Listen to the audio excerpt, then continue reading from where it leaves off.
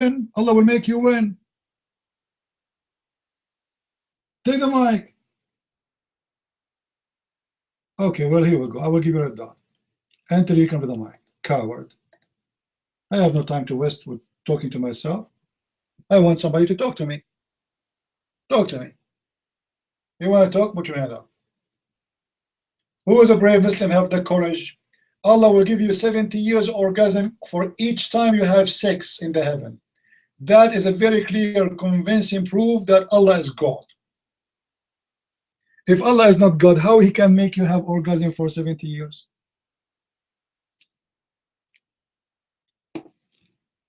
الكيناوي بأمان خليك رجال يا ول وتعال على المايك. تراك صرصار، تراك زي رسولك.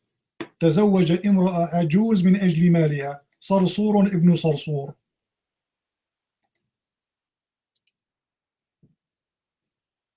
الإنجيل تم تحريفه. Guys, the stupid Muslim in Arabic is saying that the Bible is corrupt. يا غبي يا حمار، حينما تقول أن الإنجيل تم تحريفه فهذا يعني أنك تتهم ربك بأنه غبي وحمار وأهبل. كيف يحرف كتاب الله؟ أليس هذا كتابه يا غبي؟ هذا ليس كتابي. ربك مسطول أحمق. لماذا لا يرسل الكتب ولا يحفظها؟ وإنا أنزلنا الذكر وإنا له لحافظون.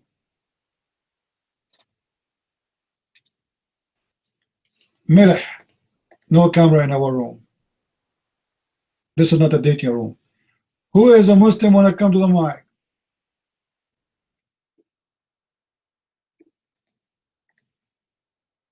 Who is a Muslim? He have the courage to come to the mic.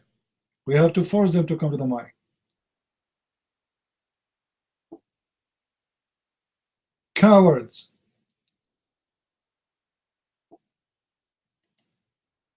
A God who not even one Muslim, not even their prophet, he witnessed him. A God who has no miracles. A God who have tons of stupid mistakes in the Quran. History mistakes, scientific mistakes. A God who don't even remember which one he created first. The trees and the substance of the earth or the stars. Once he said this one first and the other one he said this is the second. And then he contradict himself. God who say a woman she have a sperm coming from her ribs. I want to know what kind of God he says stupid things like your God. Any Muslim? Yeah, ملح والأرض. Your mic was or your camera did open by maybe my mistake. Any Muslim?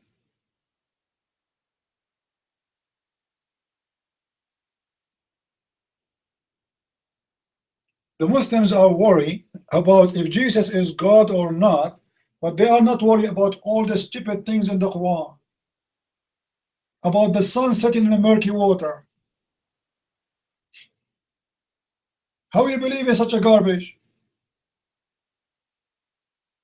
Let us say for the sake of argument, Jesus is not what you want to follow. Forget about Jesus, no problem. How you follow Muhammad, you idiot? A child molester, a criminal, a rapist, a liar, a thief.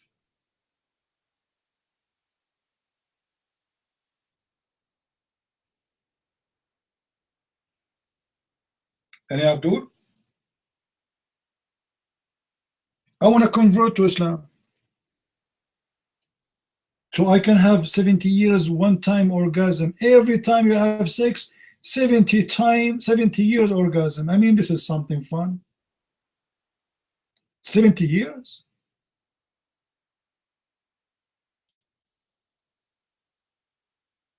For every orgasm.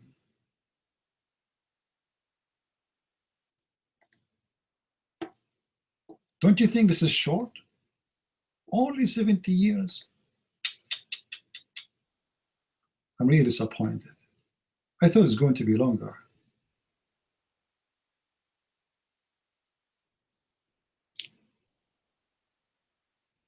And Abdul,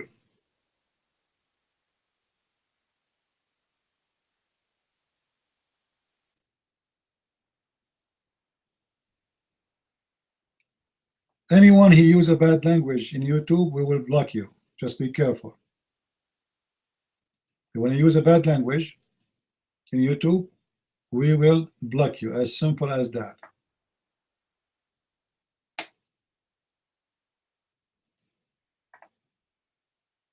So don't use a bad language in YouTube.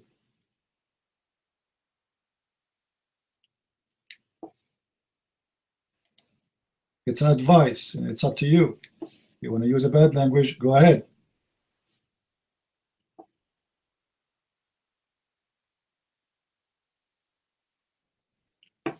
Any Muslim here?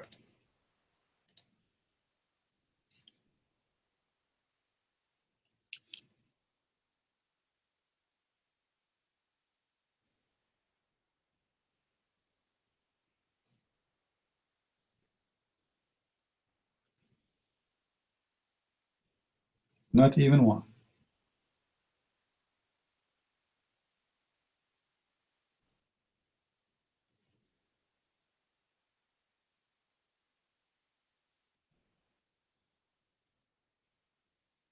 Simwan, you are a Muslim? You are a Muslim. Okay, do you like to come into our chat room and debate us? Montana? Why you are calling yourself Montana if you are a Muslim?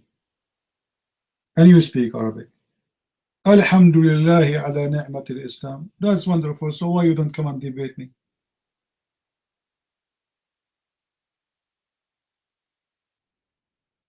What kind of a Muslim he don't dare even to talk about his religion? Why is are ashamed of Islam?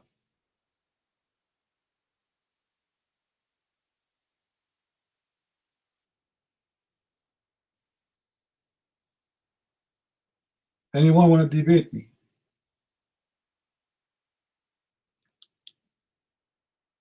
Does it make sense? What makes sense? Does it make sense that Allah will make your penis endless? Does it make sense that if you wear black shoes, Allah will make your penis weak? Does it make sense the Quran says women have a sperm coming from their does it make sense that your sperm coming from your backbone? Does it make sense that the Quran says that the thunder is an angel? And you are talking about sense? Sense of a humor. A Muslim talking about making sense. You believe it? That must be a joke. Name for me one thing in your religion makes sense.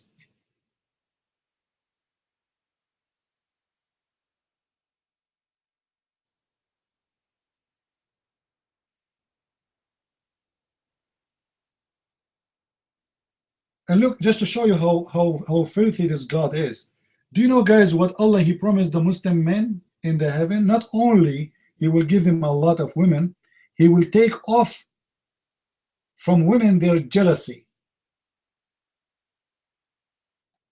Anyone knows what does that mean?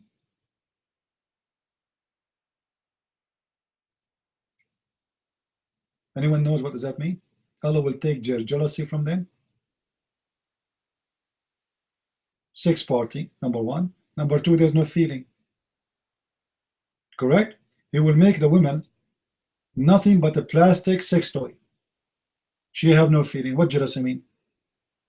Jealousy mean that women, she love a man and she don't want to share with him, anyone. That's mean there's a feeling. When you say I'm going to take off your jealousy, regardless how you will take it off, doesn't matter. That's mean you are saying women in the heaven of Allah, they have zero feeling. How that can be God and the act of God? Making women pure sex toys with no feeling.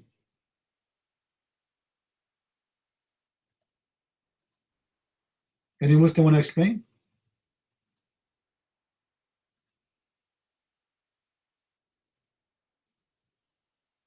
Any Abdul?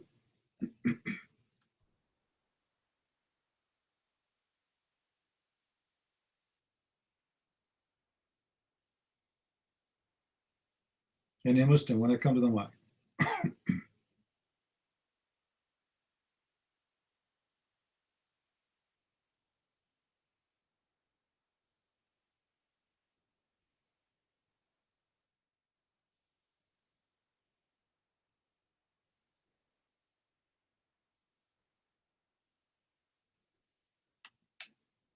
Any brave Muslim?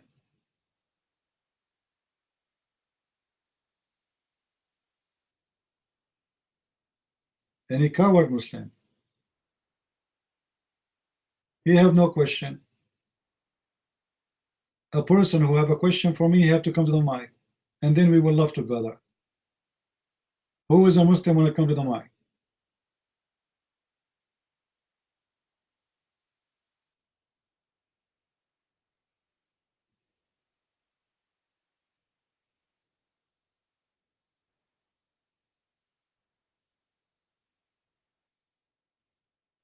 Are you Kurdish or Iranian or Egyptian?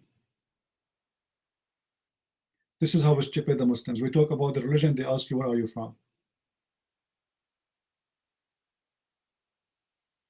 Any Muslim when I come to the mic?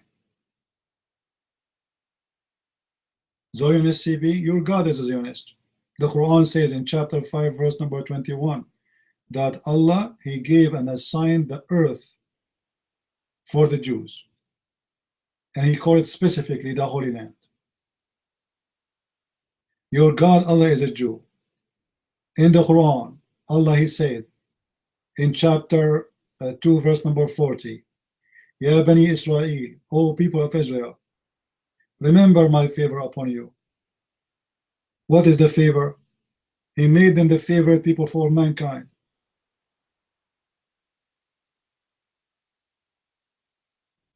According to your prophet, according to Quran, chapter 2, verse 122, the Israeli, the Jews are the best people of mankind. Your God is a Zionist. Anyone can deny it?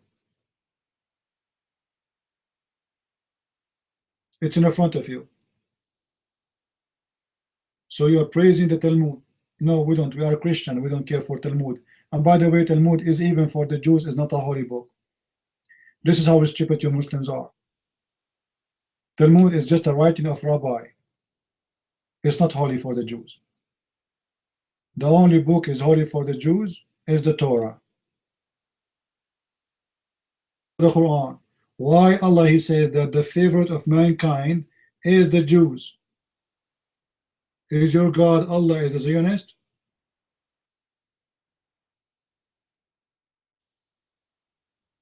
Go Muwa. And tell us what your name means, please. What Muwa in Mecca? What does that mean?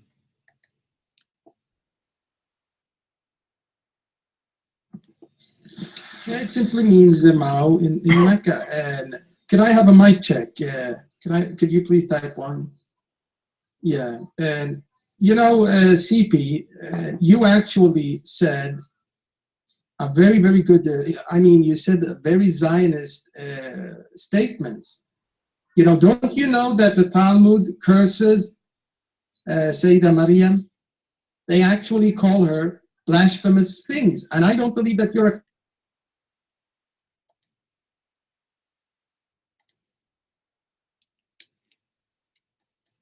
Don't change the topic. I don't care. You can curse her too. So what? So what? 95% of the Jews, they are Christians. All the apostles of Jesus, they are Jews.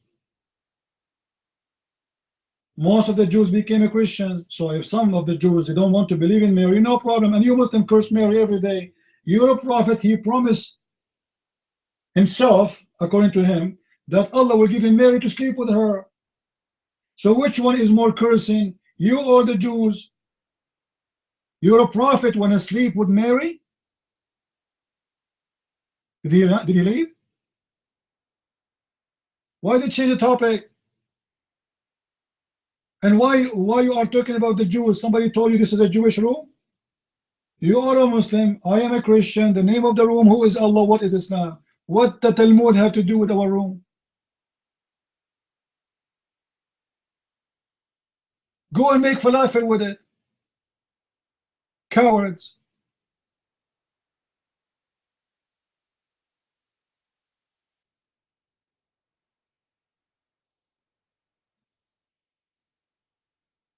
Get him back, get him back.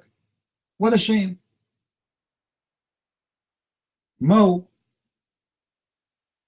The Talmud, the Talmud. So what the Talmud? For me, the Talmud is not a book of God. Even for the Jews, it's not a book of God. So what the problem?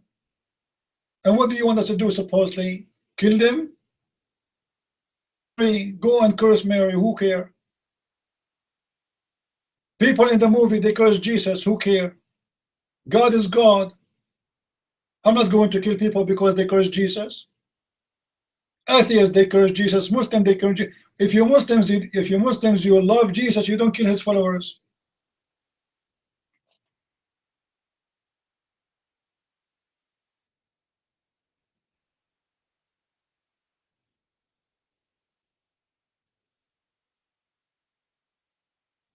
We told him that the Talmud is not a book of God, even for the Jews.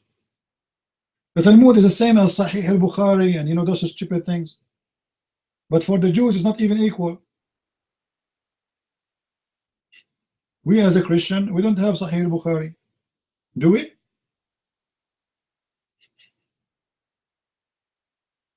It's a written of rabbis. Here we go. There's many rabbis, they wrote in this book. And there's more rabbis, they wrote books after that.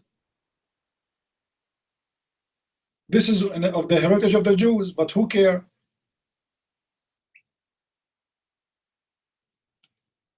And now a Muslim, he want to make himself like he is the one who defend Mary. But his God, he's promising Muhammad to sleep with Mary and the wife of the Pharaoh is fine. Like imagine I respect you, so I want to sleep with your mother.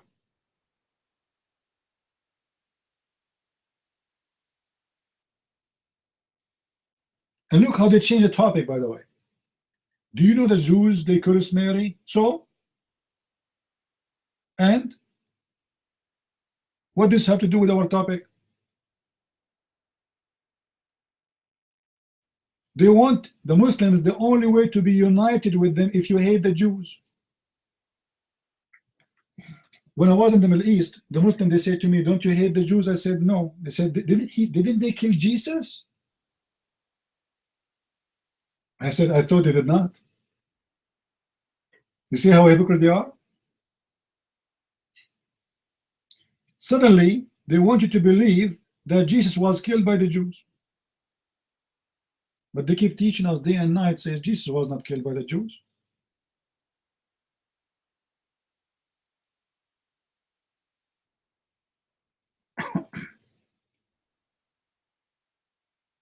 Do we have any Abdul here?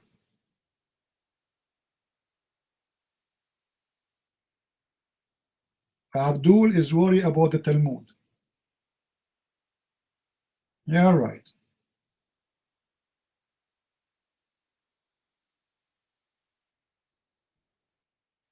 Any Muslim.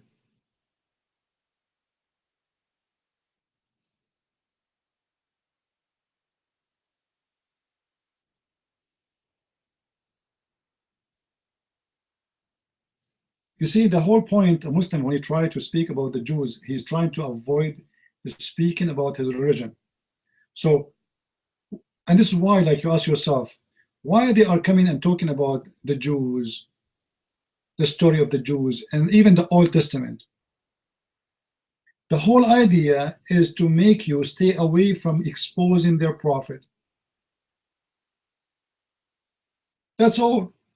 The same question he will say to you today, he will ask it tomorrow, even if you answer it, and even if he asked the same question 2,000 years ago. The same question he asked today, he will go to a different room right now and he will say the same words. They just try to keep you busy from exposing their prophet.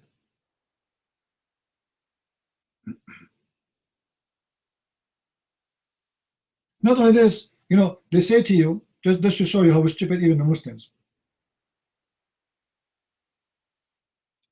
The Quran confirmed that the Jews, they killed the prophets.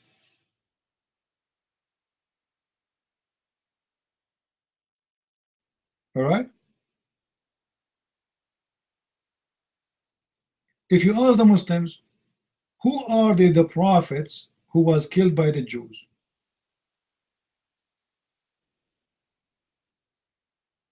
Question we ask, where the name Israel is coming from, they don't know. If the Quran confirm that the Jews, they killed the prophets, then you need to explain to me, who are they?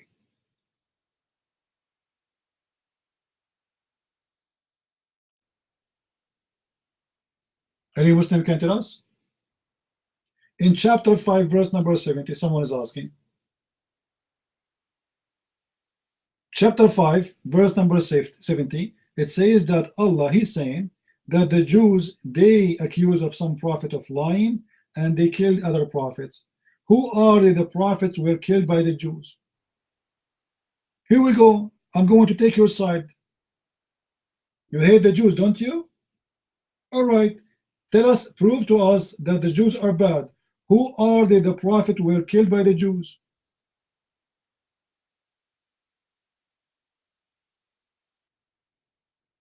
What kind of book this Quran is? We asked the Muslims where the name of Israel is coming from. They don't know. Who is Israel? They don't know. The Quran says Israel. Okay, who's Israel? Oh, children of Israel. Okay, who are they, the children of Israel?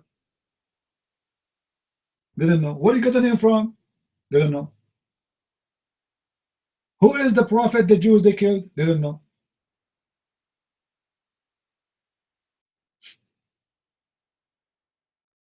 And Abdul.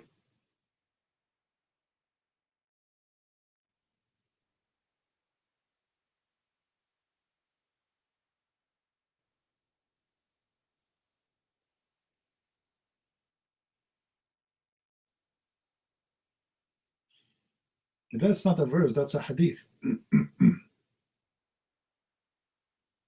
You can just search in English and Google. Come on, do some work. You guys, you come here, you know, I post the reference and etc., but nobody saved it, and then you ask me to post it again. Just do a little search in Google, you will find it.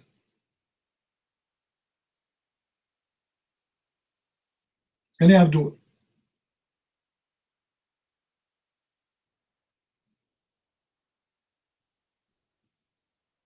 Answer what?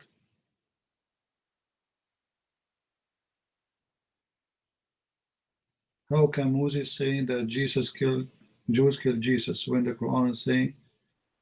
No. The Muslim, they will say to you. No, the Muslim, when they say to you that, like I was talking about, the Muslims, they want you to hate the Jews. In order to do that, they try to motivate you. You know, they say to you, "Don't isn't it the Jews they killed Jesus?" Because they're hypocrite. They don't believe in that, but yet, in order to make you hate them, they have no problem to play taqiyya. Shouldn't you hate the Jews? They killed Jesus. Come on. Because they are liars.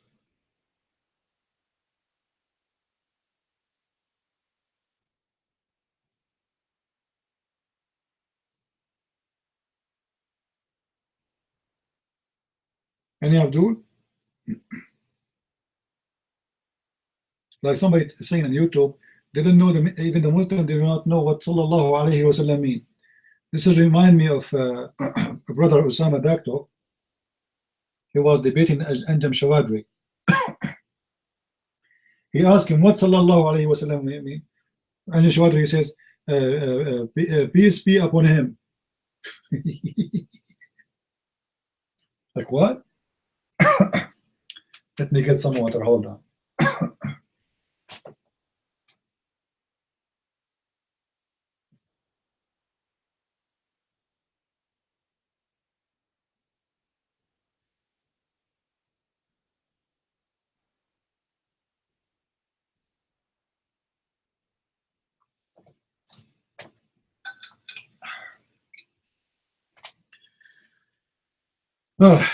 And Abdul, I am me yourself. What happened to you? Where you go? What happened to this guy? Look like he's chatting from work, because this is what the Muslims do. You hire them to do a job, they enter a chat room.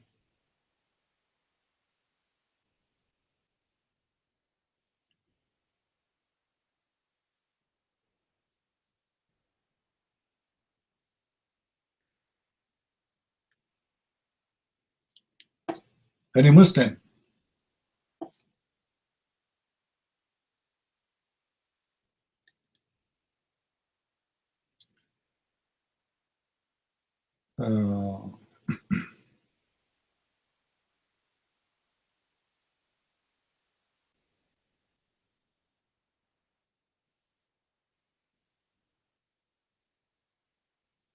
Any Abdul? You know, simple, certain questions about the Quran, you will find that the Islam cannot stand a second.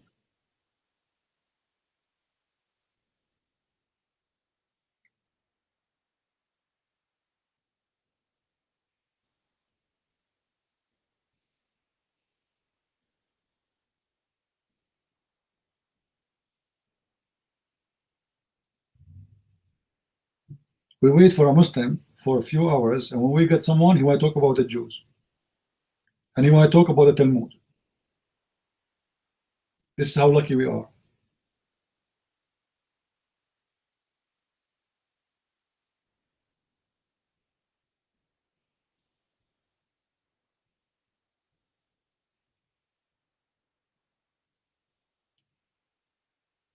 Anyone have a question? Anyone want to put his hand up to say something? Anyone like to share opinion, idea?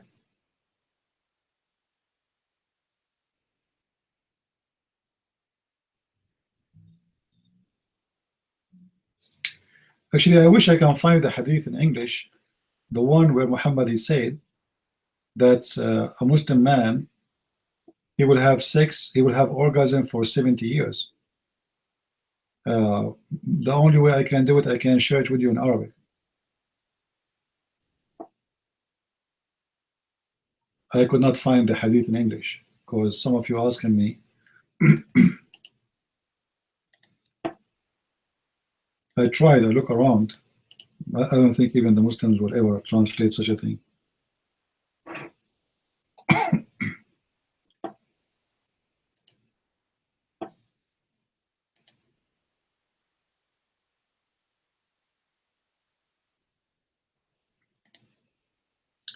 However, if anyone maybe can help, if anyone can go and look in the book of Al-Bidayah and Nihaya, you know this book from before, right? You heard about it, right? This is the book of Ibn Kathir, right? In the book of Bidayah and Nihaya, there's a value number 20. So maybe somebody can fight for us in English, if somebody can help. In volume number 20, page, I think, let us see.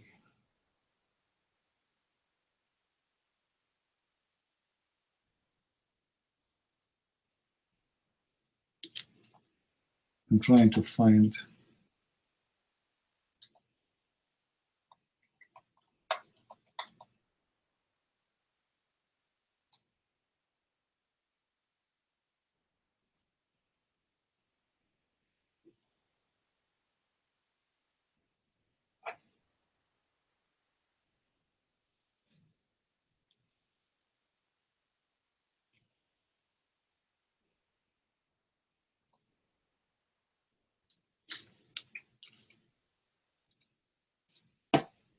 All right. In the book of Ibn Kathir,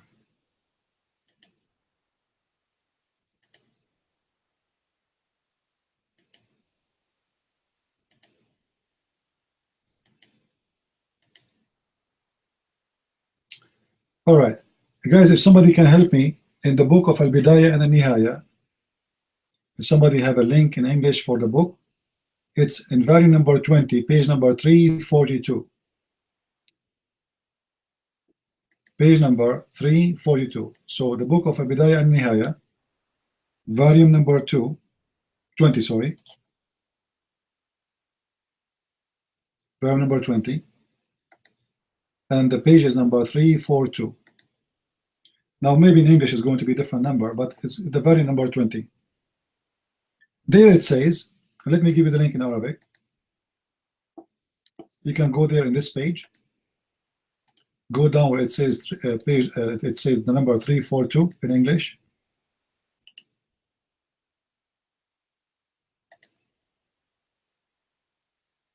Islam will be over when we have education, my friend. Education is the solution. Go down where it says 342. It says, "Inna Rasulullah sallallahu alayhi wa sallam qal." The Prophet, he said that the mu'min, he will have in the heaven two of the hur. This is normal Muslim believer, and he will see through the bones, the marrow of their bones. And then he continued.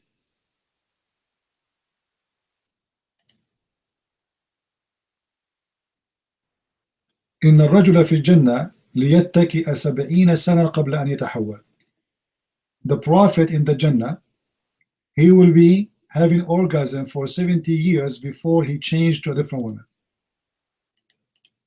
And this is the hadith.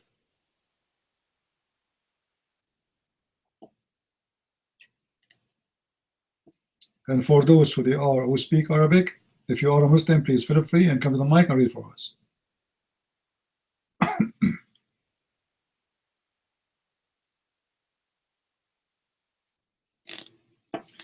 And this is in the book of Ibn Kathir too. It says, all the women in the heaven, each one of them, she have a very desirable front, which means breast, and you know, the front is very, very, very, very sexy. And Allah will give him a penis, will never go sleep. And here we go. This is the hadith in Arabic. I will post it.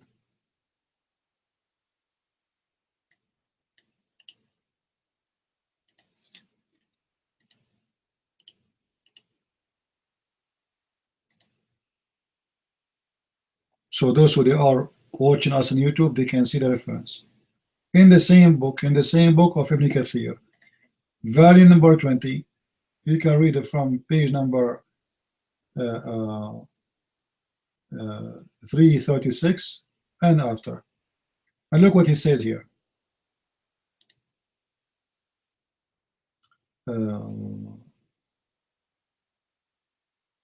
The hur in the heaven, they will be blonde. Let me read the description for you.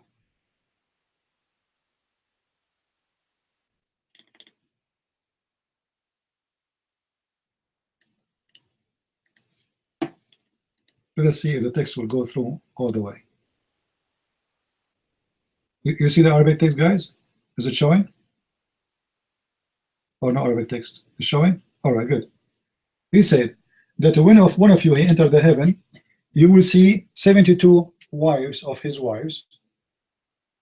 2 of them from the hur. Of them those are in his inheritance from people of earth.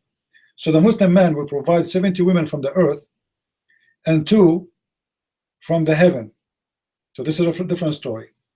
And then he says, not even one of them, but she have a very desirable front, which means she have a very sexy, hot front, like breast, etc.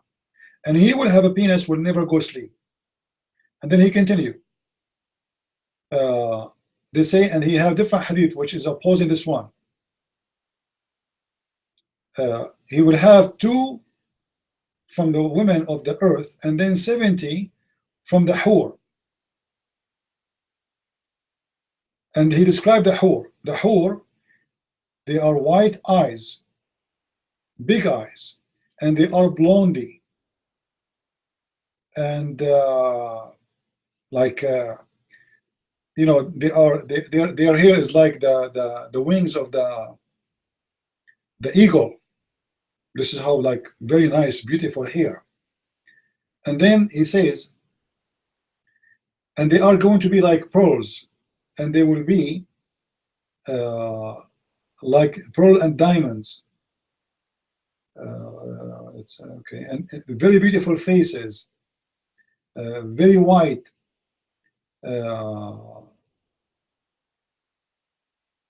Like, then he described the skin, like how white it is and how smooth it is, etc. And then he says, when a disgusting old woman go to heaven, Allah right away will make her virgin. Allah right away will make her virgin. Let me pause the rest.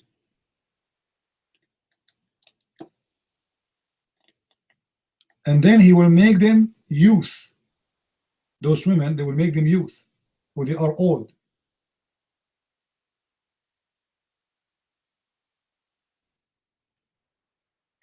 And then he described the jewelries. Like this is a very like full description what jewelries they will wear, bracelets, etc.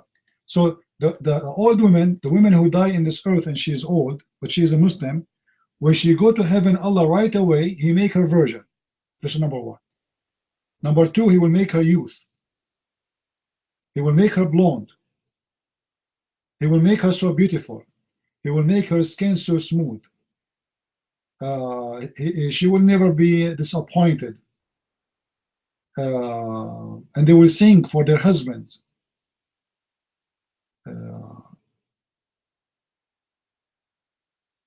And he is saying there, and the man who married 2 and 3 and 4, they will enter with their husband to heaven. Now remember, Khadija, she married 3 husbands, so which one she will be with? Any Muslim have a comment? And this is the link, and this is the book of Ibn Kathir.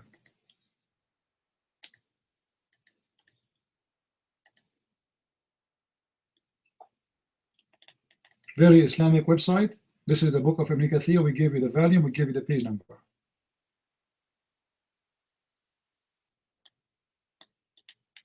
Any Abdul?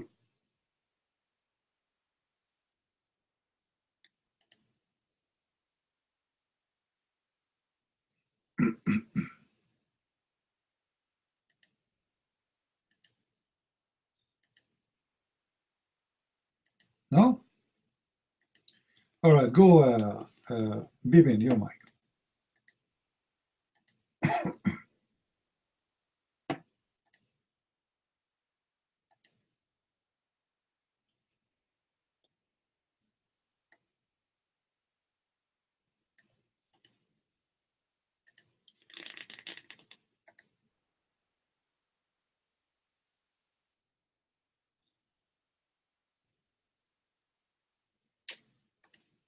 Looks like his mic is not working.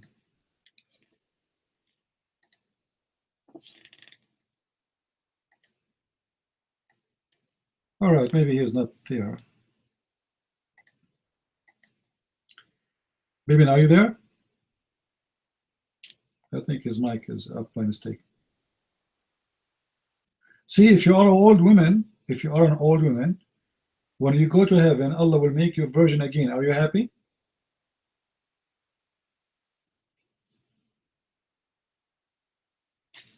That's very important. The first thing Allah will fix in you is your vagina.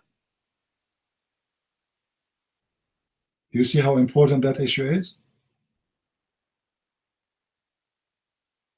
Right away you enter heaven, Allah, he will put his finger there, he will make your vagina virgin.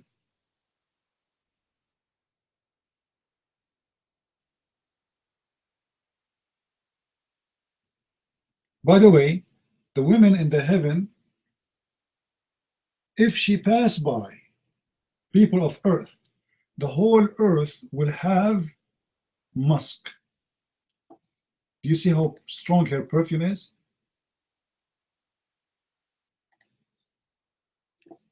Yeah, you know, Muhammad, he knew what women they like. You see, Muhammad, he's a filthy man.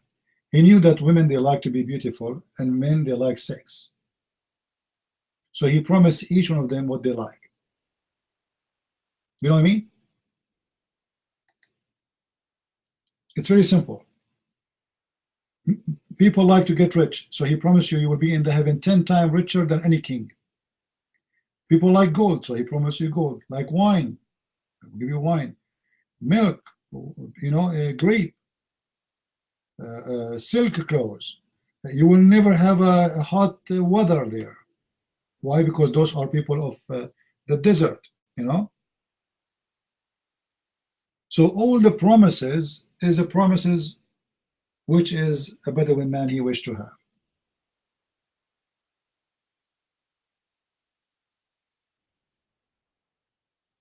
Why they say, Sloppy Joe is saying, why they say PBUH?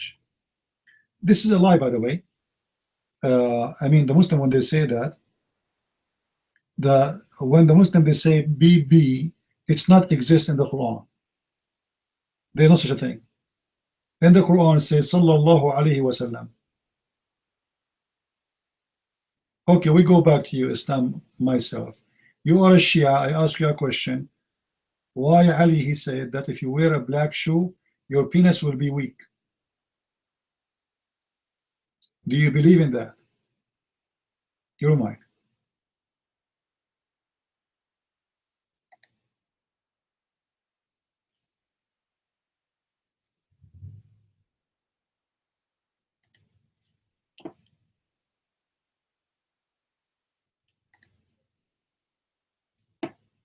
I don't think he would take the mic.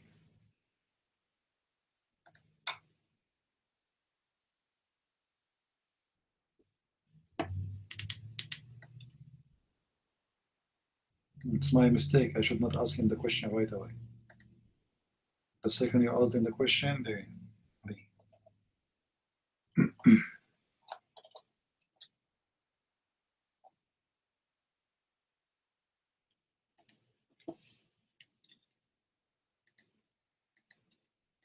You see now, I and me, he will get busy again because he don't want to answer the question.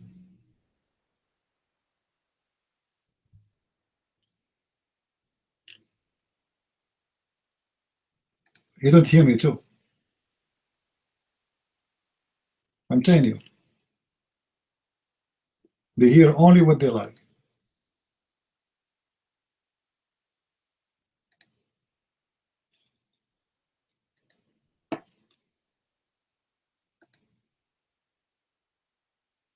Are you there, Shia?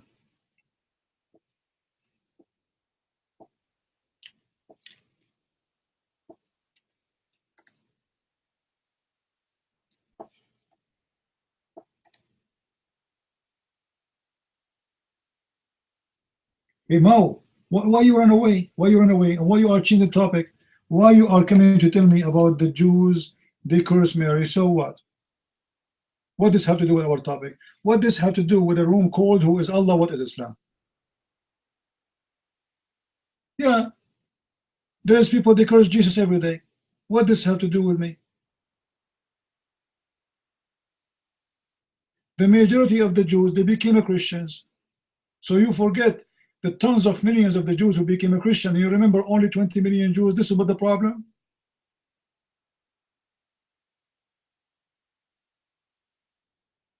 Your prophet, he said that Allah, he promised him he will have sex with Mary. Shame on you. Which one is better? A Jew who is cursing Mary, or somebody saying, I'm going to have sex with your mother, Jesus? Huh? Mo, I don't want to insult you. If I say to you, Allah, he promised me your mother, what you will do? Is that something you like, or you will get angry? Huh? Why a man who is born 600 years after Mary, sex with Mary? Not only Mary, the wife of the Pharaoh. What's wrong with this man? All the women he have is not enough? Even the wife of the Pharaoh? So he will go, I respect your mother. I'm going to sleep with her. What do you say? I respect you, Mao. May Allah give me your mother.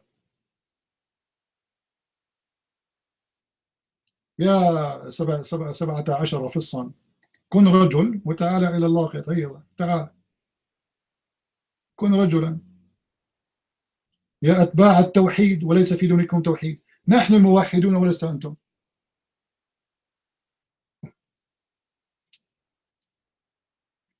الكتاب المقدس يقول ببساطة الرب إلهك وحده تعبد. وحده. You worship your God alone. This is from the first book of Genesis. We are the one who worship your one God. Do you Muslim worship one God? Liars, you don't. The true God of Islam is Muhammad. The second God is the Quran. The third God is Allah.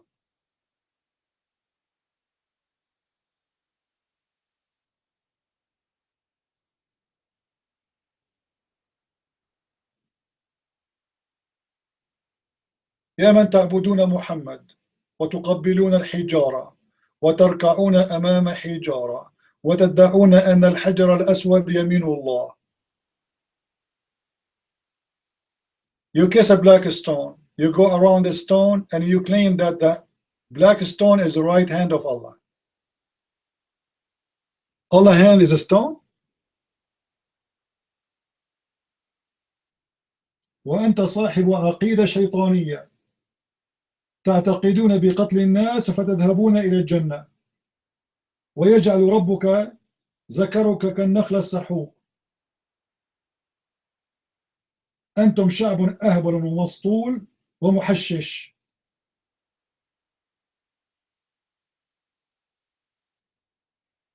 يا أمة الحشاشين. A nation who believe that God will make their penis is endless talking about logic. We don't believe, we don't know. This is stupid. يا غبي. نحن لا نؤمن بالتماثيل. Guys, look at this stupid Muslim. He says to you that there's Christians who have a status, right? يا غبي. هل أمر الله بصناعة التماثيل؟ Sorry guys, I will speak to him in Arabic in a second, just to get him busted.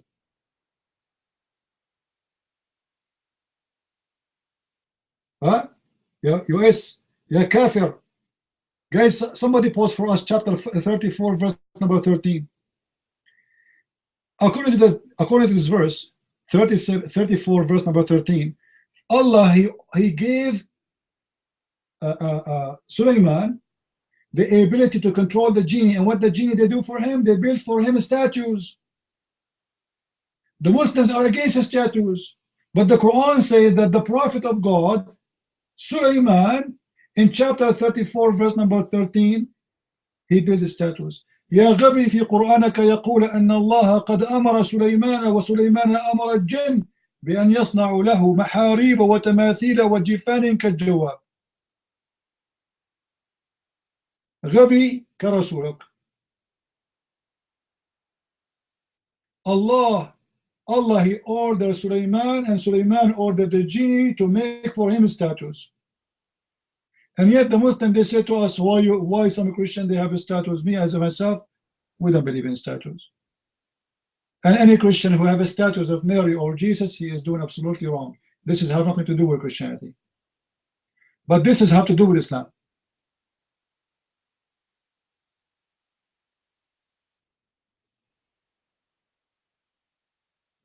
Any Muslim who have the courage?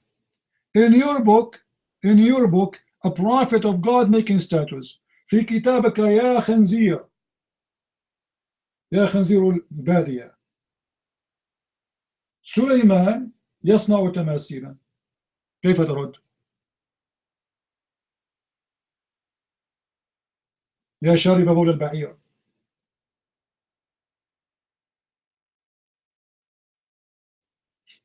You see how stupid they are? They refuse what exists in their book. But in our book, there's nothing in the book. It says you make a status of Mary. Show me where in the Bible it says you make a status of Mary. It doesn't exist. This has nothing to do with Christianity. ليس هناك في الإنجيل من يقول أو يعلم بأن علينا كمسيحيين أن نصنع تماثيل. هذا كلام فارغ ليس له علاقة بديننا من قريب أو بعيد. أما في دينك فهذا هو قرآنك ورسولك قبل الحجر. Why your prophet he kissed a black stone? Do you remember, guys, when I asked the Muslim in the website, why your prophet he kissed a stone?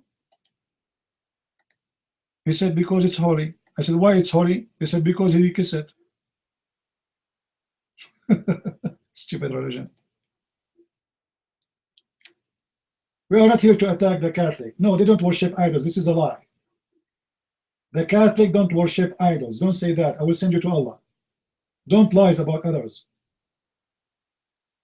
The Catholic, they try to present themselves to God by having statues and icons. However, this is wrong. Because they love Mary, because they love Jesus. But this is wrong. But nobody says, and no Catholic says, we worship those idols. So don't lie about them. Be Christian. If the Catholic, they worship idols, I will be the first one to say Catholic are not Christians. They don't. So don't make a lie.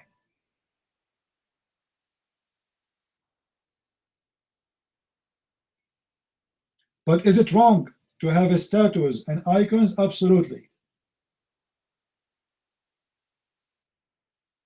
But if everyone who do wrong is no Christian, all of us, we are no Christian, all of us, we do sin. At least they are doing their sin because they love God, not because they are bad people. Do you know what I mean? A Christian, he should not kill. A Christian should not commit adultery. A Christian should not lie. A Christian should not. But people do those things.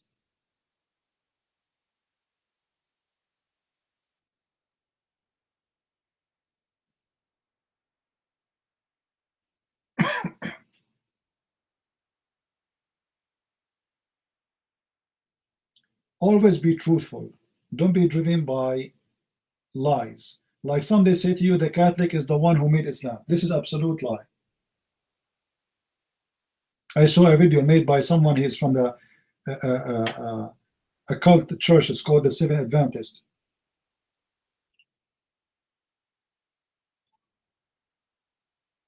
Don't make people, be truthful always. It doesn't matter what people say. I am not a Catholic. I don't agree with them, but I don't accept lies. You are the kafir, US. You are the one. أنتم عباد الحجارة يا من تقبلون الحجارة.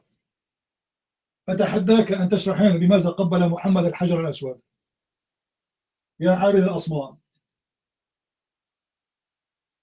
Black stone kisser. And the black stone is what? Is the vagina. And the Arab before Islam, the women, they used to go during their period time. They touch their vagina with their hands, and then they place their hands with the blood and the black stone, and they pray on the front of it.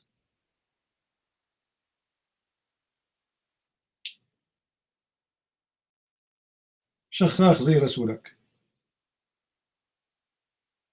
الذي كان يبول وهو جالس.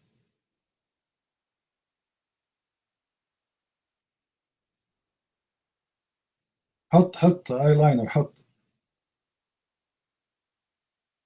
A prophet who put eyeliner, who pissed like a woman, who said, I never receive Quran unless I wear the clothes of Aisha, who color his hair blonde, who kiss men between their legs, who suck the tongues of boys, who lick the blood of the faces, and then the Muslim, they say to us, this is a prophet of God. What is left? When his cousin and his son-in-law, they came to visit him, do you know what he said? Regarding my cousin, he refused to see them. He raped me. He what? He raped him. قد هتك عرضي فأما ابن عمي فقد هتك عرضي. He was raped. He was accused of stealing underwear. He's a child molester, marrying a 6-year-old child. He's a thief, killer, liar, hypocrite. What is left? Gay. Name one thing left about this man. BBN, you're mine.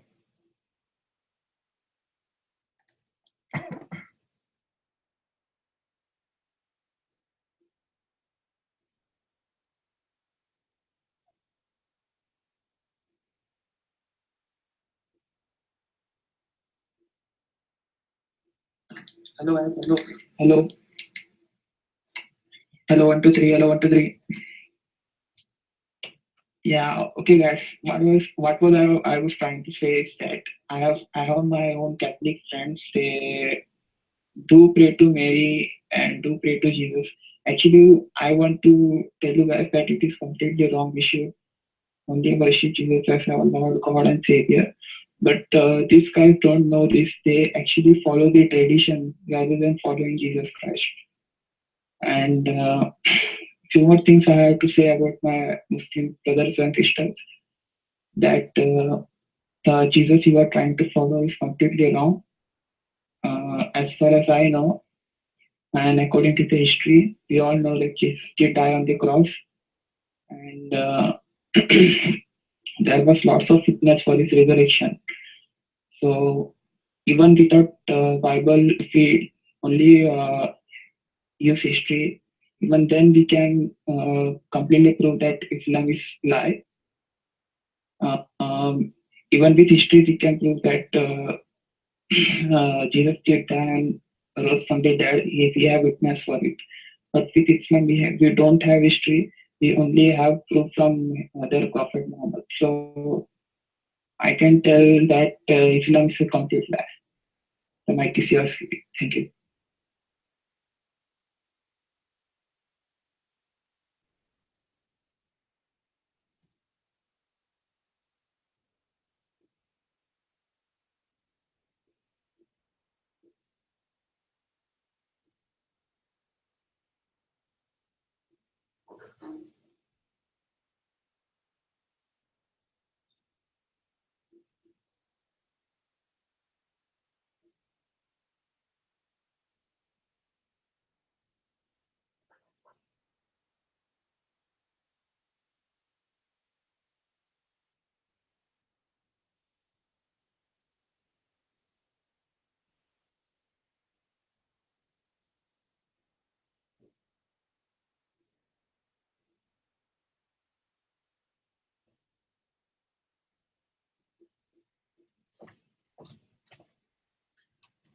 All right.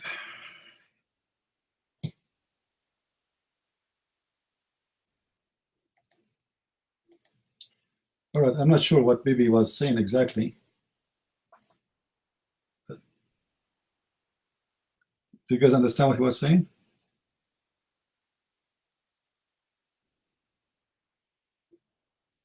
The what?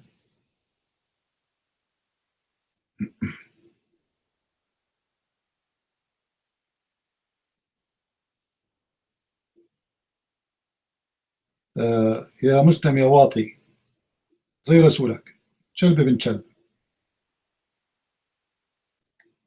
أتيت بالشتيمة لرسولك يا كلب.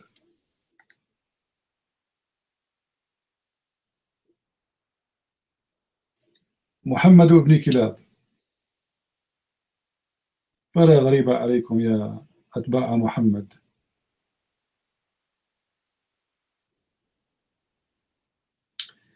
When the Catholic they pray or Hail Mary, this is in the Bible. This is not a new prayer.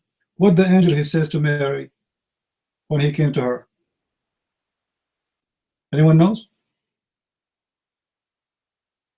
This is not a prayer made by the Catholic. This is in the Bible.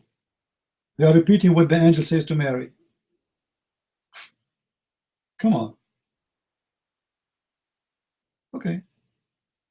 Now you don't have to agree with them, right? Why I need to pray to Mary anyway? I mean, I pray to God, my Lord. Mary is a wonderful woman. We love her, but you know, like let us say it this way: you guys pray for me. Is that wrong?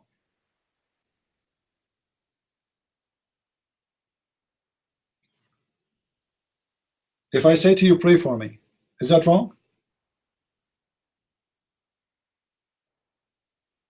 No, no, no. We're not praying to Elijah. If we ask Elijah to pray for me, this is what they are asking.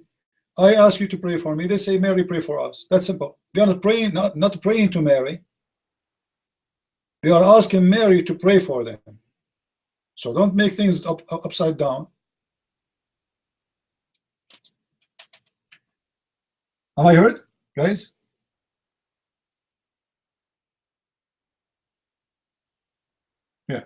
Anyway, I don't agree with it, but we don't want to fabricate things about someone because we don't like what they do.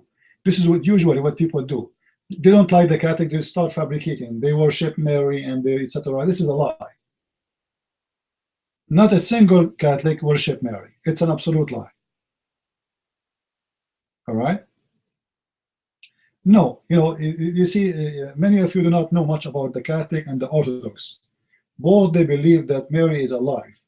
The Lord, he took her up to heaven. All right? That's what they believe.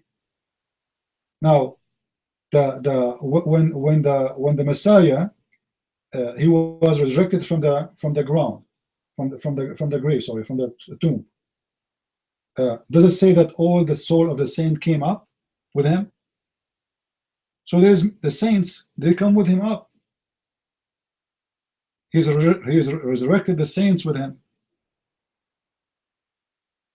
So it's not strange if this is true or not. However, if I say to someone, to the Christians, pray for me, this is not wrong.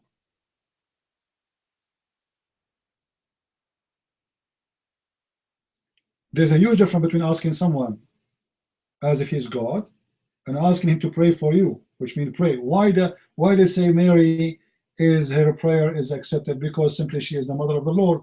What is the first miracle Jesus he did? Anyone remember? What is the first miracle Jesus he did? The wine. That was a request of who? Mary. This is why they say, well, Mary, even if it's not his time, remember he said it's not my time yet. Remember? So it's not his time. It's not like this is not what he do. Like, I mean, this is not, I'm not the Messiah. You're asking me for this.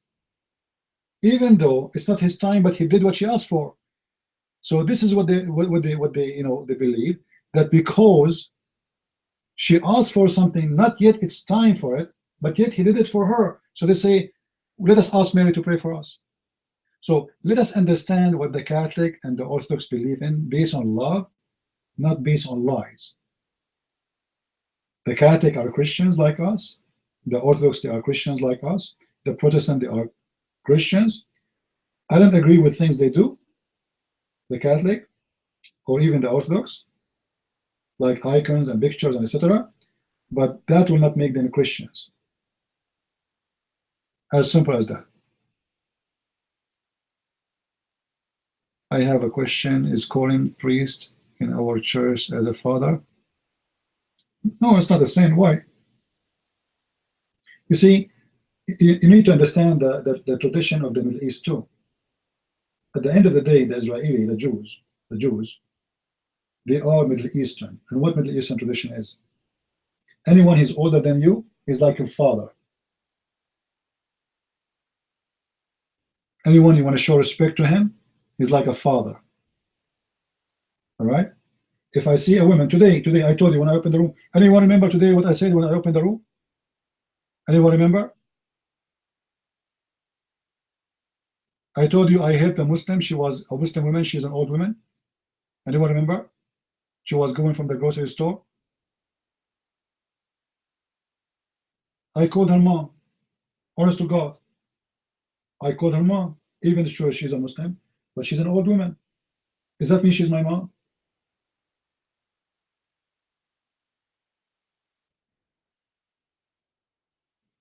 I helped her. I carried the stuff with her all the way. I put them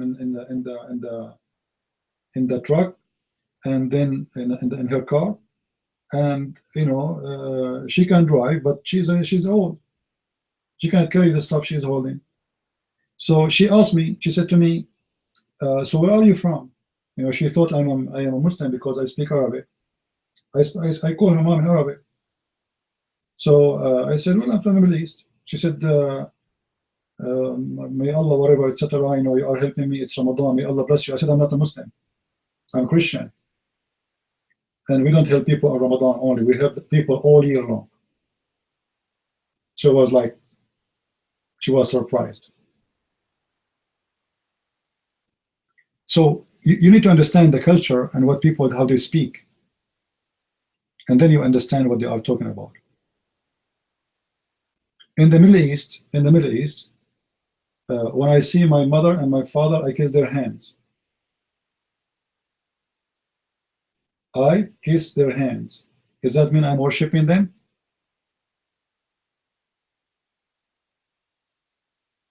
You know what I'm talking about? Does that mean I'm worshiping them? No. I'm thankful for them for what they provide to me.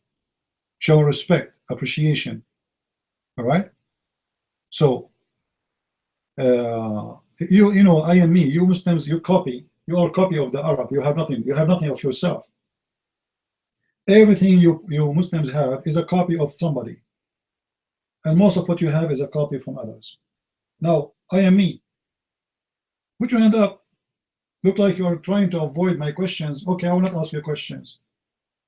Prove to us anything you want from in any way you want about your religion. As an example, we are in the month of Ramadan. I am me.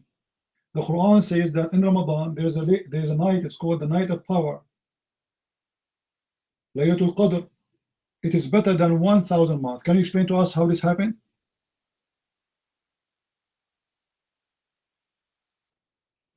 Let us hear Cole, and I will give you the mic right after that. Go ahead, Cole. Your mic.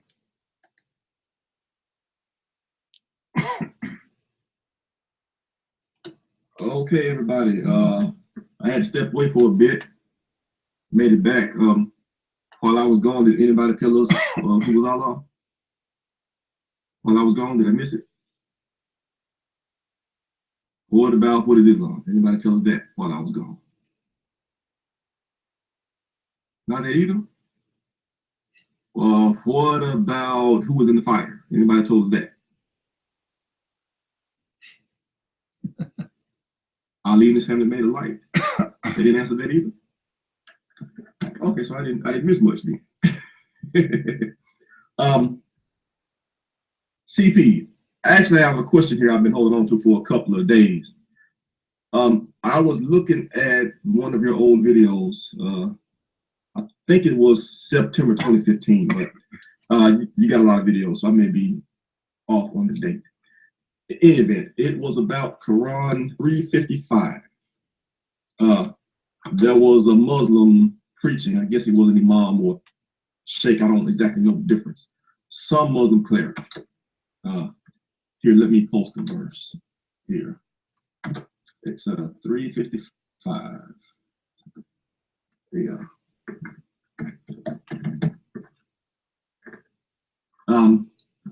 Said I would take thee and raise thee up. What the cleric was saying, in one of the points you made in the video, was that the actual verse in the Arabic, the first clause was said, behold, Allah said, "Oh Jesus, I will take thee and raise thee to myself and clear thee of falsehoods." Apparently in the Arabic, as the guy was saying, the verb is die and then raise in the Arabic. As I understand it, well, I don't know how to copy it from this website here. I think it's this one. I hope this works. Can I paste that? Nah, that's not it. Yeah, we'll do a figure. Yeah. Apparently that verb means to die and to raise. But in all the translations, they cover that up. They just said, "I will take you." You know, and that's really a big deal, if theologically speaking. Yeah, because I even looked here on Quran.com. When I try to highlight that word, it just said, "We'll take you." Taking, you know, in the case of Jesus, taking him to heaven is fundamentally different than having him die and then be taken. You know, if he was just taken and he's still alive, he never died, and then that leaves room for the common Islamic explanation of once he comes back, he'll dive in, which really doesn't make any sense. If the verse actually says, if it actually should teach, I should say, that he died and then was taken and he's going to come back, then that confirms what we know in the Bible, and then it's a deliberate obfuscation of the meaning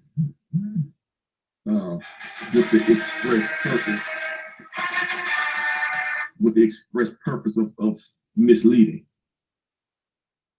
That was what I wanted to mean to bring up, because again, if Jesus died and then he's going to come back and do all that other stuff, that's something fundamentally different. And I wanted to be clear on that before I repeated it. The mic is free.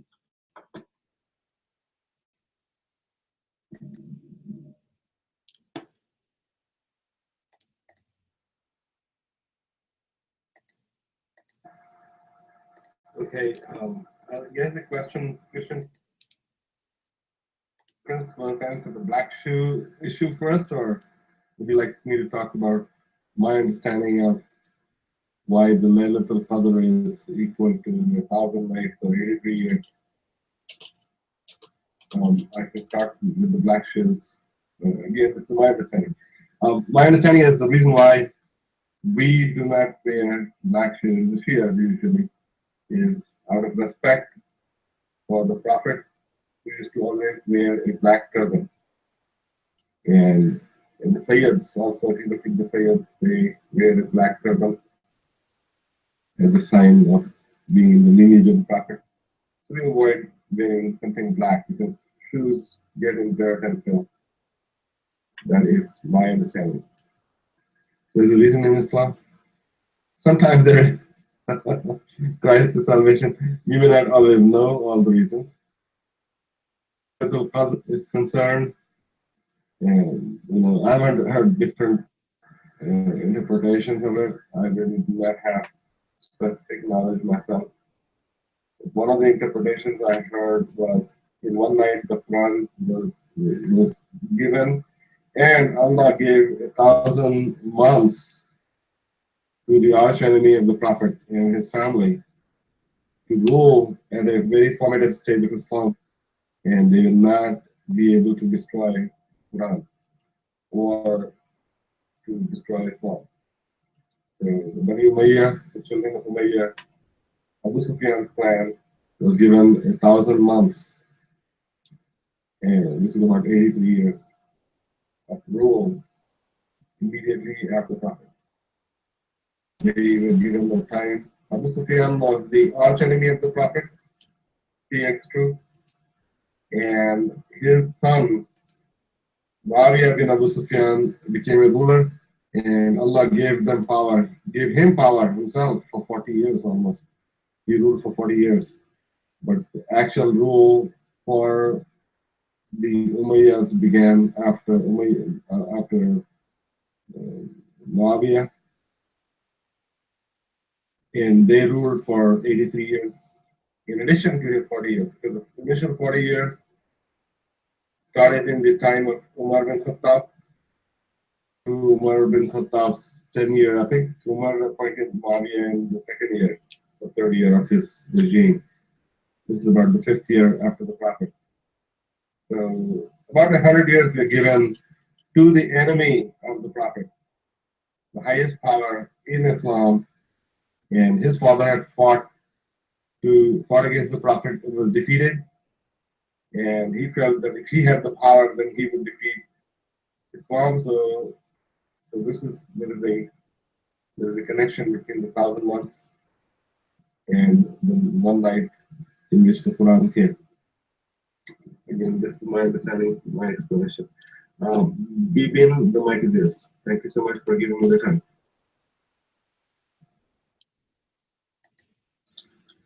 Just 1 to 3, 1 to 3.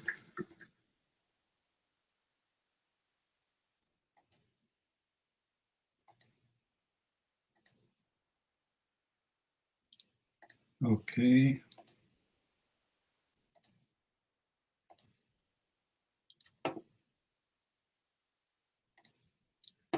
All right, guys. Bibi, don't talk to my please until I tell you. I have difficulty to take the mic because I got a new computer and I don't have a pad yet for the old one I used to do instruction table. The mouse is not working. Listen, IME. Anyone understand what he said? Anyone understand what I am me? He said, we don't wear shoes because this is what? Black shoes? Because what?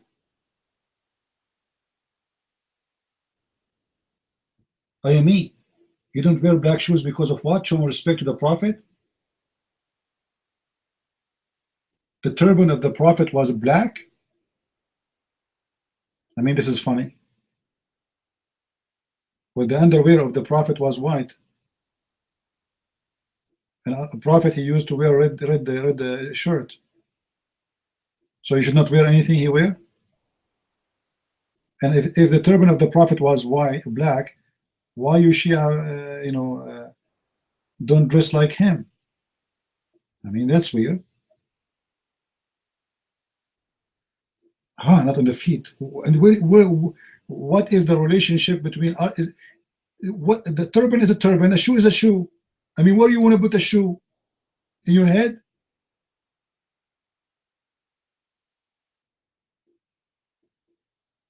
Do you wear black trouser? I am me myself. Do you wear a black trouser? Okay, is there a trouser that's going to touch your balls and your ass? Here we go, Muhammad, he put the black on his head. I mean, this is the most funny, stupid answer ever I heard. However, the hadith is totally different. Let me show you some of the hadith coming from Ali. Let me show you. Obviously, you're trying to come with something that doesn't exist. Ali, he said, not me, remember. All right?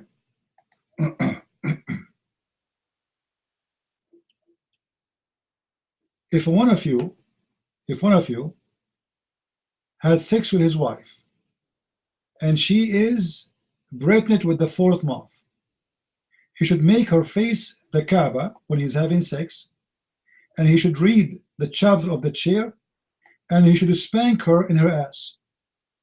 And then he says, may Allah give me a boy and call him Muhammad.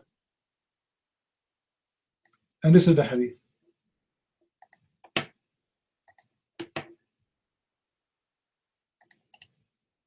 Here we go. I'm not making things up. I'm giving the reference. But what please? I'm not the one saying that.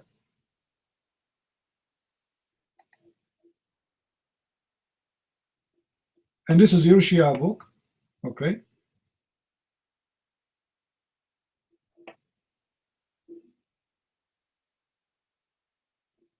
The book name Makarim al-Akhlaq, and it's about the hadith or the hadith of Ali. It's the same as the Muslim Bukhari. So what do you say? Do you want me to give you more? I can give you more. This is nothing actually. We did not even start. Look what he says too. A man, he came to the Prophet. He said to him, I have my wives, they gave to me birth of 8 girls, one after one, and I want to have a son, a boy. Asking who? Asking Ali. So Ali, he answered, he said, if you want to have a boy, when you do have sex with your wife and you start having that, you put your right hand on the side, in the right side of her belly button, and then you read, and we send down in the night of the power 7 times. And then when you do F your wife, you will have a baby boy from her.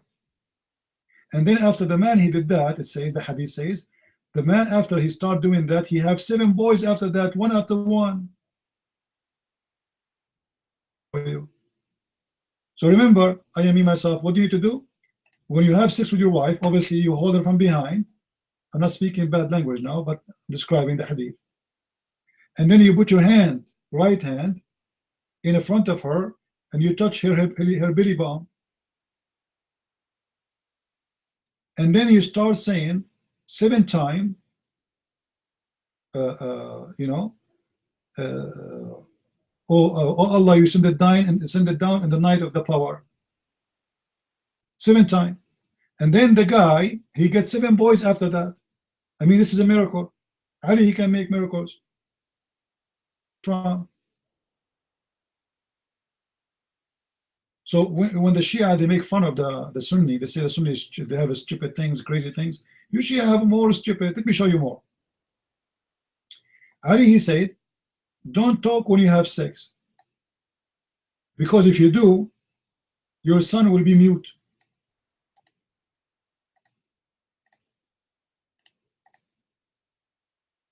Wisdom.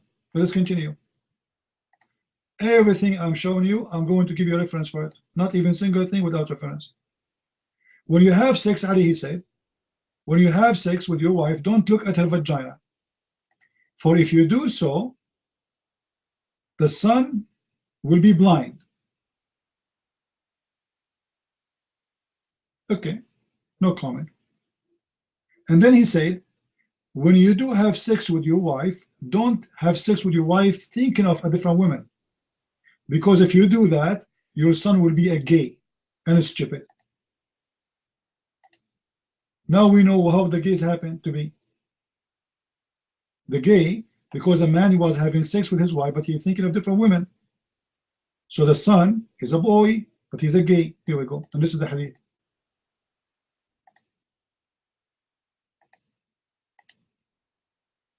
This is what Ali is saying. Are you making fun of Ali? I am me? Are you making fun of Ali? If you have sex with the women and you are thinking about you are having sex with your wife, but in your mind there's different women you are thinking of. If you do that, your son will be a boy, but he's a gay, and he is going to be stupid, not only a gay. Guys, is my voice clear? Is my voice clear? I don't know why he's saying that.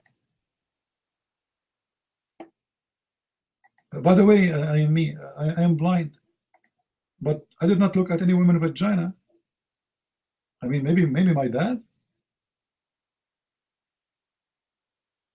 when he had sex with my mother, he did look. I mean, I don't know how to prevent him from doing that.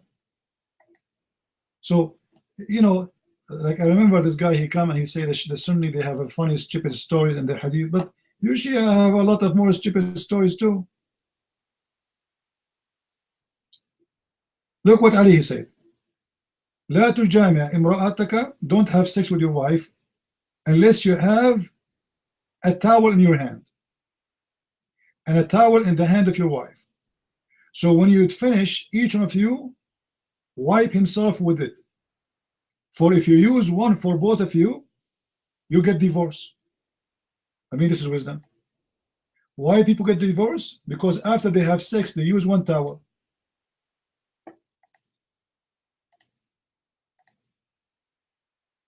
Are you there, I am me? I mean, I don't know if you get divorced ever before, but obviously this is the problem. All right. Why you should not have sex with your wife when you are standing up, I am me? Do you know? Come on, you are a Shia, I'm sure you know. You heard of that? Okay. Why you should not have sex with your wife standing up? Do you know? I am me? What is the reason? What will happen if you have sex with your wife standing up? Because the penis will come out in the wrong time. What wrong time? Look what your prophet he said, or your Ali. Don't have sex with your wife when you are standing, for this is the act of donkeys. And if you do that, your son will be a guy who piss a lot like donkeys. And his piss will be all over. I'm not the one saying that. This is Ali. All right?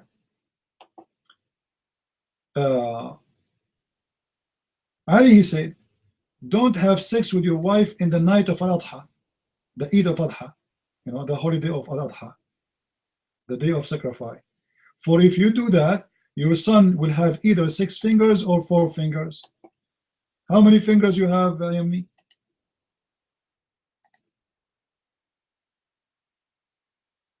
Six. I have 7. All right. Should I show you more? I mean, are you poor or rich? I mean, are you poor or rich? I am poor. You are rich? Okay, let me tell you what happened. According to Ali, the one who is poor, his father and his mother, they have 6 under the tree. Sorry, they have 6 under the sun.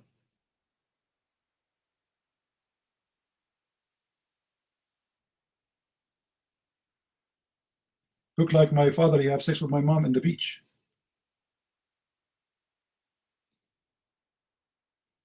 I mean, come on, can't you wait until they go home? I'm really upset. Now I know why I'm poor. So what do you say I am me? Your comment.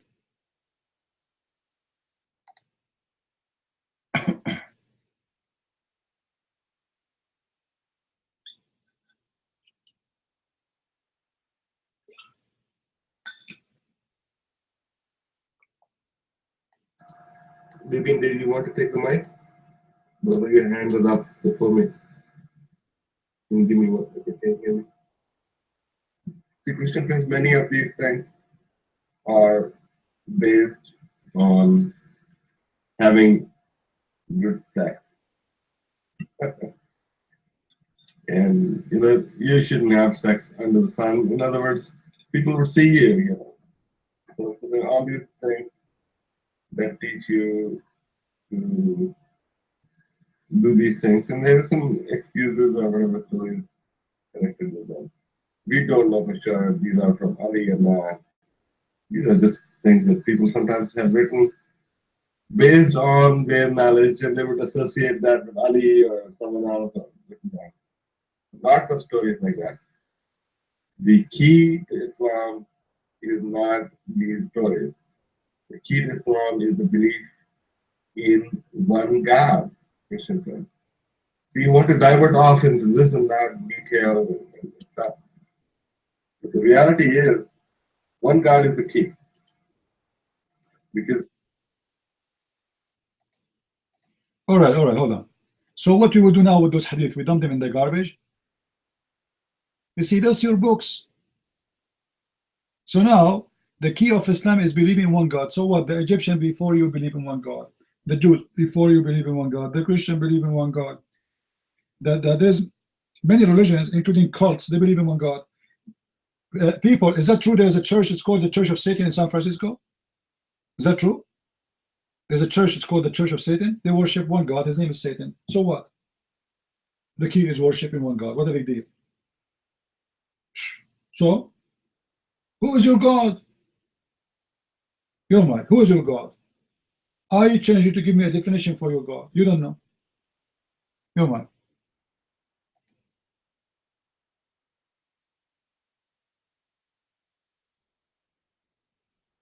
do you see Bibin 007's hand up, or is it just me? Because I'm jumping him, it seems like. Or I can go out of the room and come back. To me, the creator, one who made, yes, I am, well, rich and poor is relative, partisan. Rich and poor is relative. If you're in the construction business for any given time, usually you are rich. To me, the God, the creator is creator of everything, is my God. Okay? Mike is free. Really.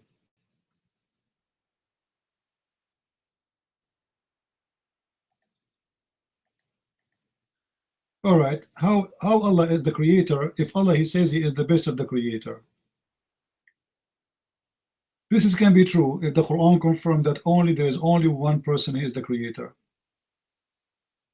Not only this, the Quran admit in chapter 37 verse number 125 that Allah and Baal are creators, but Allah is better creator.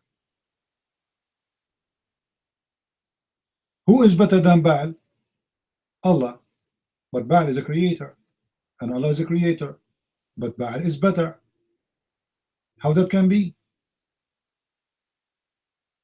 No, not true.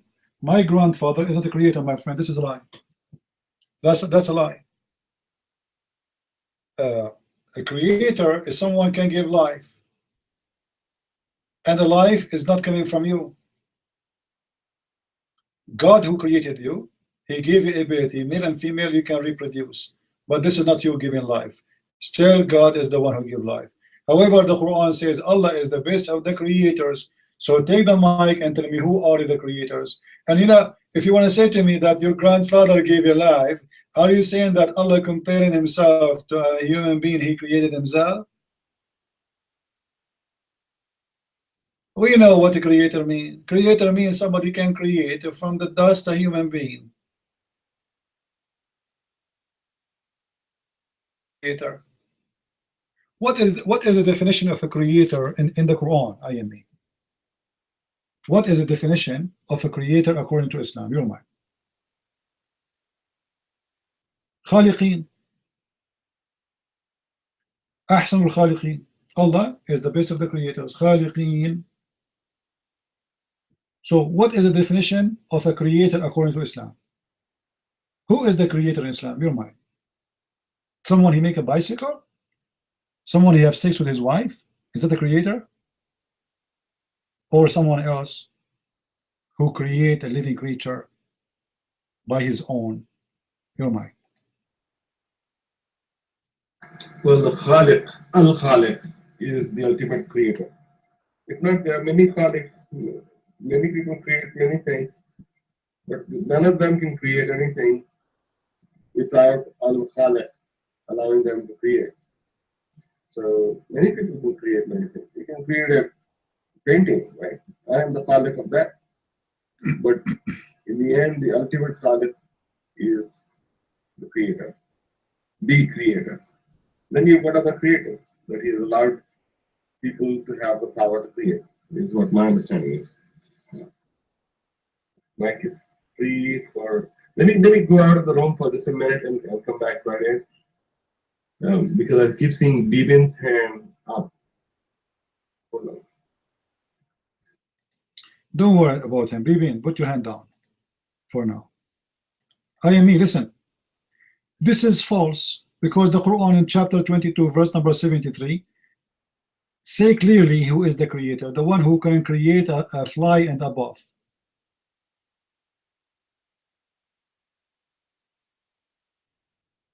If you can create a fly, you are deserved to be worshipped. The Quran is saying that. Are you going to worship people who create not? So what is the condition is? If they can create, you worship them. You said to me that the grandfather is a creator. That means it's okay to worship your grandfather if this is true. But this is not what it says. It says, are you going to worship the one who create not? They can't even create a fly. So if you can create a fly, you are a creator. As simple as that. So the definition of a creator is somebody who can create a life and give a life. He can create a creature, whoever that creature is. Your mind.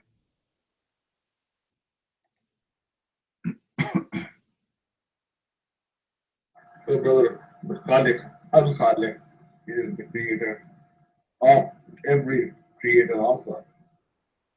And what we worship is the creator of everything, without whom nothing would exist. He has allowed creatures to make other creatures. He has allowed seeds to make plants. But the ultimate Al-Khaliq, the creator, is the ultimate creator who has allowed all these things to exist. And this is what my understanding is. May Allah expand my knowledge and may Allah. Hold on. When Allah, he says he is the best of the creator, he is comparing himself to someone. He himself, he created, and he considered himself a creator like the same as they are, but he is the best. Are you saying that, you mind?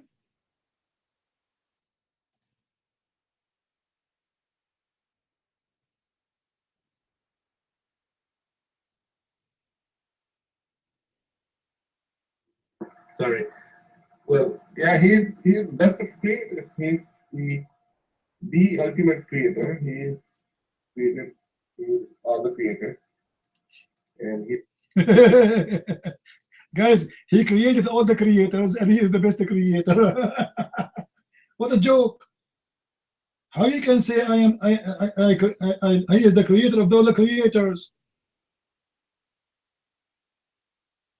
You see, you speak English, right? And the same is in Arabic. We don't compare a person with other person unless they are from the same kind. This camel is more beautiful than this girl. In order to compare a camel, we have to compare him with a camel. تفضيل الجنس من نوعه ومن صنفه. So we say this is the same kind but higher quality. Cat is better than a cat, dog is better than a dog. But when Allah say he is the best of the creators, this means they are creators. And the Quran gives definition, the one who can create a life of a fly or above. Not someone he gave birth, because this is not a creation of you. This is a creation of Allah supposedly. Isn't it Allah who says, when we made the water, the sperm, we make it a clot? It's Allah who made it, not you. So stop fooling yourself and changing your religion. Who is the one who made the clot? Allah. Who is the one who made the sperm? Allah. Even your sperm is not yours. So you are the creator, and everything you said, it's a lie. So we go back to zero. How Allah, he says, خلق الإنسان من نطفة, chapter 16, verse number 4. He is the one who created the human being from a sperm. Who is the one with that? Allah. So your creation does not exist. You are no creator.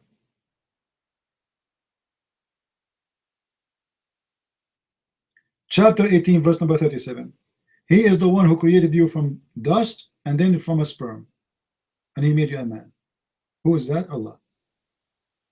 So you are fabricating a new religion that exists in Islam.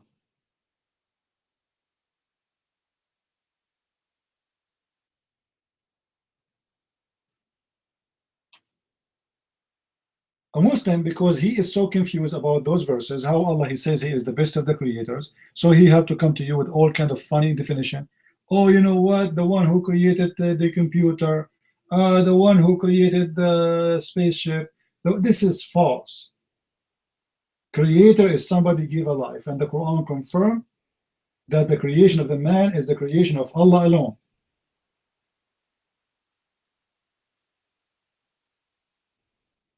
Yeah, the Quran say clearly that Baal, Allah, he compared himself to Baal. Allah, he compared himself to Baal. So Allah, he says that he is the best of the creators.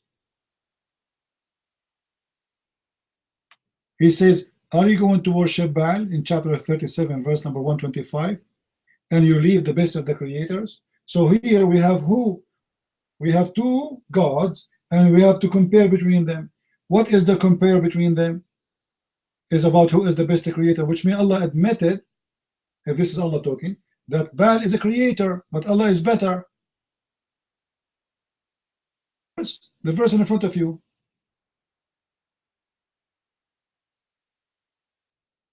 As long as Allah comparing himself to Baal, how he compare himself?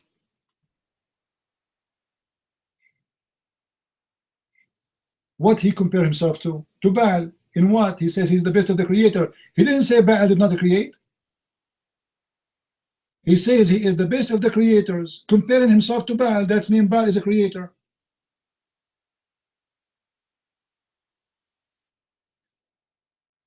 Are you guys following with me? Is the idea clear? If I am saying I am the best of the student, that's mean it's mean I'm a student too. And he's a student, but I'm best. Right? If I say I am the best of the driver, it's mean I am a driver, he's a driver. I am the best of the creators, mean I am a creator, and there is other creators, and who is in this case? It's Baal. And all of us, we know who's Baal. Who is Baal, guys? Anyone knows who's Baal? Who is Baal?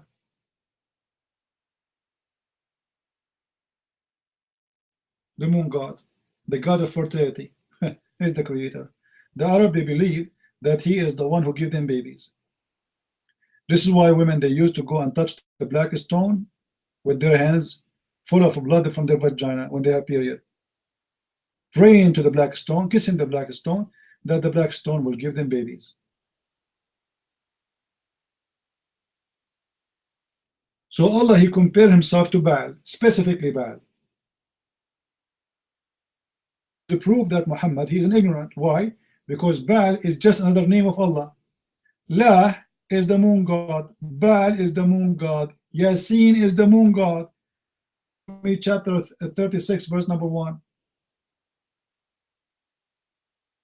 Yasin, sin is the moon god. Go and search it in Google. So Muhammad, he do not know that those are 3 names for one God. Depend in the location. All the way with the Roman Empire, they use the word sin. All the way in the Babylon, they use the word Baal, and Syria. All the way in Arabia, they use the word La.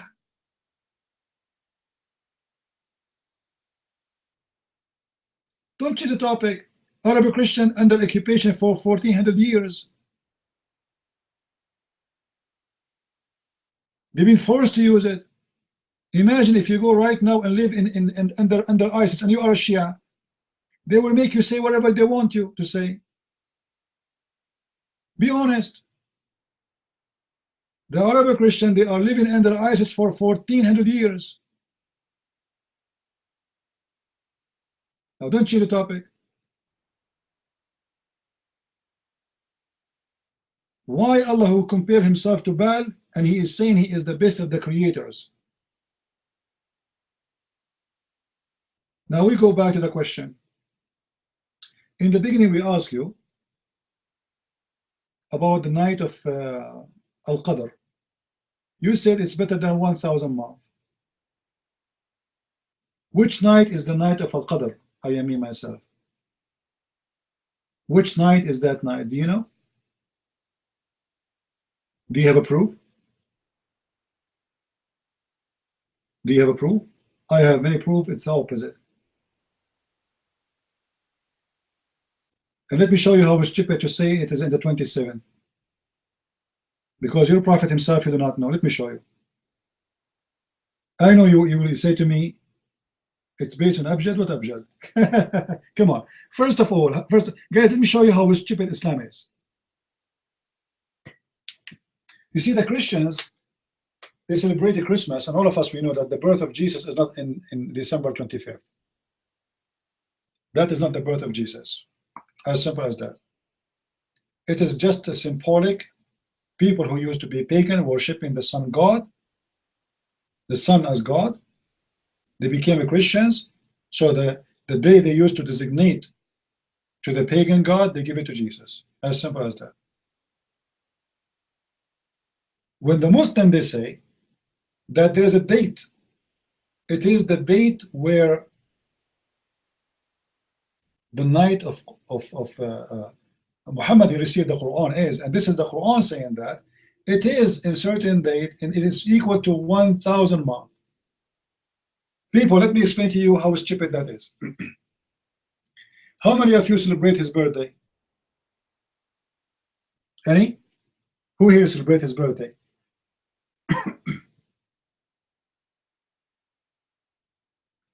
All right. Do you think you can celebrate your birthday in a true date ever? Is that really a true birthday?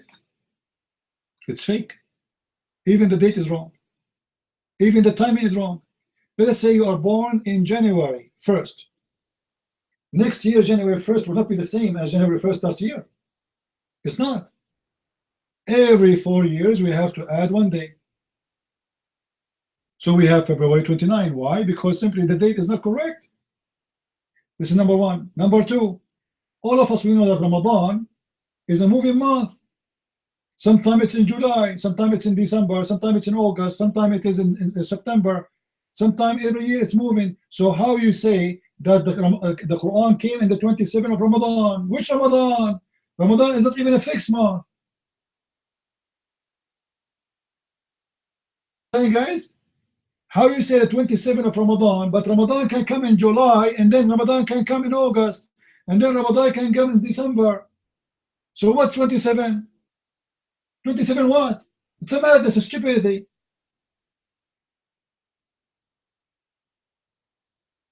What numbers are the language of Almighty? What are you talking about? Your God never mentioned the number anyway.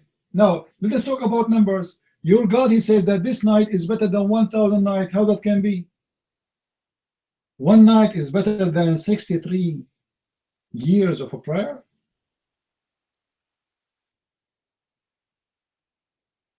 63 years?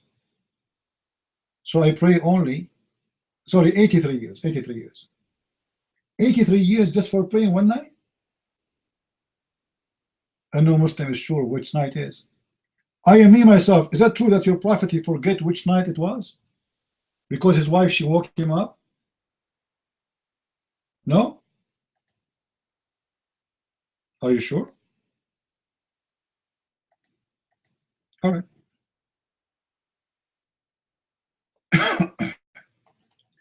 Hold on.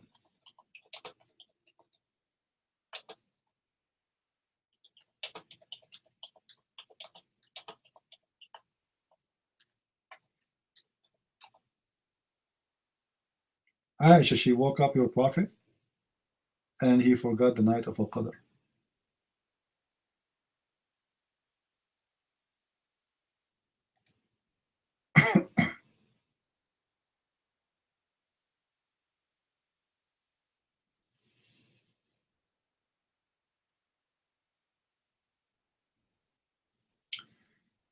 All right. This is a Shia website. I am me. Look what the Shia are saying. You said it's 27, right? Okay. Open the website with me. Your prophet, he said, seek the night of Al-Qadr in the last 10 days of Ramadan. Remember, this is Shia. In the last 10 days of Ramadan. Why in the last 10 of Ramadan? Because Muhammad don't remember when. And why he don't remember when? Because his wife, she woke him up, so he forgot. And look what the Shia, they say. They have other explanation. They say that Fatima is the night of the power. Like, what the heck? Fatima is the night?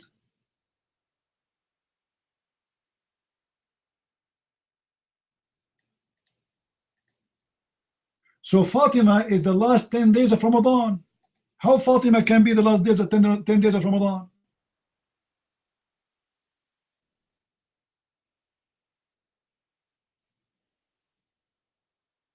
Fatima is the night of Al-Qadr, and whoever know Fatima, he knew what Al-Qadr is about. Madness. 27, I just showed you that there's no such a thing. Okay, show me the hadith of the Shia about the 27, please. Show me the hadith. You're copying the Sunni. The hadith. No, you know the hadith, you just mentioned it. You said the 27.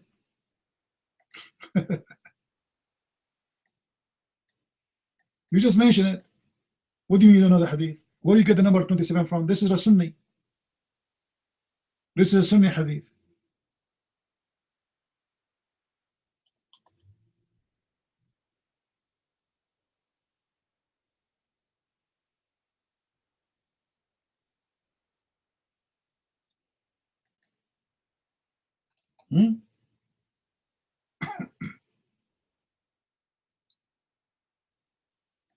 Guys, look what this what this hadith is saying. Sunni, but you don't know. One of the hadith says that Muhammad, he wanted out to tell his followers when the night of Al-Qadr is. And look what happened, guys. Two men, they fought together, so Muhammad forgot.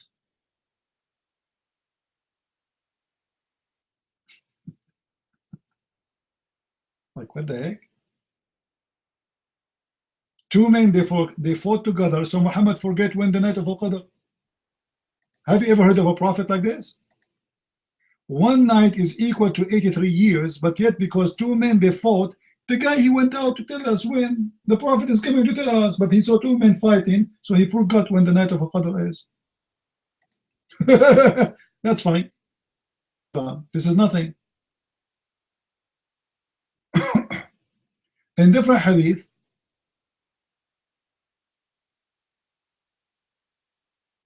look what it says. Look at it says. So seek the night of Al-Qadr in the ninth and the 7th or the 5th. What does that mean? What's 7 and 9?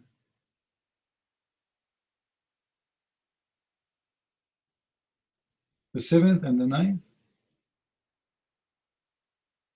You see, between two brackets, they say to you, of the last 10th nights of Ramadan. But it doesn't say that in the hadith. It says in the 5th, in the 9th, and in the 10th, in the 7th. That's it. The Muslim, they are between two brackets and the end of Ramadan. All right, let us continue.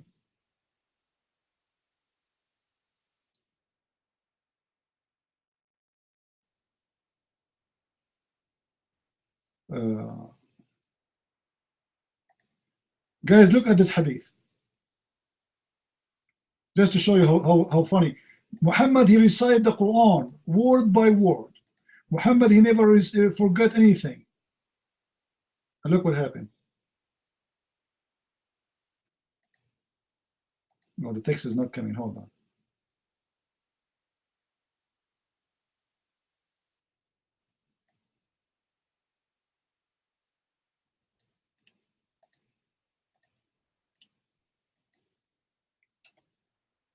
The Prophet of Allah, may Allah bless him and grant him peace.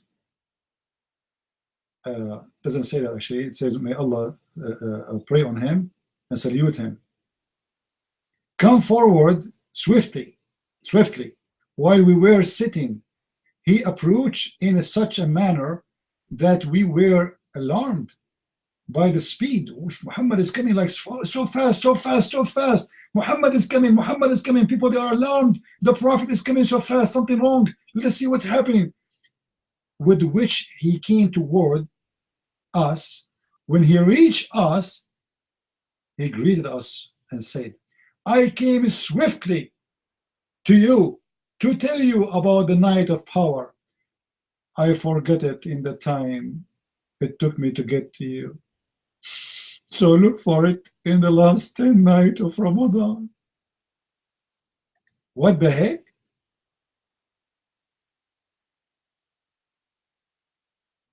What? The guy, he forgot by the distance. He was talking to them, coming to them. He know it. He just arrived there and suddenly he forgot it. What preserved now? What are you talking about? What preserved? How can your prophet remember the Quran if he cannot remember even the date? He just forgot the date. How such a thing can happen? You might. Well, actually, my question was going away a bit from your topic. Musa alayhi salam, Moses, has the entire Torah in the mother tongue of the language of Musa. Quran is preserved in Arabic. Excuse me. However, the words of Jesus that exist today that are preserved in his mother tongue are Ilahi lama sabaqtani. Why? Can you answer, brother?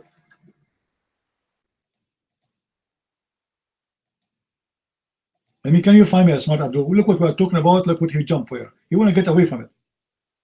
Jesus was quoting the Old Testament. There's a prophecy about the Messiah. When he come, he will say that they will divide his clothes. A bone of him will not be broken. So all of this was a prophecy about Jesus. So Jesus is reminding us of the prophecy of him. That's why he said it's completed. He was quoting the Old Testament. Now we go back to zero, Abdul. Why you're a prophet? He forgot. Just because you walk by, the guy is coming. He is in a rush. I know it. I know at the date of the Al-Qadr. So excited, and he's running.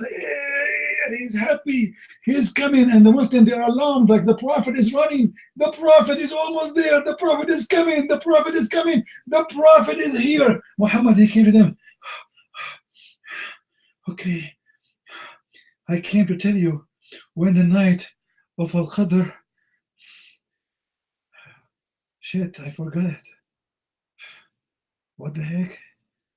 I forgot when. Hold on. It is Thursday? No. It's 7/11? No, 7/11.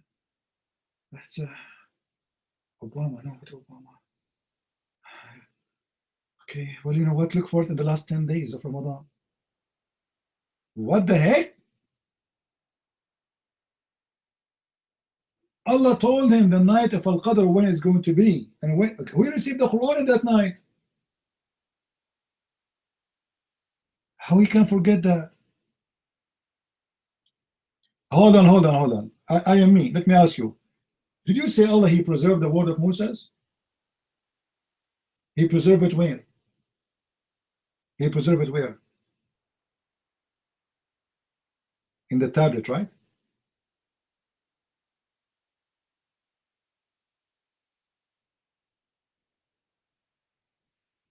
Why did Almighty preserve only?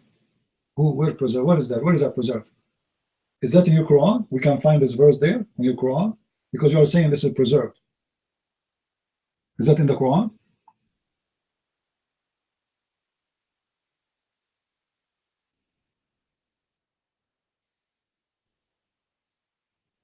You see, I am me, I just answered you. Don't be stupid with me. Do you know what that verse is saying there? I changed to come and read it. All of it is about chapter about the Messiah, the coming Messiah, and what will happen to him. It's a prophecy about the Messiah. And if you read it, you will be amazed. It's exactly the same story as what happened to Jesus. So stop being stupid. And let me ask you a question here. As long as the night of Al-Qadr is equal to 83 years, did the Quran came in one night? Did the Quran came down in one night? Or through 23 years? You know, Mike?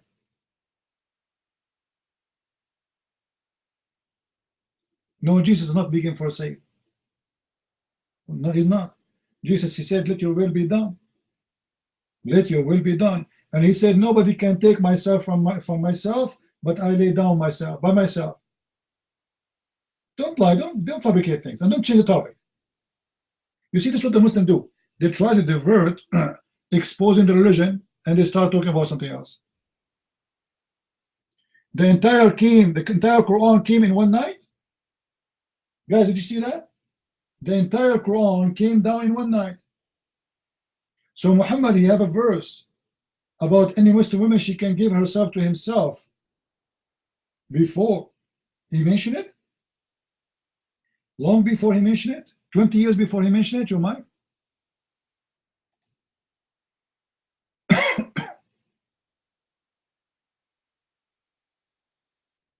You want me to jump? Christ's salvation has his hand up. Well, in my understanding, Quran came in one night, actually, way before, even before the Prophet was born. He knew what the Quran was. He was ordered by Gabriel or Allah subhanahu wa ta'ala through Gabriel to give which verses where. And he always told them where to be first. And this is how it was written. So, but my question was more basic question to us. You know, you're going into the fine detail. I'm asking you broad questions. The entire words that Moses uttered, Musa uttered, are there in the Torah, 5 books. No discussion, no, all the Jews believe in it. They know the Torah by heart, many of them. Many of them know the whole Torah in Hebrew as uttered by Moses. The same thing for Quran. The entire Quran, the Shia Sunni, they all have the same Quran pretty much. The Christians don't have any any unified version of what Christ said, except one sentence of Christ that he uttered, which is on now. Eli, Eli, lama sabachthani. Why have you forsaken me, my Lord? Why is the Savior saying that I have been forsaken? I don't have a Savior. I need to be saved. Isn't that a coincidence, Christopher? It's a point to ponder for you to think about. That the only thing. You see, the Muslims, this is what they do. From all the story of Jesus, they take only one sentence. How come you did not say it's complete? How come you did not quote that? How come you did not quote Jesus saying to the guy next to him, today I say to you, you will be with me in heaven? How come you did not quote? You quote only this one. This is the only one is important for you, right? Because all the verses together, they make a lot of sense, not one sentence again, alone. Jesus is promising a person to be with him in heaven for what? In which authority?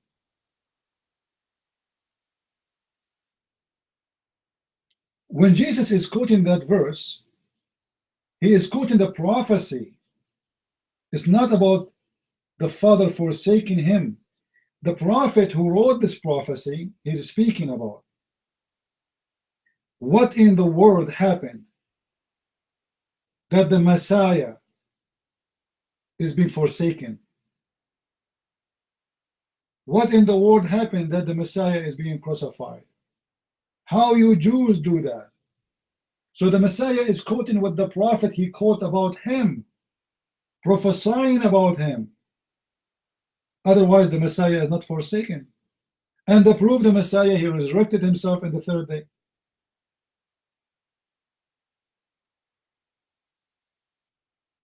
He's alive, my friend. He is not dead. Jesus will be forsaken if Jesus was dead and never lived. That's it. That's forsaken.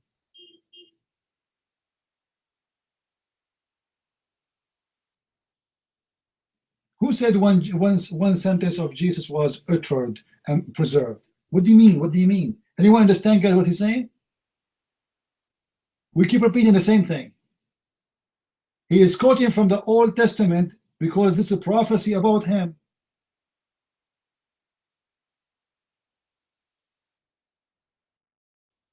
Repeat again the same question. Why the rest of the sentence are in Greek? What do you mean in Greek? Are you stupid or what? Are you stupid or what?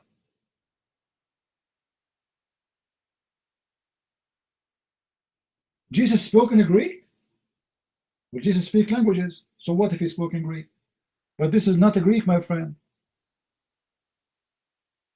Why why only one sentence of the man in his mother tongue? Who told you he spoke in a Greek? Who told you he spoke in a Greek? Abdul. The Old Testament is not written in Greek. The Old Testament is written in Aramaic and in Hebrew. There's no Greek there. What original NT in Greek? This is not true. The original is written in many languages. It's not only in one language. Who is the idiot who told you that? It's written in Greek, written in Aramaic, written in Hebrew, and written even in Coptic, and written in Ethiopian, and many languages. In all languages.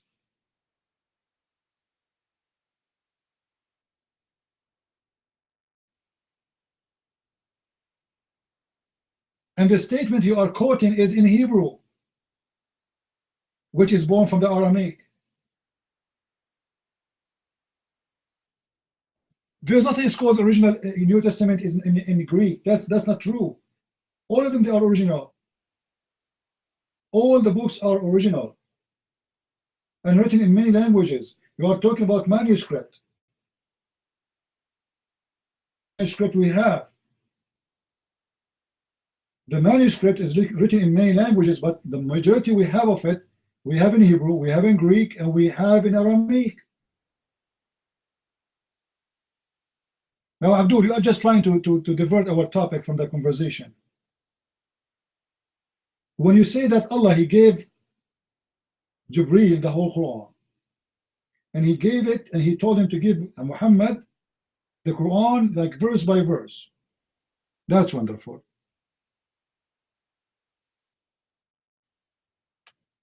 In chapter 2 verse 106, it says, any verses we abrogate or we cause to be forgotten. Allah, he caused to be forgotten to who? To Jibreel or to Muhammad? Allah causing the Quran to be forgotten. Who is the one who forgot the Quran? Jibreel or Muhammad or the Muslims? Yeah, you want to repeat the same sentence forever. Hypocrites. And you know what? If you want to talk about the crucifixion of Jesus, let us talk about it. As long as you are so much worried about what Jesus said on the cross, what about you tell me what the Quran says about Jesus, what he said on the cross? Or what happened to Jesus on the cross? According to your Quran, your God Allah is a perverted God who cheated and lied, and he preserved the true Jesus and he put someone look like him. That is a cheater.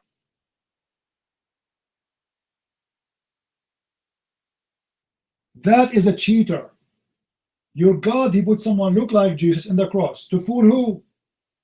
To fool us. There's more than 3 billion Christians today. They believe Jesus was crucified. But according to the Quran, Jesus was not.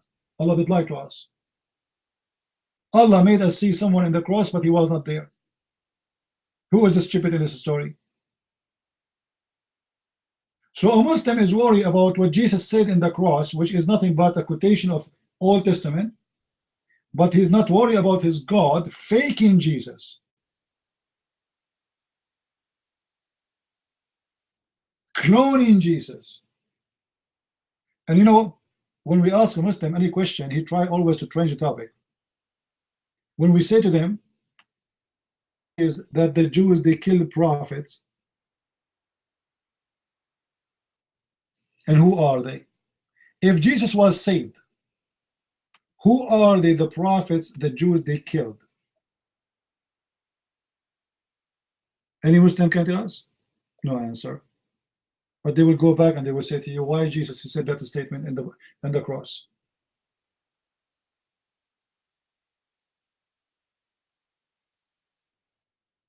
And it doesn't matter how many times you answer it and how many times you explain it, it still will repeat it again and again and again.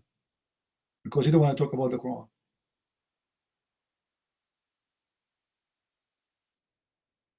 Any Muslim can tell us in chapter 5, verse number 70, who are they, the prophets, the Jews they killed? I mean, what's wrong with this Quran?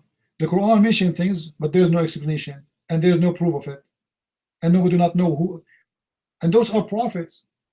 You see, Allah, he have time to tell us about the ant and Sulaiman. Allah have time to tell us about the genies diving for Sulaiman. Allah have time to tell us about the 7 peoples, which is a funny story. Allah have time all the time. But God's prophets was killed. Allah have no time to tell us who are they. Who is Israel? Allah did not tell us. Who is the Holy Spirit? Muslims do not know. They guess, and they guess it is Jibreel. The whole Quran never say who is the Holy Spirit. He have no time, but he have time to tell us about boogers and vagina, and the prophet is horny, and women they want to give themselves. He have time for that. The crucifixion of Jesus, all of it is in 2 lines in the Quran. Explain what happened. The story of the ant took you more than 20 verses, and the story of Jesus took you a verse. The story of the she camel who gave birth and who she is born from a rock took you more than 20 verses, and the story of Jesus took you a verse. Allah have no time. Christ is salvation, you might.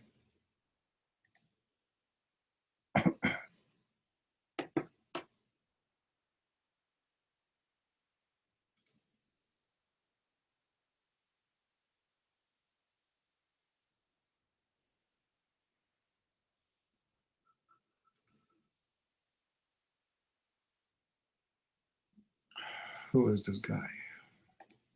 Oh. Your mic is jumping, Papa. Be careful. Patient. Hello to everyone. God bless you. As I said a week ago, was it? All Muslims are similarly as this guy. They present themselves like, how to say it, peaceful, kind, blah, blah, blah. When you corner them, yeah, when you corner them, they are ready to take the gun out, yeah, and shoot you in the head because they don't have an answer. They don't have an answer. That's their defense. And then he was coming and saying, why is it only how to say it, the Eli Elis Lama Sabachthani, yeah, the only saved in the mother tongue of Jesus Christ. First of all, we believe that Christ is the Word of God. What does that mean? That means that Jesus didn't have a limit of languages. He said, everyone who has ears, listen and understand. You know, listen and understand. Everyone that has ears. Either it was Roman soldiers, or Jew soldiers, or peasants, slaves, or anyone. Either they were Galileans or whatever, yeah, they could listen and understand. As he was saying Ephatha to people when he was giving hearing and voice, and he was giving sight to the blind people and arms to people that they didn't have arms. Similarly, he was having the same with the language. No limit language. Everyone could listen and understand him. That's why there were Greek people there and they were asking him questions. They were Jews there and they were asking him questions. Galileans asking him questions. How many languages should he speak? Yeah, because they don't understand. Let's take it for instance. Yeah, not very far away from here, India, 1 billion people. Okay, every province has its own language. Every province has its own language. Well, in that particular area where Jerusalem was, every, let's say, province has its own language. Greek with Hebrew, Aramaic with Hebrew, Hebrew with Greek. I don't know, put it anything, yeah, Latin or anything. You choose. Well, it's not difficult to understand when he was saying listen and understand everyone that have ears. It's so easy to understand it. So there was no mother tongue for Jesus Christ. He is the Word. He can speak every language because there is no language limit for God. Not like Mohammedans. There is limit of Arabic language and they don't want to go anywhere else because they cannot go anywhere else. It is their limit. They can go until there. They cannot go further. They cannot look further. They don't have a real God. How to say it? There's no other words. There is no other words to say it. They don't have a real. This God never spoke to Muhammad, never presented himself to Muhammad. So they have stuck with a language that no one understands, only a few. The Quranic text itself, no people understand it. It's so deep. It's not only difficult. It's not difficult. It is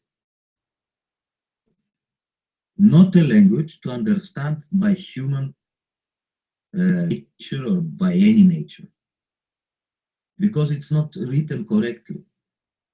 Many of those alleged manuscripts are written either very early or very late. What of religion do you have? You don't even know what you have, Muslims. Allah is God. Quran is God. He will become a human or will take a human nature or something like that and will tell to Allah how many sins you have done or you haven't done, how many times you have recited the Quran, how many times you didn't recite, something like that. What else you have as a God? The black stone will become also the same thing like the word of God that you have.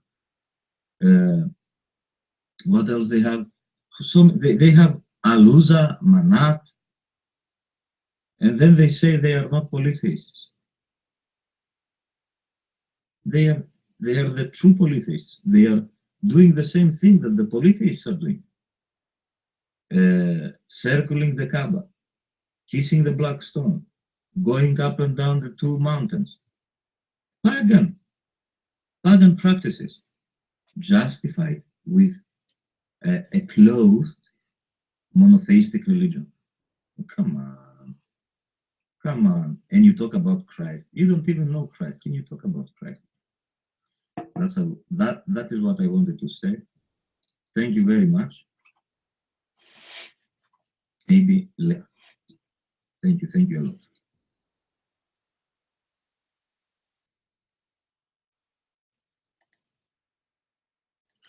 All right. Well, you know, the whole point of Muslims asking questions is not to really ask a question. The same question this guy, he asked me 1,000 times. But he will ask the same question when he come next week.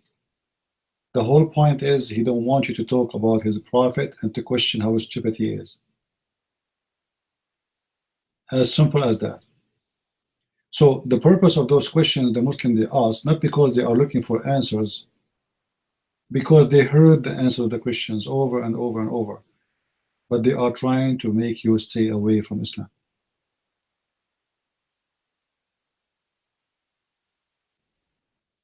Bevan, your mic. Hello, hello, hello, guys, can you listen me? Hello.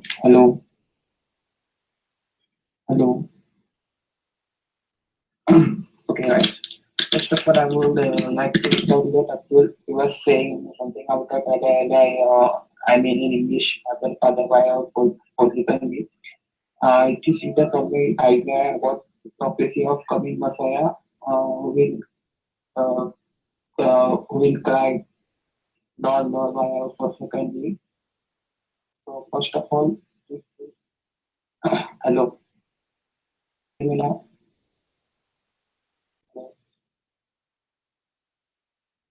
Yeah, okay. Okay. First of all, I would like to refer to that Abdul. Was saying something about that Jesus God, he was saying something like, Lord, Lord, why have you forsaken me? This is about the prophecy in the Old Testament where Jesus, where the coming Messiah would say these words. This point is refuted by the Abdul. Yes, Isaiah. It is written somewhere in Isaiah. I don't remember now, but you can find it in the book of Isaiah. I am sure it is written somewhere in Isaiah. And there is also lots of prophecy written about Jesus, like he will be called Wonderful God, Mighty Father, Prince of Peace, and whatnot. Second of all, Jesus also said that all that Father has is mine. Now wait a minute. Who is this Father? This Father is God. Okay. So everything that Father has, what does Father has? Father has heaven. Father owns everything in this world, hereafter. So everything that Father has, also Jesus does have. So what does that make? So what does that make Jesus? He's God. Jesus can forgive sins. Who can forgive sins? The Father, the God, right? Second of all, Jesus said before Abraham was born, I am. How can Jesus be there? If he was just a human, how can be there before Abraham? Right? It was around 1000 years after which Jesus was born, right? So how can Jesus be there even before Abraham was born? If he was just a simple human, that doesn't make sense, right? I am the great word I am Yahweh, but Muslims say that I am just meant that as a, just I am not in the sense of Yahweh. But even that is the case, then that doesn't make any sense. Second of all, how can Jesus raise the dead? And how could Jesus say that I can lay down my life whenever I wish, and it is up to me and whatnot? He said lots of things which should contradict as a prophet. He had many power. He had power to forgive sins. He raised life. Uh, he also said that you will see the Son of Man sitting at the right hand of God. Now, which prophet sit at the right hand of God? This doesn't make any sense. And if you also read the chapters in Revelations where Jesus said, "I'm the Alpha and the Omega." Alpha and the Omega means first and the last. Now, does this sound like a normal human being to you? No, it doesn't, according to me. This only means that he is truly the Son of God. So there, as you can see, so there is lots of verses where you can see that Jesus did claim to be God. He also said that he didn't came to be served, but he came to serve. So yeah, you can see that Jesus is also human, also God. If you read the Gospel of John, you can completely understand his true nature. And if you read the book of Genesis, when he did create human, he did say that we will let us create man in our image. Now, our means plural, right? So there was someone else in the Quran who did wanted to create human. So there you go. There in Old Testament also there is duality, which means Trinity, according to the New Testament. So Old Testament and New Testament does connect together.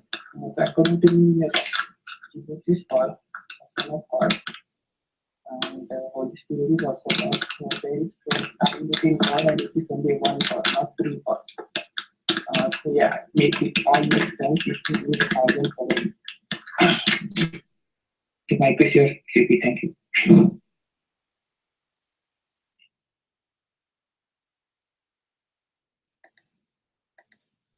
All right, thank you.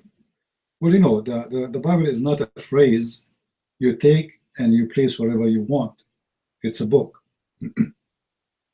So if you want to quote Jesus, quote what Jesus said. Quote when he said, "Me and the Father is one. Whoever saw me, he saw the Father." Quote him forgiving sin. Quote him ordering death. Quote him making people see after they used to be blind. Quote him. Quote everything about him, and then you will know Jesus. But you don't say a sentence Jesus said, and then you try to explain who is Jesus. Muslims are hypocrites. If we do the same about their prophet, they will say upset. They will say, no, you cannot do that. You should say what he said. All of it, not only this. Read 5 verses before and 5 verses after. Why you don't do the same?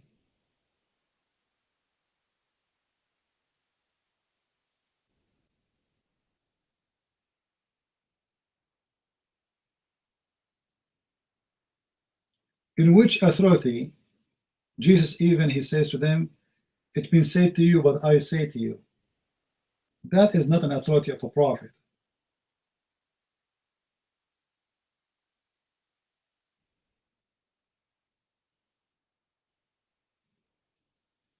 Do we have any Muslim here? Muslims are like kids. You have to play with them. Who is a Muslim want to tell us who is the name of Jacob, where it's coming from? We want to continue because we have more things to say. Jacob, who want to tell us? Who gave Jacob the name of Israel? And who where we can find in the Quran that Jacob is Israel. Any Muslim? From those who are listening in YouTube, maybe.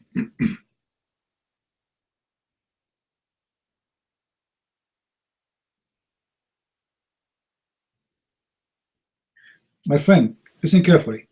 When a Muslim, he says to you, Jesus is just a man. He is just a prophet of God. Look at this Jesus. In their book, not Jesus in our book. Jesus in their book is born with no father. Jesus in their book, he spoke when he's in the cradle. Jesus in their book, he is holy. Chapter 19, verse 19. In their book, Jesus, he can tell you what you hide in your house. He can make the blind see. He can heal the leper. He can raise people from death. He can create from the mother bird. In their book, Jesus never died. In their book, Jesus in heaven. In their book, Jesus, he is the one who will come back and he will be victorious against the Antichrist. And all of this is about Jesus, who is the man, normal man. So what the greatest prophet did, Muhammad, he was having sex and busy with sex and with the children. In the Messiah is and what he did in his lifetime. And look what Muhammad did in his lifetime. While the Messiah was resurrecting people from death, healing the sick ones, Muhammad was busy having sex with the children, making verses about God giving him women, unlimited number.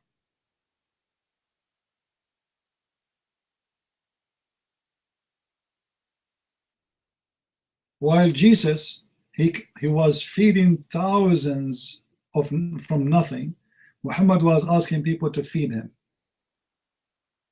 to pay him.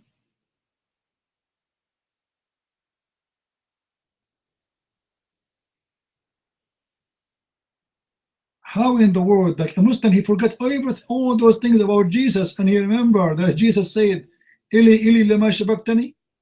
This is the only problem you have?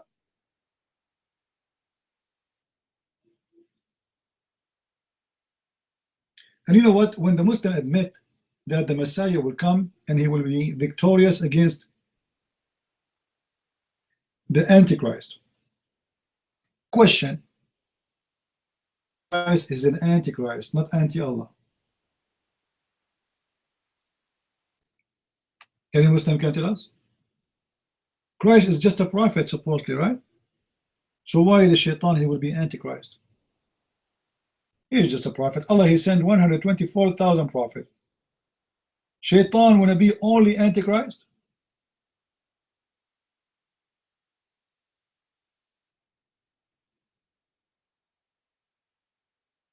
No, there's no Mahdi. Mahdi is a lie, my friend. When you say the Mahdi is an Antichrist, meaning you believe in the Mahdi. There's no such a thing. This guy, he was one of the descendants of Muhammad, and he was killed by the Caliph and those stupid Shia. They are waiting for him to come back. He disappeared. Obviously, the soldiers of the Sultan, they kidnapped him, they killed him. And those stupid Muslims, they are waiting for him. Let them wait. Don't believe in any of the lies Muslims they come with Mahdi and those things is all fabrication of the Muslims.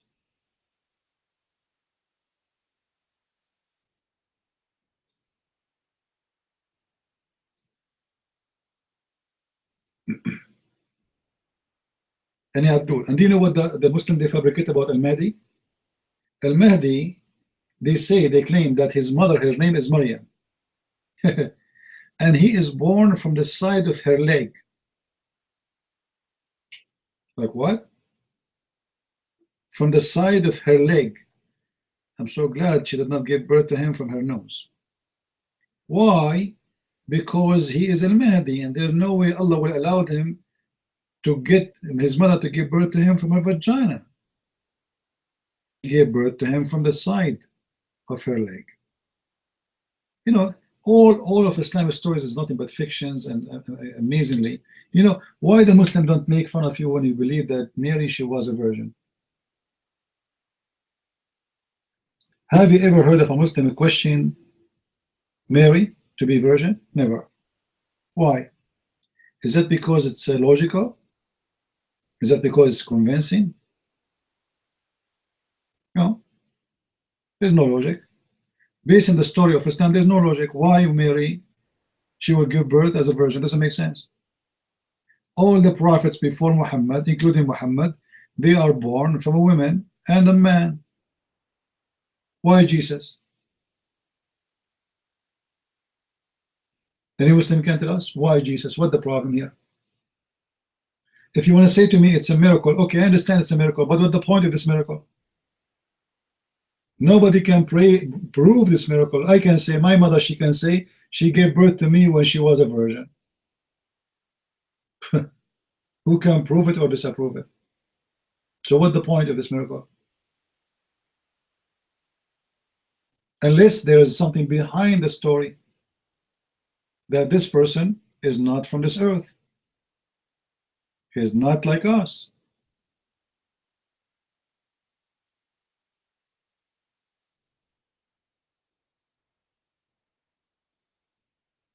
Otherwise, anyone explain to us why. Why only Jesus? The Muslim, they say to you, the Quran says that the similarity of Adam is the same as Jesus.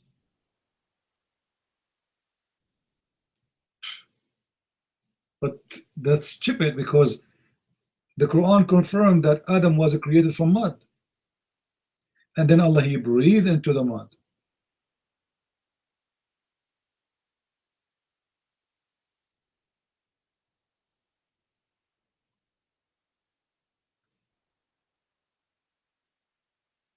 Can you Abdul?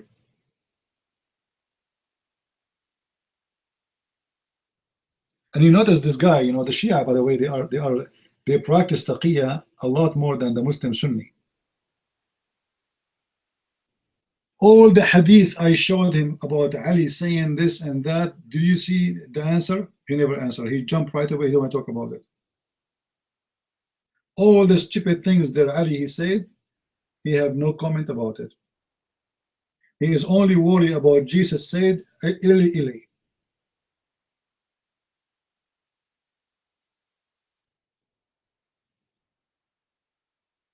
By the way, I hope you guys learn how to protect yourself when you have sexual activities with your wife.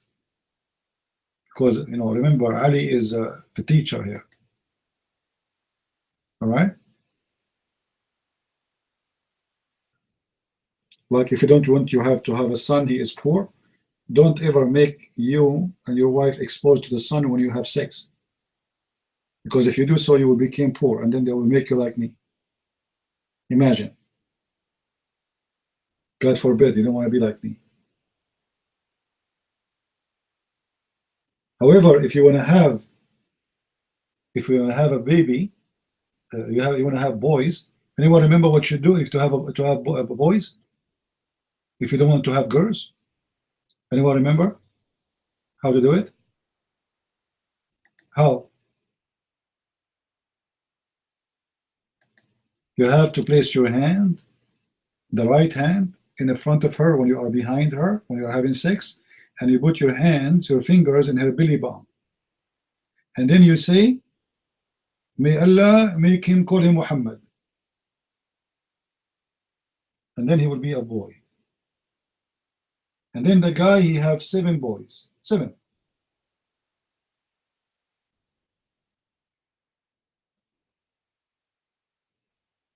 What do you want more? I should not actually share with you those secrets, because I should charge you for it.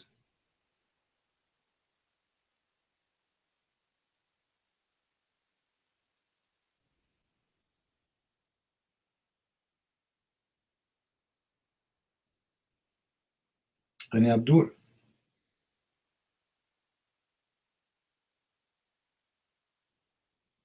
Look at this story.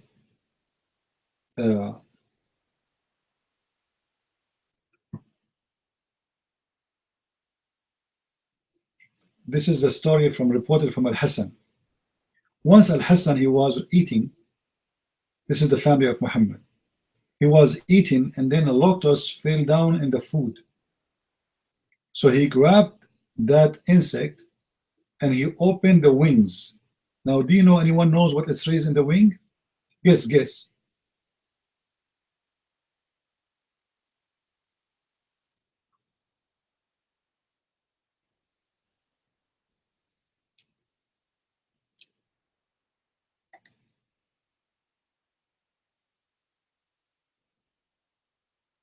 Let us see what those, we have names waiting, and we will continue. Eddie, you're mine.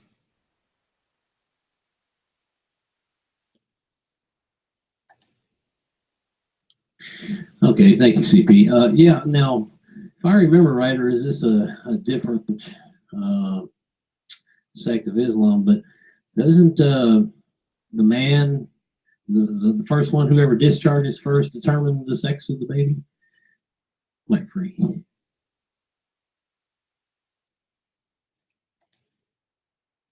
Hi, everybody. Christian Price. You should talk about Judaism because you are not Muslim. And you want me to report it? Do you?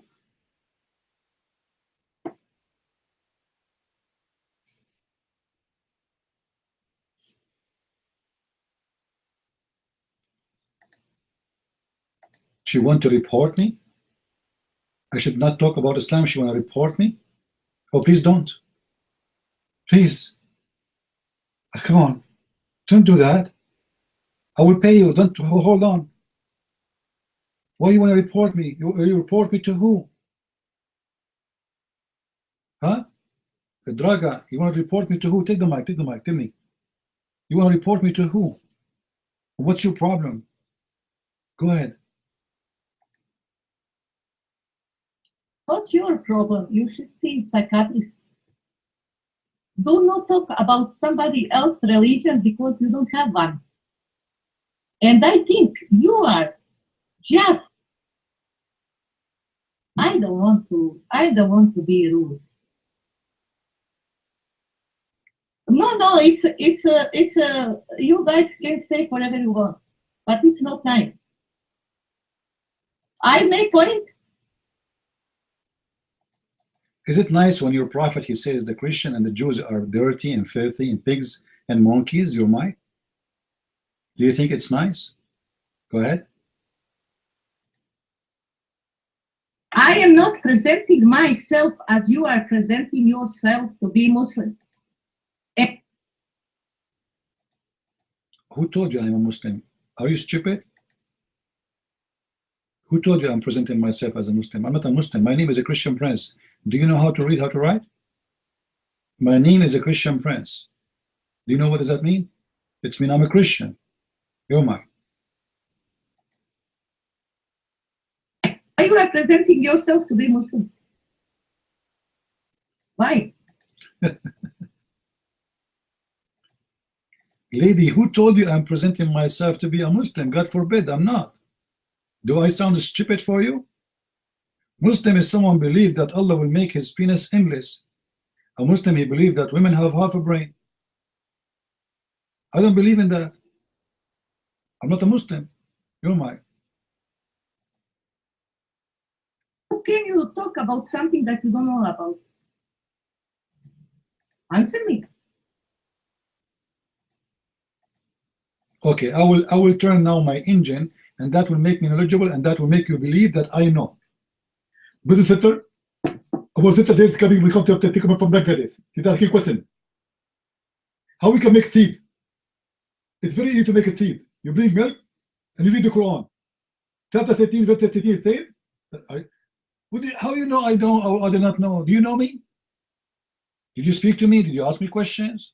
How you know I know or I don't? You just enter the room and you're upset because we are speaking about Islam. Sarsi, whatever your name, you're mine. Me, I am too smart for you. Why you are mad now? Because I am giving you a point and I am telling you truth.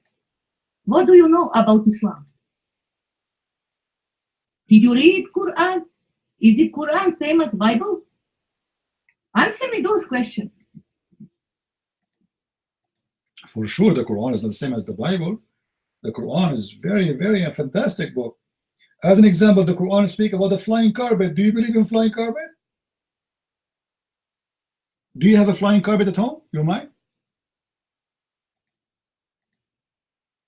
You are just playing like a kid in first grade, and I thought you are adult. What I believe, it's my belief. But Guys, do you see why I am still single? Women, don't be upset from me. I mean, those women don't present you. Honest to God, if all women like this, I will commit suicide. What do you mean you believe it, my belief? This is a chat room, so why you are coming here? Go. What about you practice this? My room is my room too. This is my room. This is my room. You don't like it, don't stay here. My belief is my belief. So? Answer me. Do you believe in the flying carpet? By the way, my daddy used to have one. But we cannot carry you. You are so heavy. MashaAllah. Allah, he said, or sorry, Muhammad, that Allah will make your ass in the heaven 1 mile size. How we can find you an underwear fit with your ass, with such an ass? 1 mile? How big are you? What do you think? How Allah will make your ass 1 mile? He will pump air? You will become like a balloon?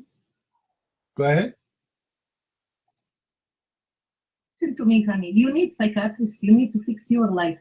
I think you have a problem with yourself, not with somebody else. What do you think? Okay, I will ask you a question. I need your help. Look like you are very smart. Sometimes I imagine myself having sex with my wife, but in fact I did not. What do you think the problem? You're mine. Help me. I think you are right. I imagine myself having sex with my wife, but in fact I did not do it. So what do you think the problem is? Is that illusion? Madness? What do you think?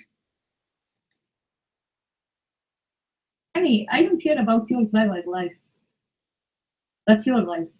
And you should think about your life. No, but I'm seeking your help because look like you are very smart. So if someone like me, he thought that he's having sex, but in fact he is not having sex. Like now, I'm thinking I'm talking to you, but maybe I'm not talking to you. So what do you think? What is the name of the situation? Is it an illness? Is it a sickness? What they call it? And how we can solve it? You're mine. You are trying to be something on Paltalk because you are nothing in your private life. That's his problem. Why you are angry? Why you are giving me that all the time? You see, you are being stupid now because I'm not angry. I'm asking you a question. And the story I'm mentioning to you, it's about your prophet. He imagined himself having sex. Guys, somebody post the hadith. You're a prophet. He imagined himself having sex, but in fact, he never did. He never did. So the question now, which is making me busy and dizzy, the prophet was having sex with what exactly? The pillow? When a man imagined himself having sex and this is not at night time, it's daytime. What do you think the situation is? What is happening? He is suffering from illusion? Delusional? Go ahead. I mean, in my opinion, you have like a problem with the sex.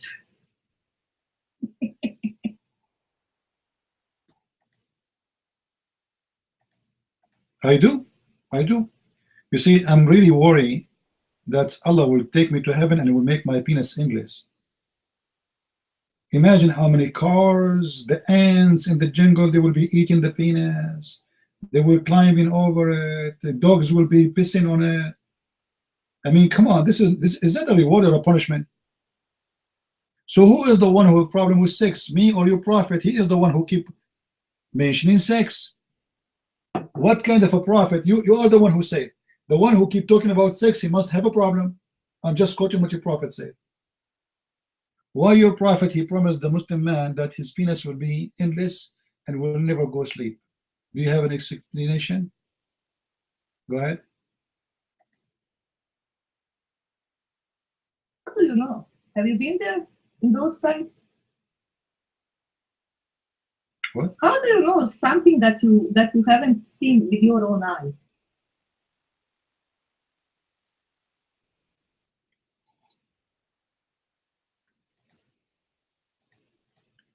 Draga, are you single? I want to ask you a favor. Please don't ever get married. Please. Okay? Just stay single. Because you have a problem. I talk about something, you talk about something else. I said your prophet, he promised you in heaven. What do you mean, do you see it? It or not? What kind of a prophet he promised you endless penis? Not you, the man. For in your case, you will have endless vagina. So imagine you are 5-inch thick. Vagina is endless. You might. Do you know what is my vagina? Have you seen my vagina? Have you studied my vagina?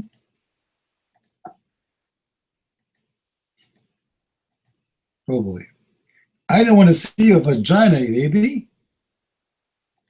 I mean, come on, I'm drinking my tea now. That's disgusting. What's wrong with you? We are talking about religion now.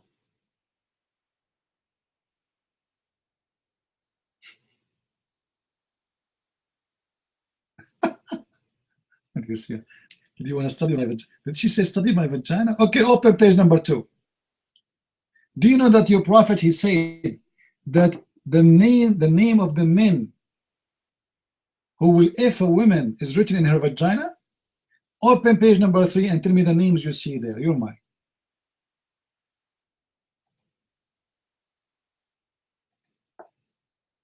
I am not talking about religion. I really don't care about religion. I'm talking now about you.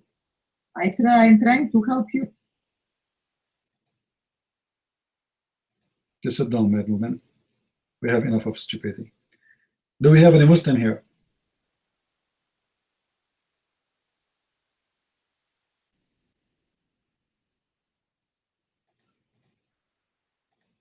Two stupid women in town.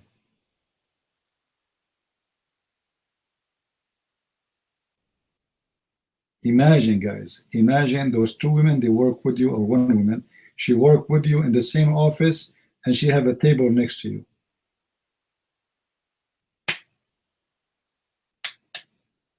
I will move. Now I know why Muslims are seeking refugee. Muslim men. Look at the women. No wonder, man. With women like this, the whole Muslim world, they will leave. They will leave to the moon. We talk about what the prophet, he said. She said, you want to study my vagina? It's your prophet who speak about your vagina. I'm not interested in your vagina. May Allah bless your vagina. By the way, if you die and you are old, you sound like an old woman, don't worry. Allah will make you very young and youth when you go. And the first thing will happen to you, when you go to heaven, you will become virgin again. I'm sure now she's so excited.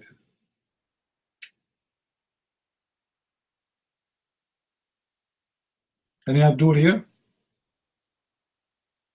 Yeah. Actually, in the Middle East, there's a product. It's called Virgin Again, made in China. Middle Eastern are #1 buyers for it, because Middle Eastern, it's a taboo to have sex. So the girls, they go and sleep around, and before they get married, they want a virgin again. So they have one of 2 choices: either make a surgery, which is more safe, but they're afraid that somebody might know about them, or they buy the virgin again product. She inserted there, so in the day of having the first night, whatever they call it, she claimed that she is losing her virginity and the blood will come out.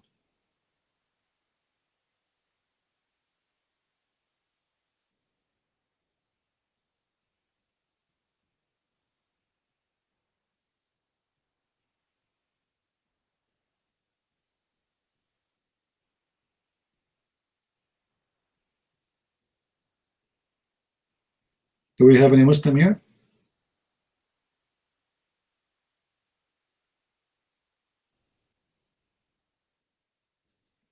somebody speaking about Jesus will be the judge by the word or by etc. You see, judge is a judge, and words will not make a difference. I can make the same statement and I can rephrase it again. When I say that the Messiah will come back as a judge, that have one meaning. Judge is a person who have authority and to rule.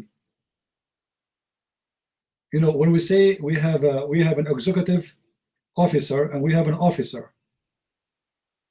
When we say that we have a supreme judge and we have lower judge.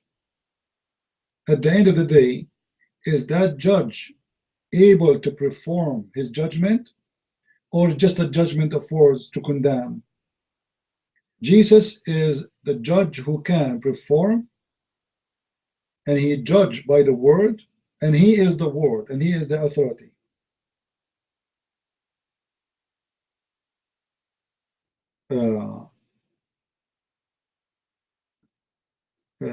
We have a guy, his name is James. He says, you decide by Paul. We don't decide by Paul. First of all, Paul, he speaks for Jesus. He don't speak for himself.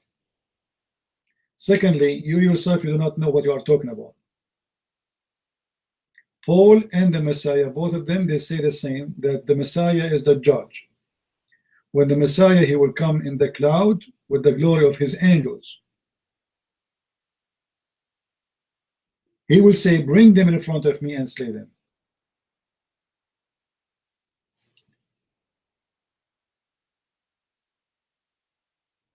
And don't call me brew, James. We don't brew the devil.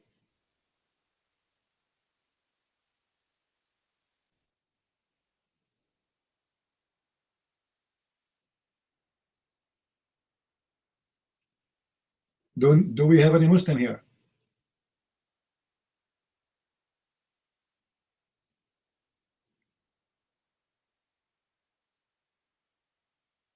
And by the way, the Muslims, they have very bad problem with Paul. But the Quran mentioned Paul.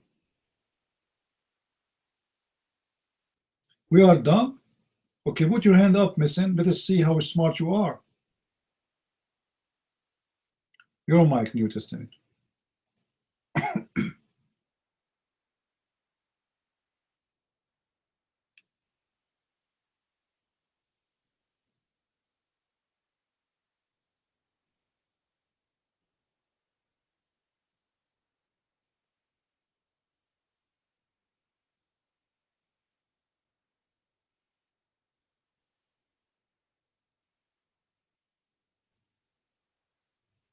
Just take the mic. He will not take it. He's a Muslim coward.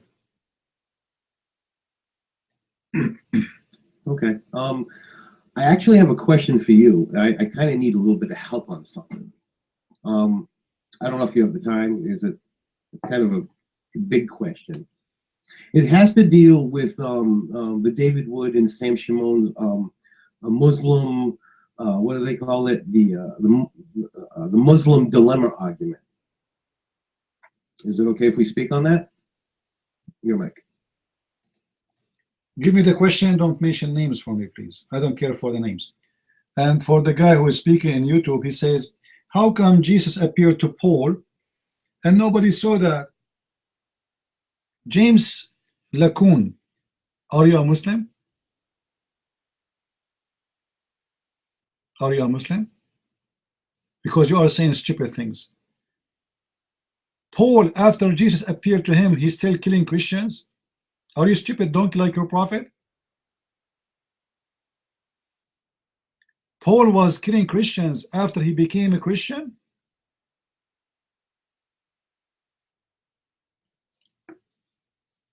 I want you to come here in Paltalk, James.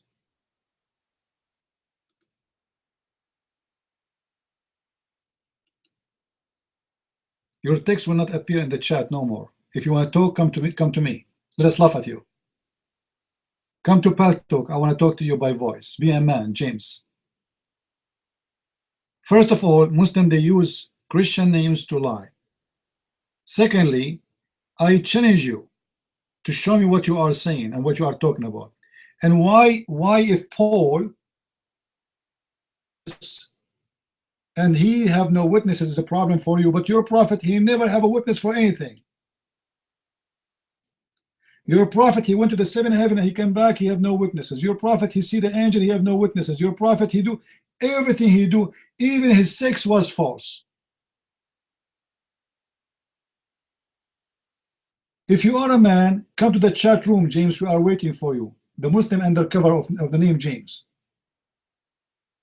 When the hadith says that the prophet, he imagined himself having sex with his wife, but the fact he did not, that means he does no witness that Muhammad even having sex with his wife. Even sex was alone. Even his sex was alone.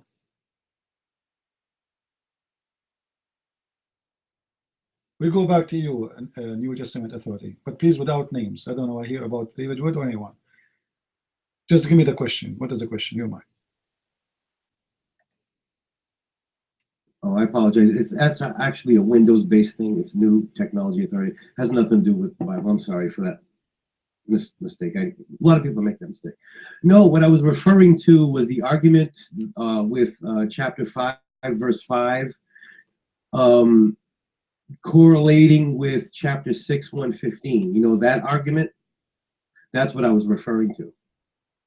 I'm kind of in a bind on something on that. I wanted to bring it to your attention. That's why. That's what I was referring to. I didn't need to mention any names, but I know you know what the argument I'm talking about just by those two chapters. Your mic. Yeah, but what do you have? You said you have a question. I don't know. Give me the question. Go ahead.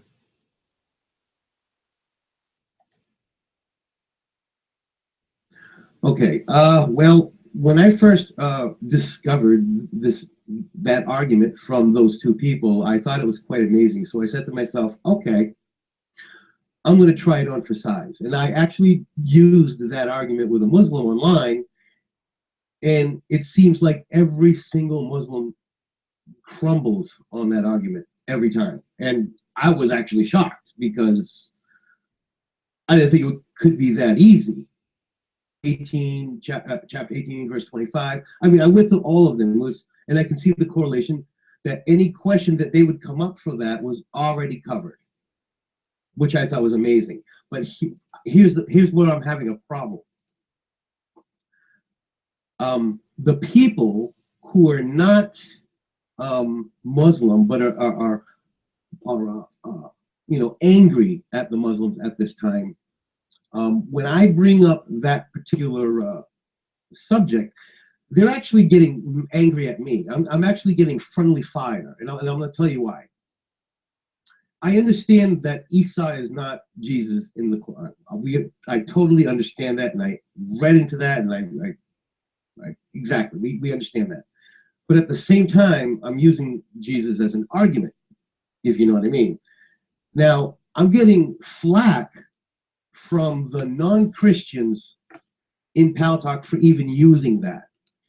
And I asked them why. And I'm not really getting an answer, but I am getting an answer, if you know what I mean, because we understand doublespeak. These people just want the world to burn. And they're angry. And I can understand that. But to fight with a Muslim in an argument in Paltalk for 2 hours, and I come in and I decimate him less than 5 minutes with this argument, people are happy that it happened, and half the people are angry. And the people who are angry are not even the Muslim. You see where my dilemma is now? Your mic. All right. Can you tell us the argument you are talking about, how you understand it, so people they can what you are talking about?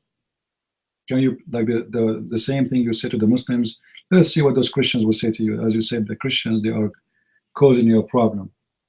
So can you tell us what is the argument exactly? Your mind.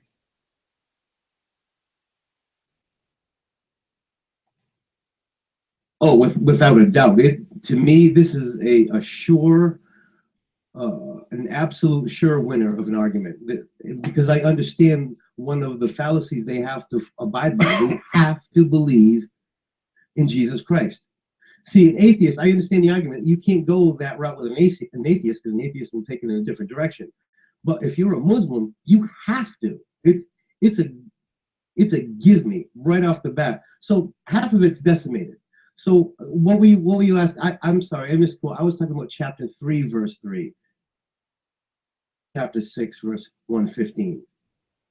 You know what you want me to do the argument? Okay. What I usually do is when a Muslim's acting stupid and he's claiming that he's Christian, because I hear them all the time, oh, I'm not Muslim, I'm Christian. I'm like, well, and you can tell they're not.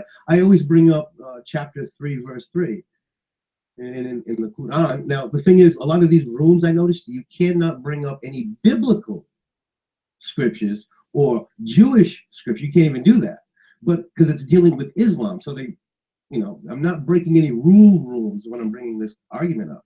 So I'll ask the Muslim, I say, do you believe that the Quran is the absolute word of God? They go, yeah. So I say, okay, let's read chapter 3, verse 3. And I say, and it says, see, there you go. Ed's right on top of it. And I say it says, and he has sent down upon you, meaning Allah, to O Muhammad, the book in truth, confirming, and I of course I'm putting the emphasis on the confirming, because that's the idea we're trying to get to their head, And then, of course, it says, and he revealed the Torah and the gospel. Now, when it says gospel, I had a Muslim say, okay, I'm going to read this passage in Arabic. And of course, they use the word Injil, which means gospel. And I get this argument, well, you got the wrong gospel. It's the wrong one, they say. It's a different one. So I ask them, which gospel is that? The missing one. They go, we don't know. They say it's hidden. Yeah, the Injil. Thank you, lady. And I say, well, if it's hidden, then which one are you talking? If you wouldn't even know about it in the first place. And I said, you know what? To even rectify that question, the Quran still answers it, because it talks about the book of Psalms in chapter 17, verse 55, where it says, and your Lord is most knowing of whoever is in the heavens and in the earth. And we have made some of the prophets exceed in others in various ways. To David, we gave the book of Psalms. I mean, so you ask yourself, what other gospel has Psalms? Well, you already know there's only one gospel, so they can't use that argument. And if they're going to say, well, it's 4 books, well, it's the book of Psalms. It's still in the gospel. It's a no-brainer. And then if they have to believe that it's all the word of God, you show them passages in there where it's like I said, it's like chapter 6, verse 115. You can't change Allah's words. So I correlate to them that God is all beginning, all end, Alpha, Omega, and you cannot. He's the same then as he is from now on. So that starts to mess with their head. I see it happen. I see them pause, and it's checkmate. It's absolutely amazing to witness. Now, the Christians in the room are like, that was wonderful. But the other people they're not Muslim. I don't know who they are. I don't know what their belief systems are, but they get angry. And what they say is, you can't use that argument because Jesus isn't Jesus in the Quran. It's Isa. But we all know the story of Isa, how it's still not the Jesus. The argument I'm getting it from is not from the Muslim, but it's from the people witnessing what I'm doing to the room, to the Muslim, and getting angry at me because I had to bring up Jesus. That's weird. I just find that very strange. And it almost feels like friendly fire, you know what I mean? I have to get on the phone and I have to tell these people, listen, I'm not your enemy. Why are you treating me like I'm your enemy? We're all on the same side here. But I look at it as the more and more I listen to them, they want them all dead. All of them. They don't want no olive branch. And these are the people who are not Muslim. And I'm saying to myself, okay, we can't just do that. And it just, all I'm saying, it just feels weird to get friendly fire on this. You know what I mean? And from a beautiful argument that puts the Muslim to the knee. I mean, it's amazing. So, I don't know. Maybe that's just, I'm correlating it with, I don't know, side effects. Open mic. All right. You know, do you speak Arabic? Do you speak Arabic?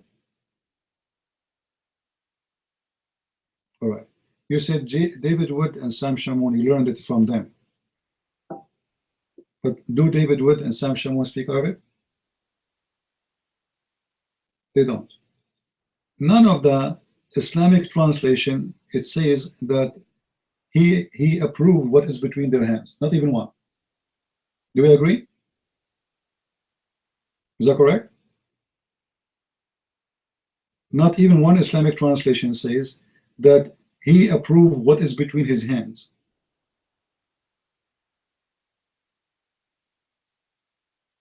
They say in the translation what is previously sent before him. Okay, so how David Wood, he was able to know what the real translation is?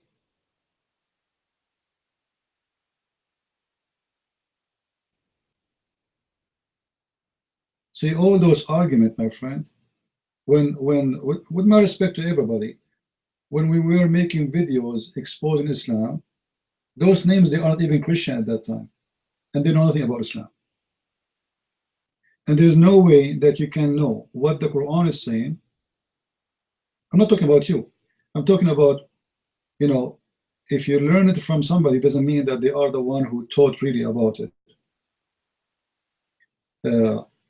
The point is, all Muslim translation is false. And for someone like Sam Shamoun or David Wood who don't speak Arabic, in order to learn really what the Quran is saying, they have to ask somebody speak Arabic. Is that correct? Now, that's mean that the argument cannot be coming from someone who don't speak Arabic.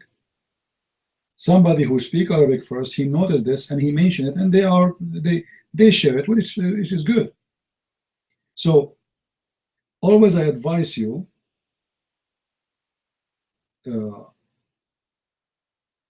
like if you want to learn about Islam, try to find someone who speak Arabic, because they, the one who is teaching you, they will listen to that person who speak Arabic so they can learn from him.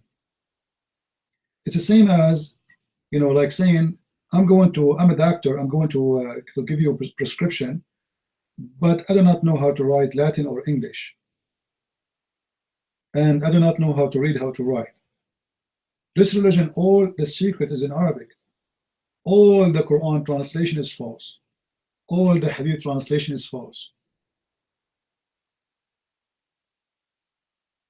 No, I'm not saying you cannot. No, you cannot use the Quran.com. You cannot. It's a false translation. That's what I was saying all this time. If you read all the translation, you will see not even one of them is true. So how you can use it? What the names you mentioned, David Wood and Sam Shamoun, they are not using the translation of those websites, because the translation there doesn't say that. They are using an accurate translation given to them by somebody, an Arab Christian, let us say, whoever that is. You know what I mean? It doesn't matter audio or not. Okay, do you listen to the English? The English audio is nothing but what is the text translated, right? There's no difference between the audio and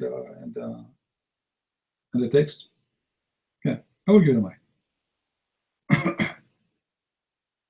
All right, go ahead. Well, I understand what you're saying, that it's their interpretation, but that's okay. It's the general argument is what I learned from them, is what I meant. So what I did was I followed the chapters, I wrote them down and read them word for word. But this is what I did, because I did notice what he did say, something about it's all in your hands. I'm like, it doesn't say that, because I couldn't find that. So I said, okay, I'm going to go back in these videos and I'm going to write down the chapters and the verses. I'm going to go look.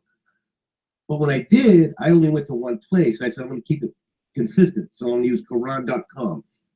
I mean, that's all I can do. I mean, I don't speak Arabic, like you say. I don't read Arabic, like you say. So I'm trying to find something, you know what I mean? I want to keep consistent.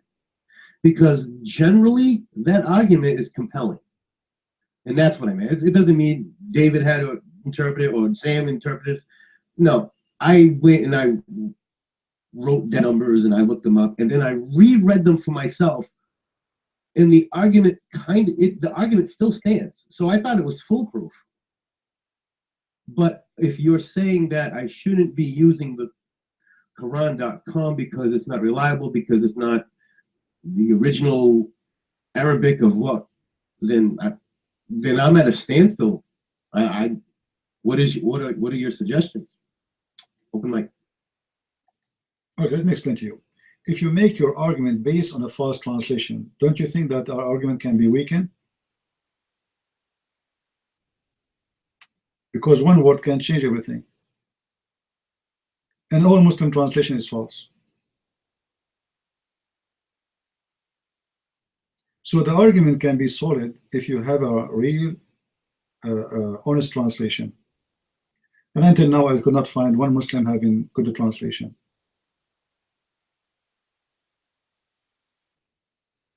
I can give you tons of examples. You can quote for me any verse right now. I'll read for you in Arabic, I'll read for you in English, and you will see right away the difference. This is why, actually, if you ask Muslims, do you agree with the Muslim translation of the Quran? They say no. Not even single Muslim he agree to tell you that he agree with this. If you ask someone like Shabir Ali, what is a translation you approve to be accurate? He will say none. Why is he saying none? So why he's holding the book in his hand?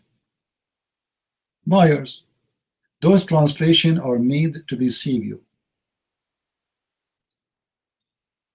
If we go and look in the Quran, where the Quran says that he approved what is between his hands, you will not find a single translation given. It's impossible, you know. As an example, if we go to chapter 2 verse number 41, who can help us with the translation, guys, with the posting the translation? Chapter 2 verse number 41.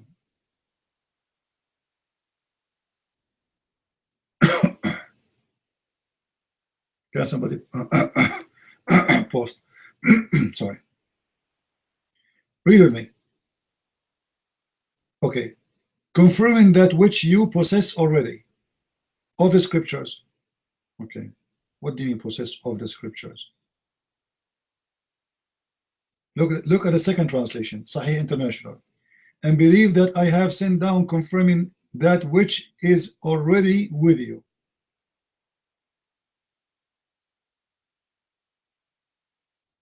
Chapter Shakir.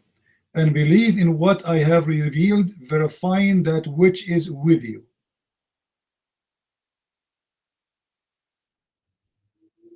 Yusuf Ali. And believe in what I revealed, confirming the revelation which is with you. You know, the word there,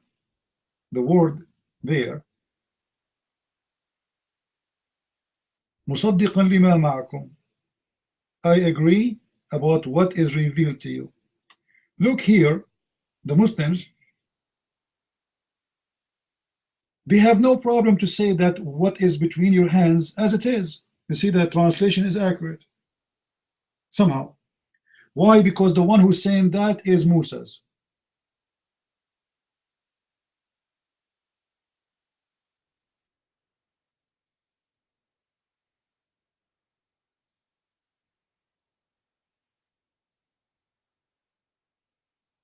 If Musa is saying that, we have no problem. If Muhammad is saying that, we have a problem.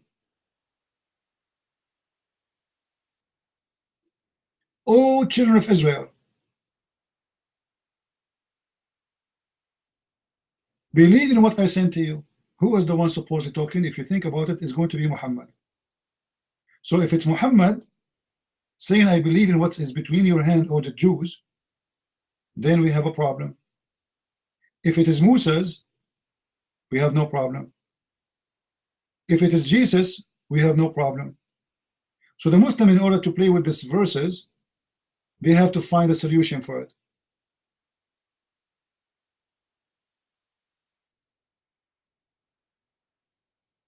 The same statement appear in the Quran in different place.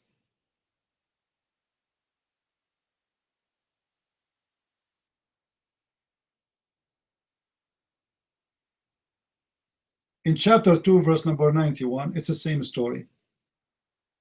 Believe in what is between their hands. Chapter 2, verse number 97, believe in what is between his hands. But if you read the translation is different. If we go to chapter 3, verse number 33, believe what is between their hands. Let us see, chapter 4, verse number 47, believe in what is between their hands. But look at the translation, you will see how huge the difference is. Chapter 5, verse number 46, believe in what is between their hands. Chapter 5, verse number 48, believe in what is between their hands. But look what they translate there, confirming what came before him. You see, before it was is between their hands. They have no problem with the translation because it was not Muhammad speaking. When it has come to Muhammad, that statement, the Muslim did change the translation. It's the same statement. So how come the same statement appear all over the Quran as confirming what is between their hands? When Jesus said it, the translation is accurate. When Musa said, the translation is accurate. It doesn't matter who said it. The translation is accurate only when Muhammad he said it, which is about Muhammad. The statement which مصدقا لما بين يديه, which mean confirming what is between your hands, the translation change immediately. Became confirming to what revealed before to thee, but doesn't say before. Confirming the scriptures that came before it, doesn't say that. So the Muslim translation is made as a way of deception, because the Muslim right away he knew if he translate the accurate meaning of the Quran as it is, then he will have a problem. However, if you go, let me show you something in Sunnah in Quran.com. If we go to Quran.com, chapter 5, verse number 48. Let us see. Quran. I want to show you the translation of a guy, his name Dr. Ghari.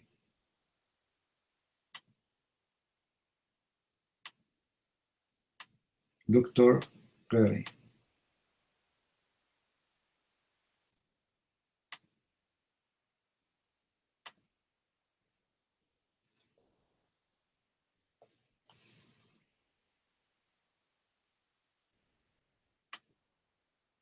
Let me try it again. This guy, sometimes he come with an accurate translation, sometimes he don't.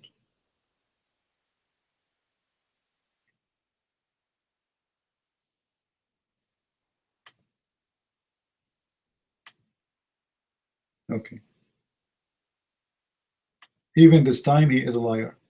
Look what it says. And we have sent down to you the book with the truth, sincerely verifying whatever of the book was before it.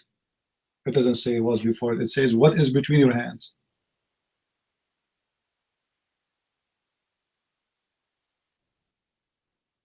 So based on the translation we have, how we can trust, how we can make an argument. You know, I mean, NT, if you're basing the translation, base your argument in the translation, it's false. There's a huge difference between saying what is between their hands and between what it was before them.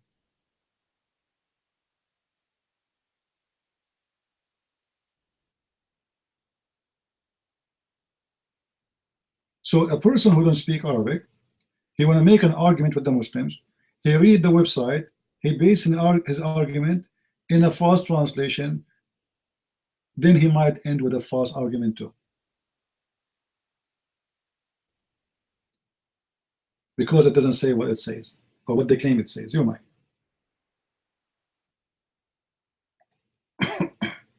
Yeah, what's crazy is when you highlight the Arabic, it shows the discrepancy. It doesn't have in his hands in the English. Right there. They might as well just scrub off the English and just highlight and write down what you highlight. All right. If that's the case, is there any place online that has an accurate translation that you know of? Or they're just one of those things that just don't really exist? I don't know. You're right.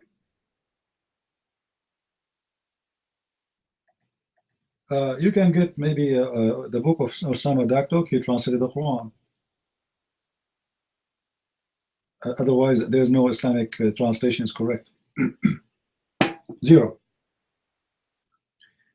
I can challenge right now any Muslim to show me any verse he chose of the Quran, and I will read with him word by word, and he will see how they lie.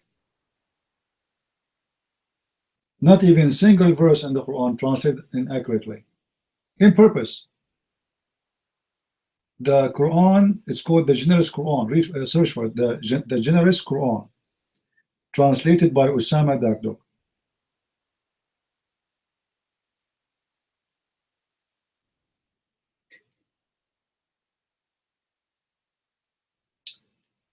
Okay, just, yeah, here we go, I type it for you. And by the way, even the Quran translation, like Osama, he got it right. The name of the Quran, the Muslim, they call it Al-Quran Al-Kareem, not the Holy Quran. They don't call it holy. Even the Muslim don't call it holy. In the translation, all of them, they say holy. The Muslim, they call it the Generous Quran. This is true.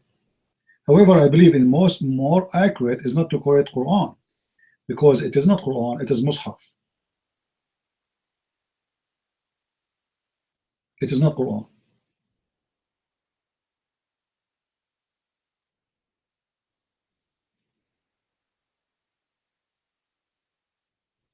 No, Mus'haf mean pages. You know, Mus'haf is a pages.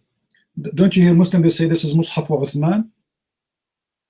The Muslim, they don't say it Quran, they say Mus'haf wa Uthman. What Mus'haf mean? Pages, the pages of Uthman. This has never been called Quran, and was not Quran, and it's not Quran. It is Mus'haf wa Uthman. Mus'haf. Mus'haf is like this.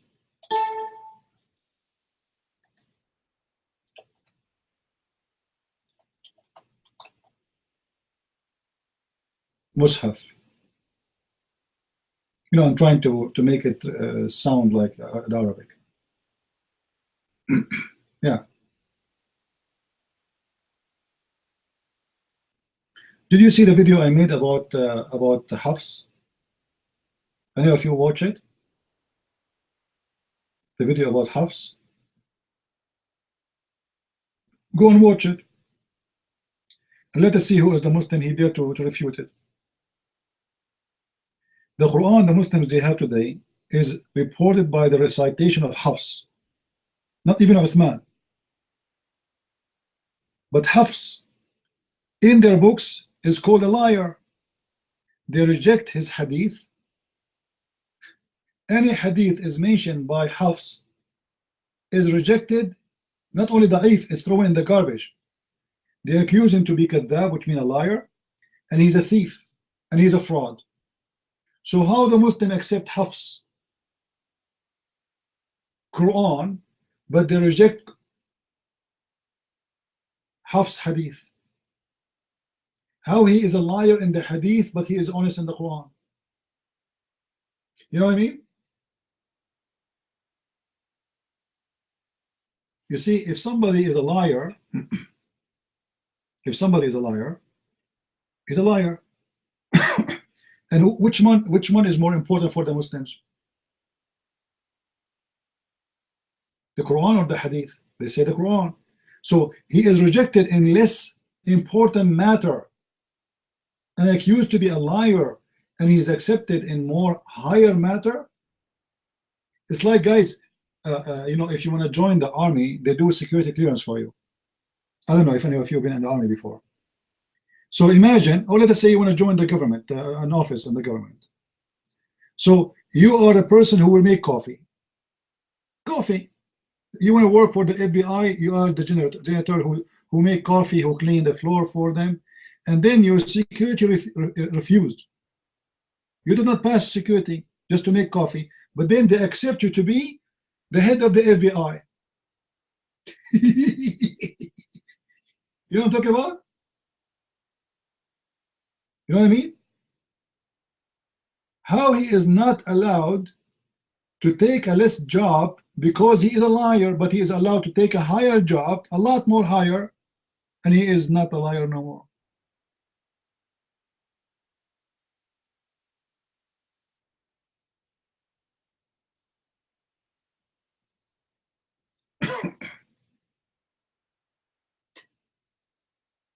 Not only is a liar, guys, go watch my video.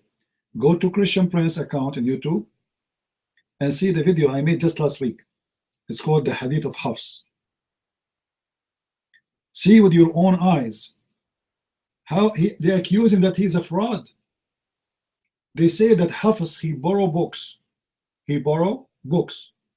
And then he recite them claiming that those are his own. He copied them. He copied the books. Like imagine you wrote a book. Then Hafs, he borrowed it from you. And then he copied it. And then he claimed that this is his book. This is what they were saying about him. And they say word by word, they say kadhab, he is a liar.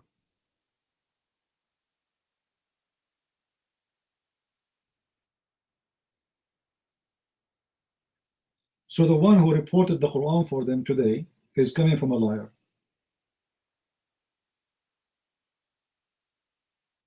And not only this, he is a liar, and the master of Hafiz, which is Asim, he's a liar too. So a liar learned from a liar, and this is what the Muslim they have.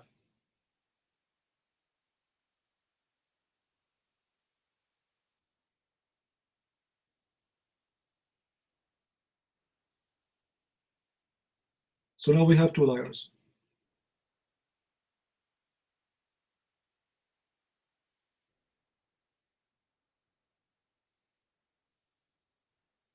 Any Abdul?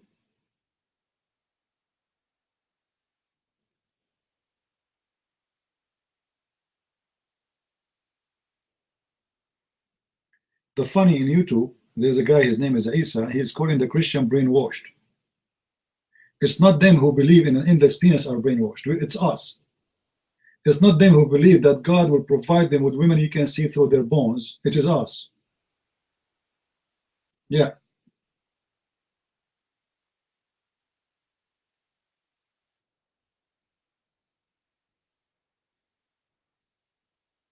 A Muslim is talking about a brainwashed.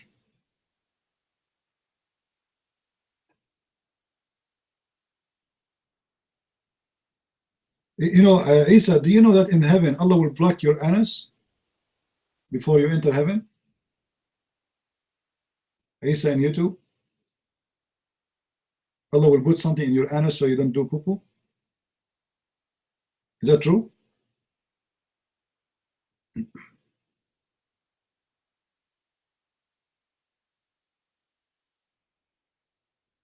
How are you, Misan? Well, answer, is it true that Allah will block your anus when you go to heaven to be sure you will not do poo-poo inside?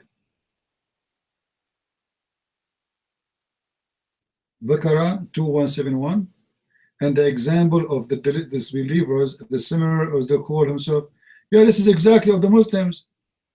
The Muslim, you ask them, you believe in the Quran? You say yes. Do you know the Quran? They say, we recite the Quran by heart. Can you explain the Quran? They say no. This is a verse about you, you idiot. You recite the Quran, you carry the books in the top of you, but you do not know what the books mean. Donkeys.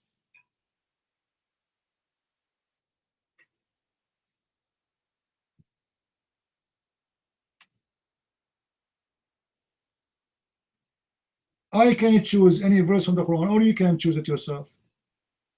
And you will see that you Muslims are the same as donkeys, carrying books on the top of their head, but they do not know what it's mean. Actually, even the Quran speak about you. Muhammad trying to be smart.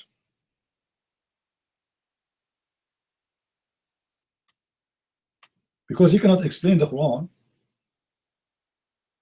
So he said in chapter 62, verse number 5, the similarity of those who carry the Torah is the same as donkey carrying books.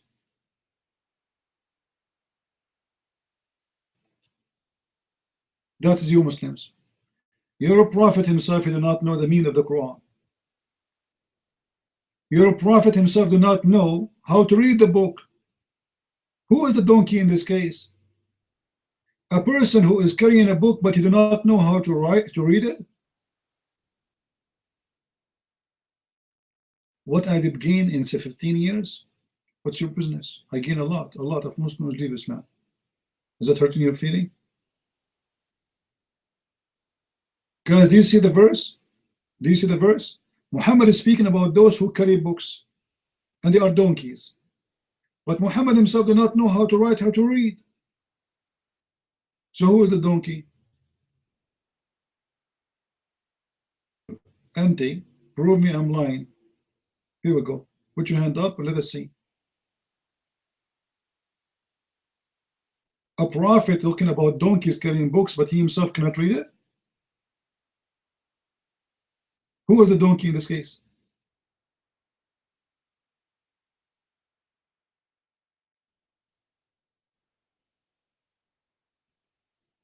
Auntie, come on.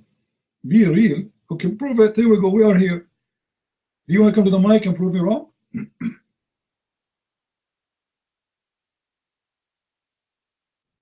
Hold on. According to your prophet, he spoke to a donkey and the donkey converted to Islam. And not only this, the first suicide bomber in Islam is a donkey. Is that true? Sure, take the mic, go ahead. Is it true that the first person who suicided in Islam was a donkey?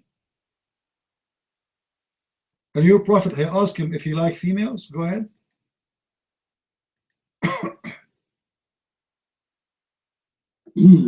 Are you fucking riwayah Tucker? Prove it. Where did my prophet say that? Who said that my prophet said that? Did my prophet himself say that or somebody else say it? Some Christian or Jewish piece of shit like you say that. You know, all the stuff are attributed to my prophet, but it's not going to work. What is in the Quran saying that? Show me in the Quran. Don't use the Christian hadith or Jewish hadith. Those who tried to destroy Islam throughout the centuries. And you only can talk about those fake hadith that befitting in you. Can you bring me from the Quran that's saying that? Take the microphone. Oh, so you take only from the Quran. Okay. Well, can you show me in the Quran where it says you have to pray 5 times? As long as you take the Quran only. Can you show me? Go ahead.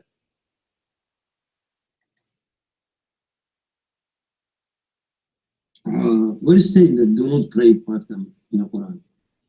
Can you show it to me? What? What he said, guys? What he said? The Somalian is very hard to understand him. He said, show it to him. I am the one who's asking you, where in the Quran it says that you have to pray 5 times. As long as you are a person, don't go by the hadith. The Quran says you have to pray 3 times. Chapter 11, verse number 114. Your mic. Chapter 11, verse number 114. Go ahead.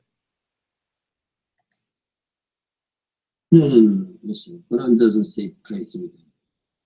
Post it. Quran doesn't say pray 10 times, 5 times, 3 times, 4 times. Where is say do not pray 5 times? That's what I'm asking. Where is say do not pray 5 times? Can you show it to me where is say 3? Post the verse. Don't be coward to twist, to give your own meaning to the people and just say the verse this, the chapter this, verse that. Post the verse where it say 3 times. It doesn't say 3 times. You are a fucking liar. There's no word 3 times there. Don't use a bad language, otherwise I will push the Quran inside your anus and will never get out. Behave yourself, Somalian boy. Filthy like your mother and your father. The verse in the front of you, idiot. They are posting it. Are you blind? It says you pray 3 times a day. The mic is yours. Well, first of all, you're an ignorant.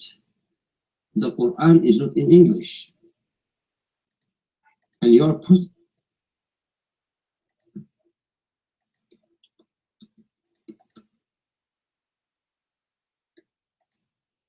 Guys, watch your mic. It's jumping. Northern. Anti. It's in front of you in Arabic. Read it for us. Go ahead. Read it. It's in Arabic. Go ahead. all right.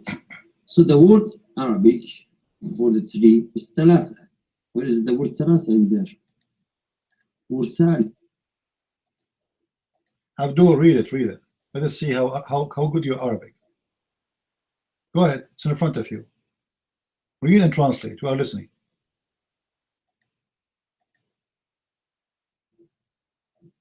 Wait a minute.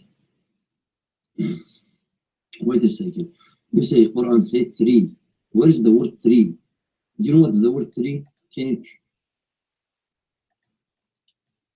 I don't know who's a donkey here. He did not need to say 3. He said, you pray the 2 end of the day and the approach of the night. The morning, the night, and before the night. 3 times. The verse in the front of you, you're mine. No. Wait a second. All right. You said 3. Translate the word 3 into Arabic. Go, Somalian boy. Bring me your daddy here. I have no time for stupid talk. Give me the word 3. Can you give me the word Tawheed? Can you show me the word Tawheed in the Quran? Stupid. Don't you think people are laughing at you, Auntie? You don't have a brain, Somalian boy. You speak from your nose, which is full of boogers. Show me the word 3. Show me the word 3. I do not need to show you the word 3. It says the 2 end of the day and the approach of the night. This is 3. The 2 end of the day is the sunset and the sunrise, and before the sunset. 3. Everybody can read it, and we are posting the translation of the Muslims. Who am I?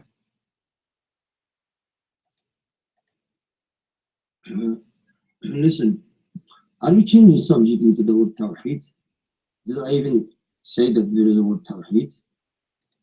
No, you are saying to me, show me where is the word 3. I do not need to show you the word 3. I said to you, the Quran says you should pray 3 times. I did not say the Quran said the word 3. I said you should pray 3 times. How it say it? In the morning, at night, and before the approach of the night. As simple as that. You're mine. Get out of here, stupid idiot. I have no time for kids. Go. Stupid donkey. Where is the word 3?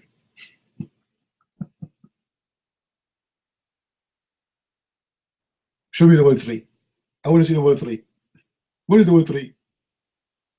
This is the word 3. As you know, the stupid Muslim, he think if he lie, he say it doesn't say that. It's mean the whole word is blind too.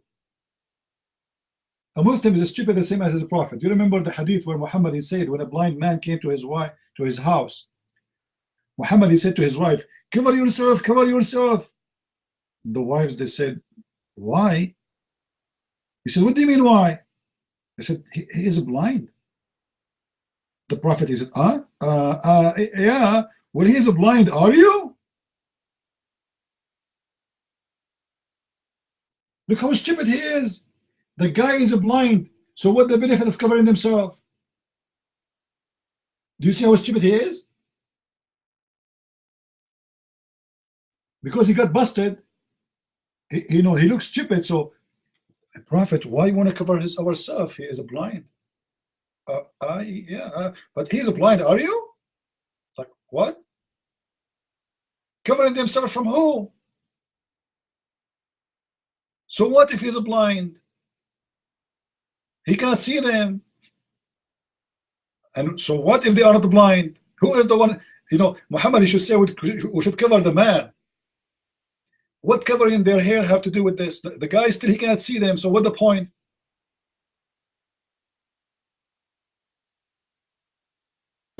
You know, this is exactly the same mentality. He is blind and he think you are blind too. Stupid logic of the Abdul.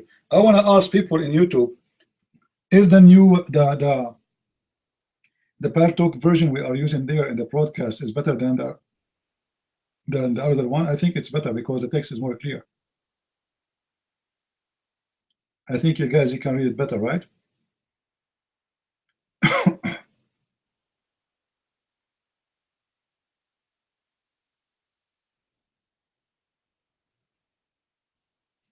All right. You see, this is a new computer I ordered because my computer, the one I used before, it keep crashing. I gave it honey to my old computer, it's not working. I gave it camel urine, it's not working. I gave it ajwa, 7 ajwa, still not working, keep crashing. So I give up. I said, you know what, I cannot do it, you know, so I have to buy a new computer. Yeah. And you know, I'm thankful for those who they are helping us with donation. Otherwise, it's going to be a problem.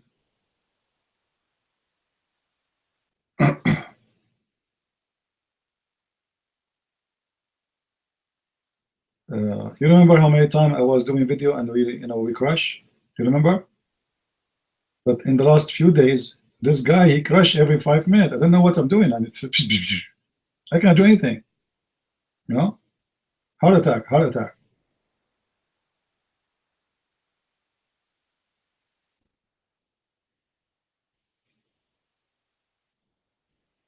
Anyway, I hope from now on we will not have any crash.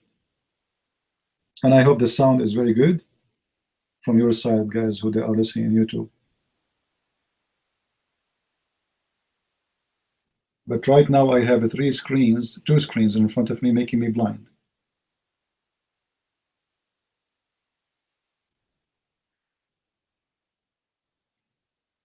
Do we have any Abdul?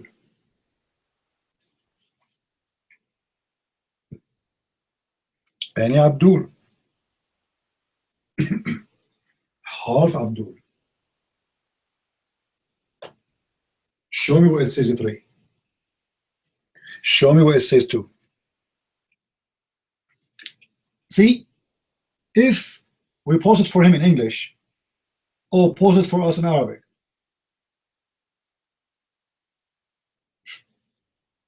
if you don't speak Arabic, he will say to you, you don't know Arabic.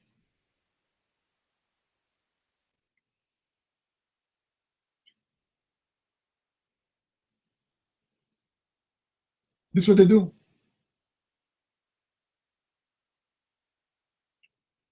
You know, Misan, as long as you are posting from the chapter of the bees, An-Nahl, I want to ask you a question.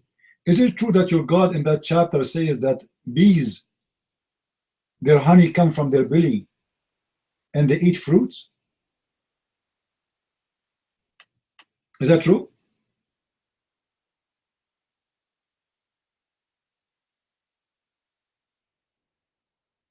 Misan, is it true that your God claimed that the bees, they go abroad, they go outside, they eat from the fruits and they piss honey? This is their poo-poo?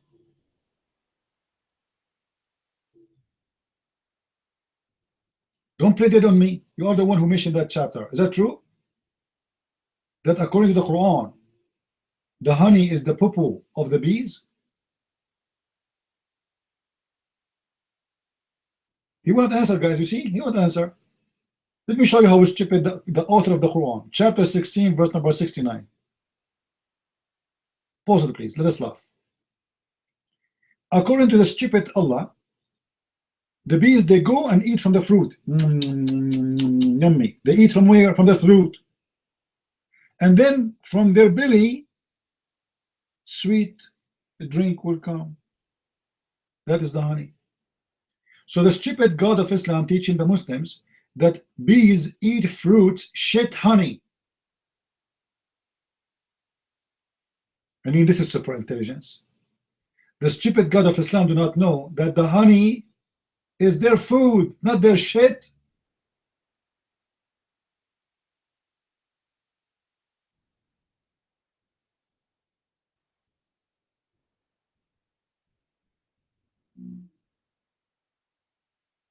They are posting the verses in front of you. Don't you see it?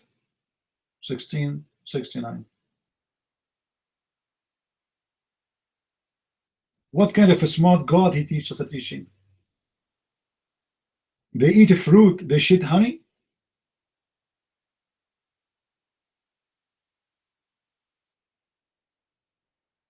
Guys, does it say there, then eat of all the fruits? Does it say that?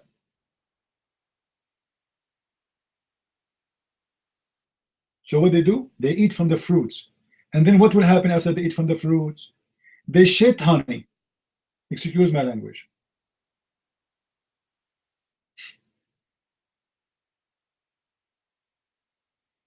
Super intelligent. Are you there, Misan, Mr. Honey verse? Do you want to talk about Al-Baqarah, Misan? Is it true that in the Al-Baqarah is called Al-Baqarah because Moses, he beat a man by the beef and the balls and the tail of the cow and he make him come back to life? Is that true? Cowboy? Do you really believe that if we beat a man with beef, he will come back to life? Let us go to the grave of Muhammad and beat him with beef.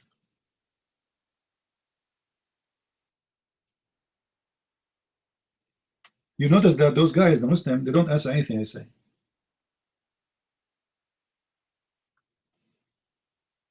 They don't.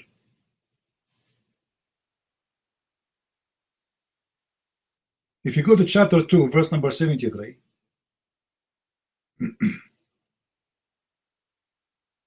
or you can read the few verses before, you know. Read from verse number 71. Allah told Moses, go and bring a cow. And he told Moses to tell his followers to slaughter the cow and beat the dead guy with the meat of the cow.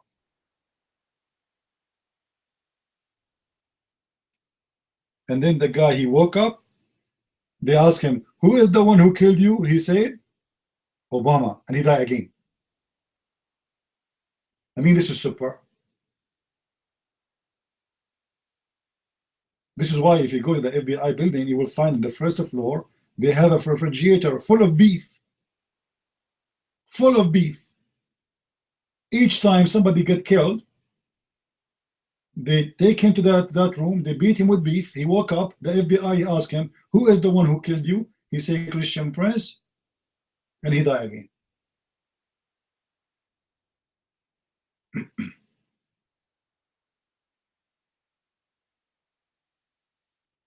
Any beef Muslim here?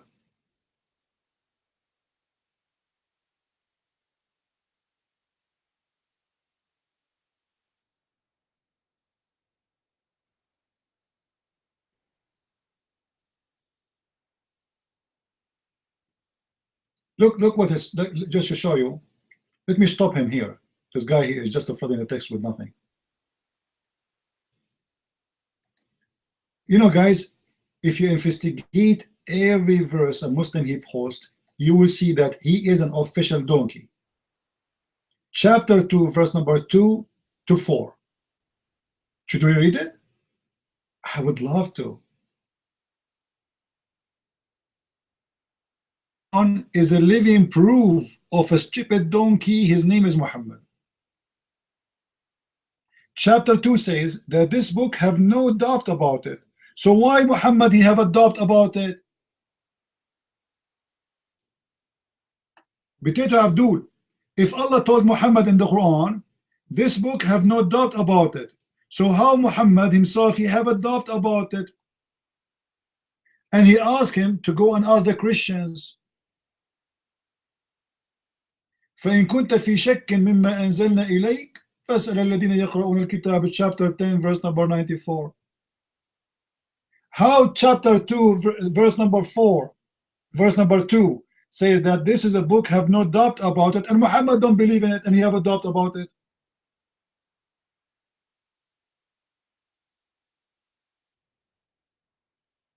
Lisan, you're a donkey like your prophet. You want to post more? Do you notice that each time you post something I get you busted? You keep moving like a monkey from a place to a place. Now I challenge you to answer how the chapter 2 says that this is a book there is no doubt about it, and Muhammad he have a doubt about it. Muhammad himself, not the pagans. Tell me, post something, post. The Prophet himself do not believe in the Quran, but the Quran says this is a book have no doubt. Who is the donkey here? Who is the stupid who made this book? And how in the world the prophet of God he is not sure he is a prophet? You people of the book are lost souls cursing God. We are not cursing God. God him curse himself. Your God, look at himself. Your God himself, he cursed himself by saying stupid things. Now we want an answer, my son. Why you're a prophet, he have a doubt about the Quran? You are the one who mentioned to us in chapter 2 verse number 2. This is a book, have no doubt about it. So why your prophet, he don't believe it?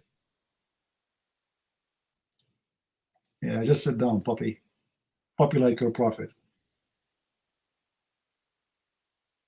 Do we have any Abdul, brave Abdul, when I come to the mic?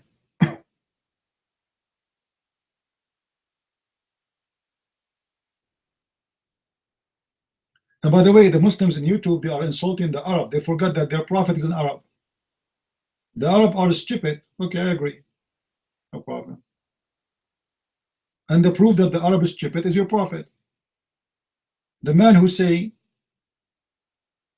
if you have orgasm first as a man, the baby will be a boy, he must be stupid. I agree. I have no problem with that. A prophet who kisses a black stone, he must be stupid. I agree. And the black stone in the shape of a vagina. A prophet who says to you, go and clean your ass with 3 rocks, he must be crazy. What if your ass is not clean with 3 rocks? What if you need to use 4? 5, I mean rocks, they are for free, man.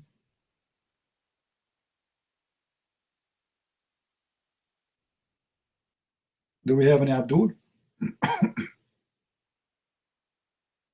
And look, this guy in YouTube, he says, Ahmad mean Muhammad. Look how stupid. Look how smart.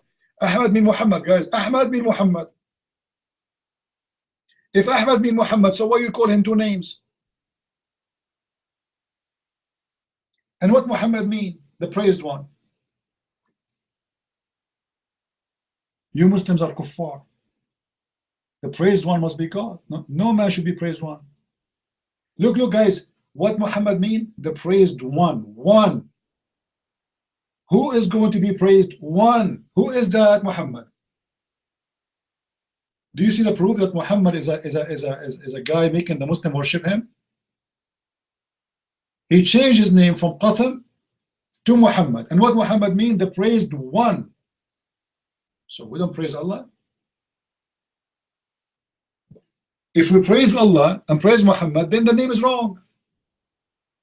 Praise 2. There's a series, it's called what? I don't watch too much. The Miraculous 7 to 2, 3, like those guys who fly the green, the guy he's a green and the other guy look like a rock. What they call them? You know what I'm talking about? It's a fiction. Fantastic Four. Here we go. We have the fantastic. So you should say the praise two. When you say the praised one, it means there's only one. Guys, do you understand what I'm saying? If Muhammad's saying that he is the praised one, his name is the praised one, it means he is the only God. For there is no one should be praised but God. Nobody should praise a man. Nobody should praise anyone. You praise God only. You say praise God. Muhammad himself, his name is the praised one. He claimed to be God.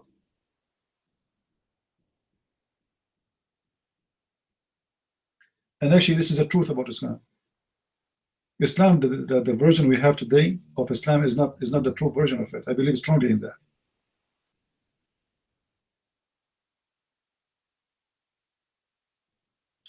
Anyone heard of a prophet, false prophet, his name, Prophet Mani? Anyone heard of that name? Prophet Mani?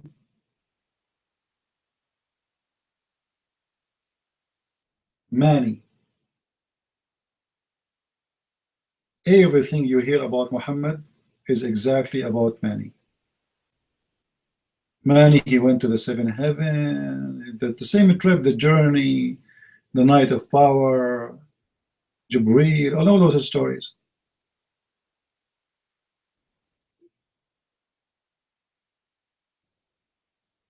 Mani, not Nani. And by the way, for those who do not know, Mani in a certain time was very powerful cult, spread all over. And the reason they disappear, Islam hijacked Mani.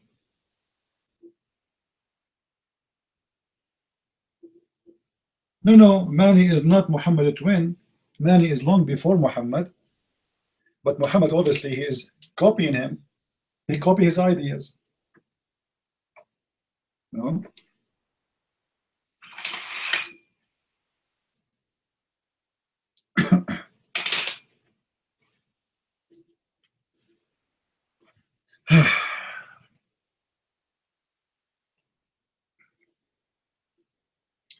The hadith about the suicide bomber, go and watch my video about Yafur.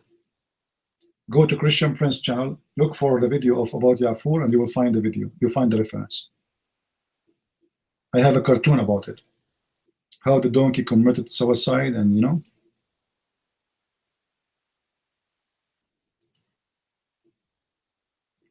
And by the way, if you like to send donation to this donkey, the one who commits suicide, please feel free. He have a page for donation. Because the guy who committed suicide for the sake of the Prophet, and we need to buy him some roses and flowers and some grass. He's dead, but he's, remember, he's a believer, he's alive. Have you ever heard of a prophet donkey commit suicide?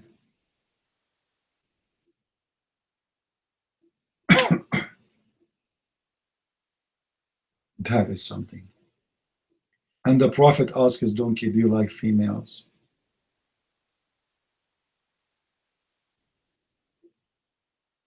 Oh, for how many hours we are in YouTube already?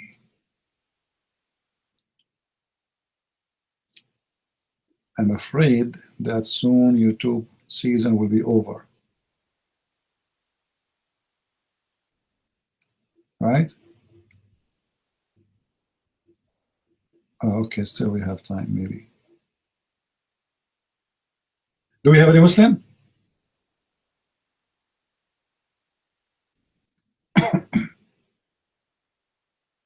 We don't. How are you, my friend, in New Testament? Good to see you.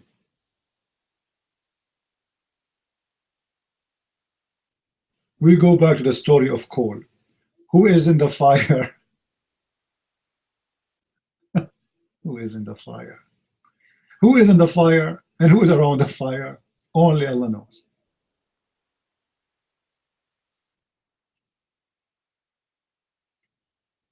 I will give you another one, coal. But this one is more complicated.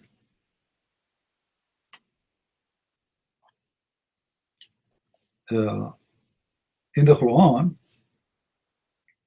Muhammad, he claimed that he saw someone, but that someone is very confusing for Muslims. The same as the story of the fire, chapter 53, verse number 8, 8, 9, 10, 11. If you ask the Muslims, who is the one who came down? They are unbelievably confused. Some they say to you, this is Jibreel. Some they say Allah. Now, I say this must be Allah. Why? Because in verse number 10, verse number 9 it says, verse number 8 it says, that he came down, fatadalla. Tadalla is like somebody climbing but the opposite direction, down. It's like Allah is like a monkey, which is very funny. It's not like he came down really, because already it says he came down, or you know, he get closer, and tadalla, which means like he is yeah, it's like you are going down in like a tree, you know. It's not like somebody flying, no. And then it says in verse number 9, and then he became close, almost like a bow or two. This is how close to who? To Muhammad. And then in verse number 10 it says, and he inspired his slave, فَأَوْحَى إِلَىٰ عَبْدِهِ مَا أَوْحَى. In the Muslim translation it says, and then he inspired his servant. It doesn't say servant, it says a slave. So if this is Jibreel, how Jibreel how Muhammad is the slave of Jibreel? You know what I mean?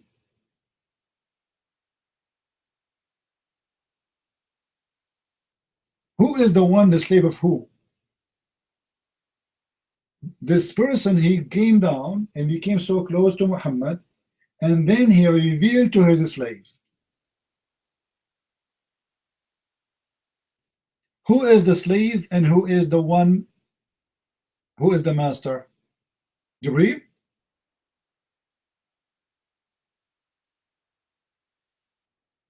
No, no, no.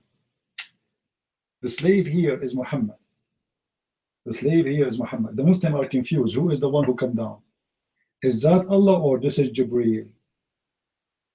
The one who say that this is Jibreel, he cannot back it up. Why? Because verse number 10 say clearly, so he inspired his slave.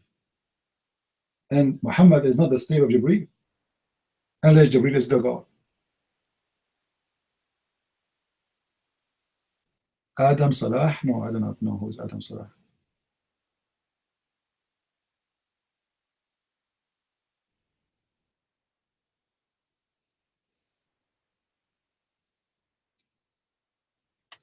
But you know, it can be Jibreel if he is God, because you see that Muhammad, he was copying from the Sabians. The Sabian, they believe in creators. This is why Allah, he say he is the best of the creators.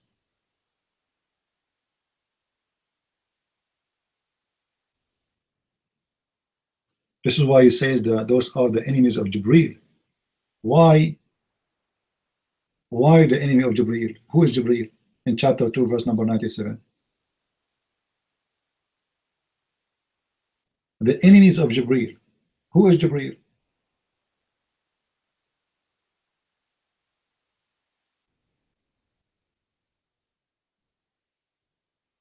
Why Jibreel have enemies? I mean, Jibreel isn't just an angel.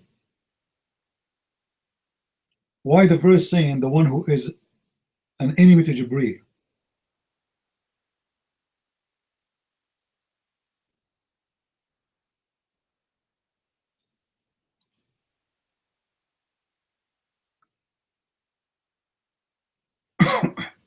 Yeah, in the beginning Muhammad was trying to be hypocrite. So he said the Christian, the Jews, the Slavian. In verse number 298 it says, and those who they are the enemy to Allah and his angels and his prophet, and then he says Jibreel and Mikael. Doesn't make sense. You just said Allah and the angels. So who is Jibreel and Mikael?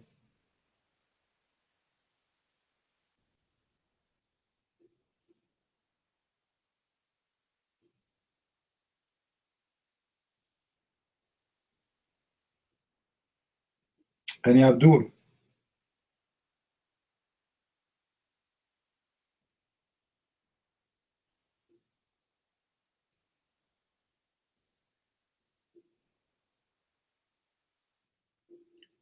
So you see, like you can come with an endless collection of questions. Muslims have no answer. Where the name Israel is coming from, they have no answer. Who is Jacob and who is Israel? Who is Saleh? Who is Idris?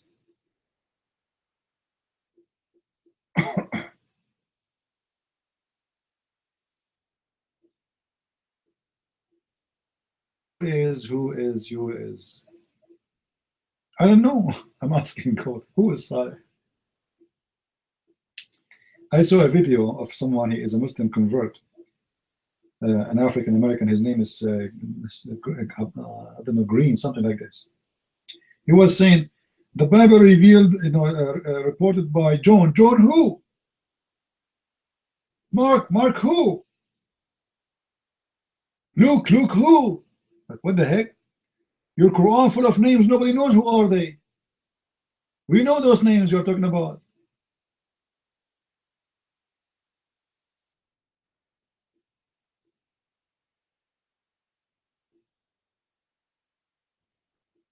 Who is Isaiah? Oh, sorry guys, I did not sleep very well. I have a problem with sleeping lately.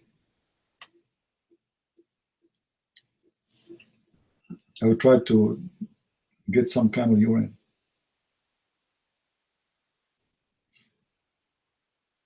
MashaAllah.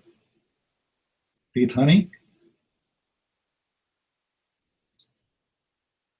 Yeah, that's what is missing, especially if you have diabetes.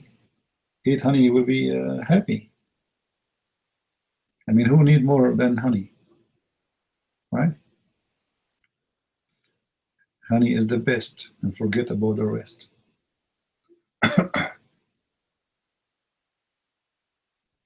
Yeah, sure, the Quran mentioned Isaac, you know.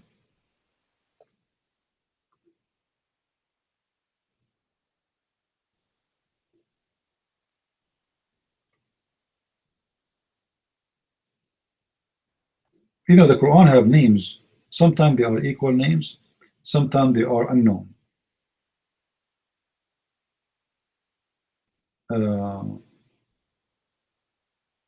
Sometimes the Muslims, they are confused about them, so they try to assemble them.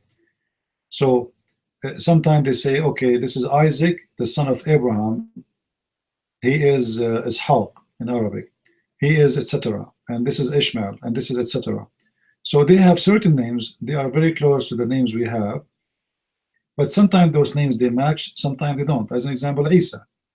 Who is Isa? We don't know. Right?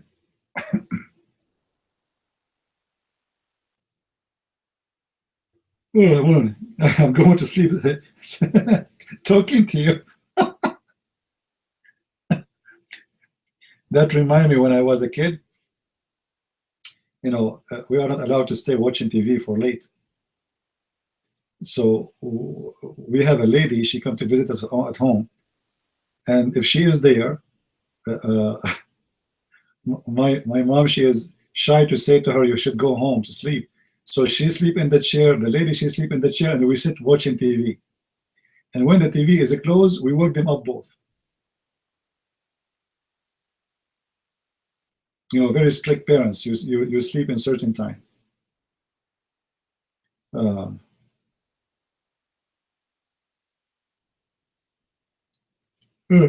Man. By the way, do you know that Allah, He hates those who do yawning? Anyone have the hadith? Allah dislike those who do yawning and like those who do sneezing. Yeah, go right now to sunnah.com and type the word yawning. Go to its saying. Allah dislike those who do yawning and He like those who do sneezing. Once I opened a chat room in the Islamic section. It's called "Let us sneeze for the sake of Allah."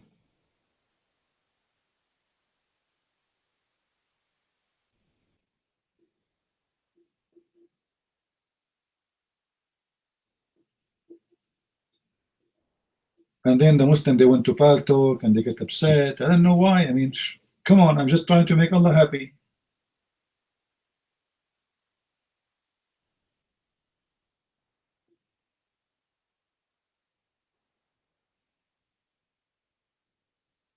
You know, if Allah get happy because people, they are sneezing, I mean, shouldn't we sneeze, all of us? That's true. And now I'm yawning, but I can, trust me, I'm not trying to insult Allah, but what I can do, I'm so sleepy, you know. But Allah get upset. Now, anyone knows why Allah He hate those who do yawning?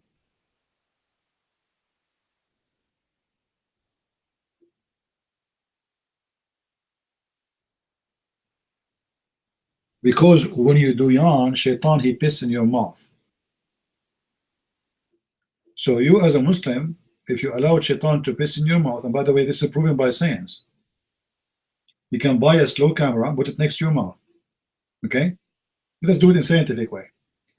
And yawn, you know, and then you will see right away, shaitan, he will piss in your mouth. You know? Proven by science. I can show you the reference. Let me see, hold on, let me get you the reference for this one.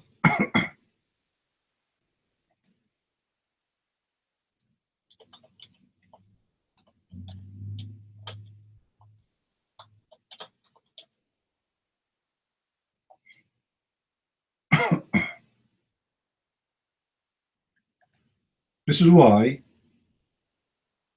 the Muslim, you see, the Muslim, they have some habits, and supposedly those habits are good. You know, like if you yawn, you should put your hand in the front of your mouth. But if you think about it, you might think this is because this is like a hygiene. No, because they believe shaitan, if you open your mouth and you're yawning, shaitan will piss in your mouth. And shaitan will go inside you too, not only he will piss there. Let us see.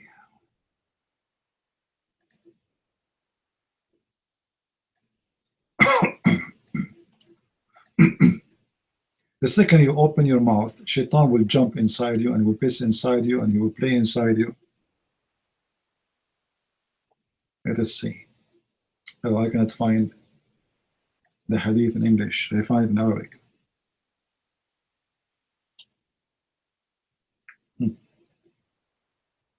Let us see different place.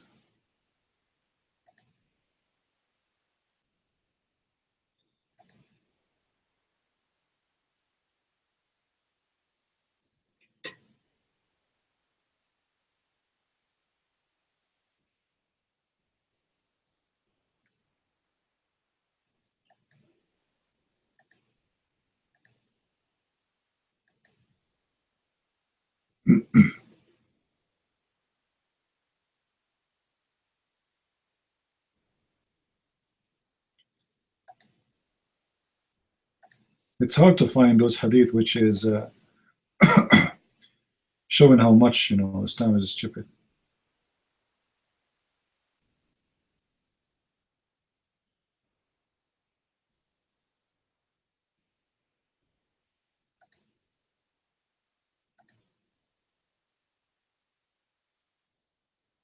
Actually, there's a video about it, but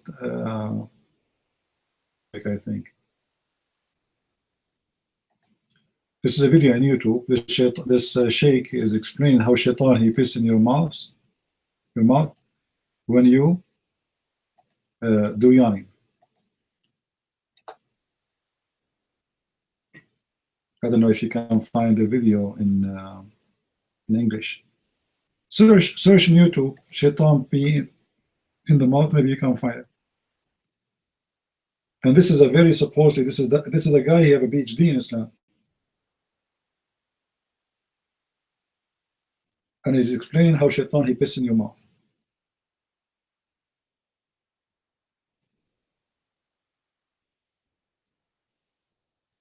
Muslims, be honest. Have you ever did yawn and you felt there's water or piss coming in your mouth?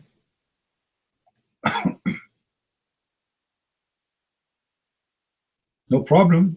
I want to embrace Islam, but first I have to embrace Aisha, the same as the Prophet used to do when she was having her period.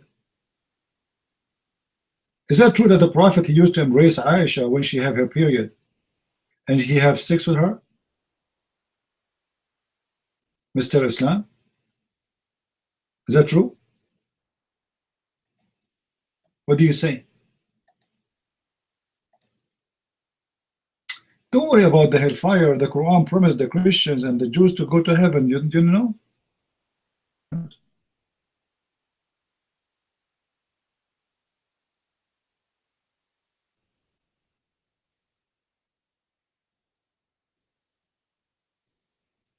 By the way, Mr. Islam, as long you are talking about the fire, is that true that Allah will put his foot in the fire?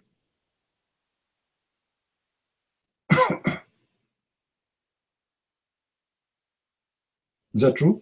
Allah will put his foot in the fire?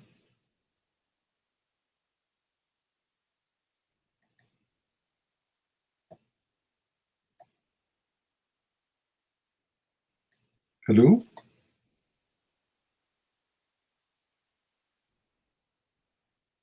And the fire will say qat qat? Qat qat?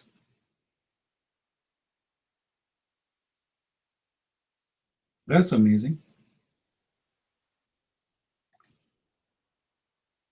Okay. This is Sahih al-Bukhari and this is the hadith. Fake? The hadith in front of you.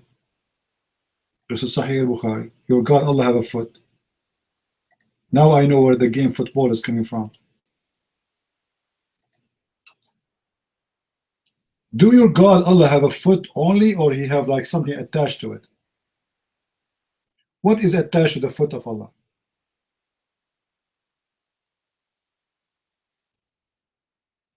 Huh? What is attached to the foot of Allah?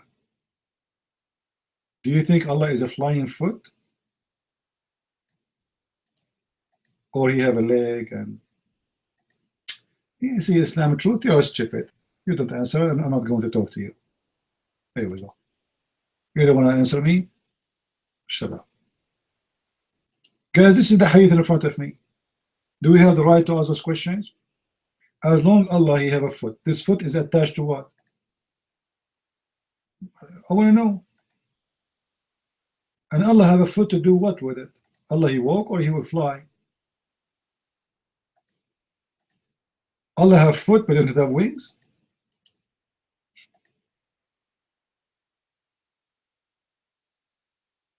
His foot attached to what? To his leg, to his ass, to his breast, to his chest. I can show you all the hadith you want. Allah have two hands in the right side.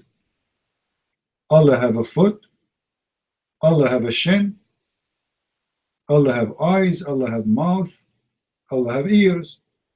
But all of them, as long as the Muslim they say Allah never mentioned that he have shoulders. So let us imagine this. Allah he have a foot and shin, and then the face was in the top of the shin, and the two hands in the right side of Allah the leg.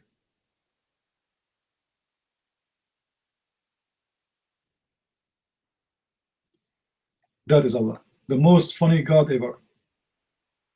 Okay, Islam, take the mic. I'm glad you put your hand up. Go ahead.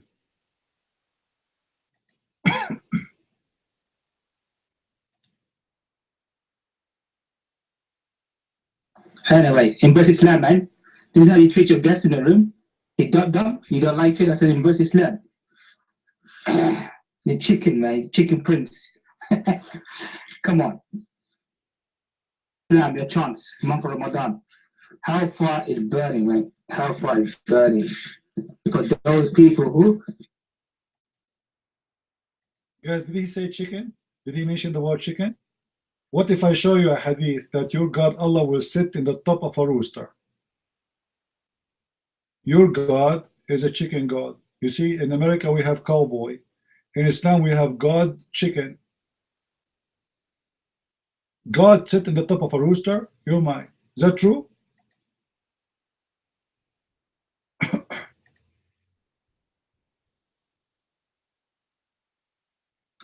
To be a man, man, don't be a chicken playing with dumpling, man. Come on. Because you got admin hat there, don't be a chicken, mate.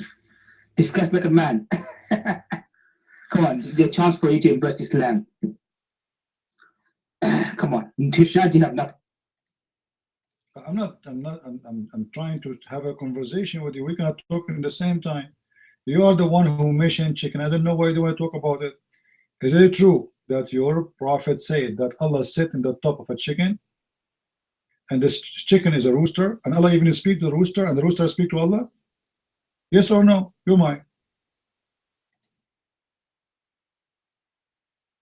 Come on. I'm counting 1, 2, 3, 4, 5, 6. Come on, the person. You know what? You are smarter than your prophet. You know how to count to 1, 2, 3, 4, 5, 6. Your prophet do not. How come? Let me ask you, Islamic truth. According to the Quran, Allah said that Allah created the earth and the heaven in 6 days. Is that correct, guys? 6 days. All right. Look, the stupid Muhammad, what he said. Because Muhammad, he do not know how to count. He's not like you. You are smart. He is not. Muhammad, he said, Allah, he created the earth, the sand, in Saturday. Let me pause the hadith. And this is Sahih hadith. Read with me. I'm sure a lot of people will embrace Islam, big deal, after they read this one.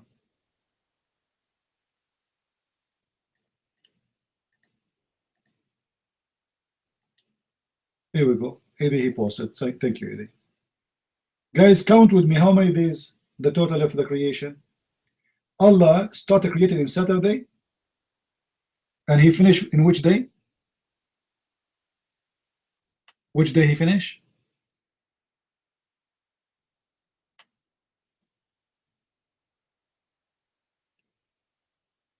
Friday. What is the total? No, not 6 days. 7 days. 7 days. But the stupid Muhammad in chapter 7, verse number 54, and many other verses, he said Allah created the earth and the heaven in 6 days. Chapter 10, verse number 3. Chapter 11, verse number 7. Chapter 25, verse 29. Chapter 32, verse number 4. I mean, come on.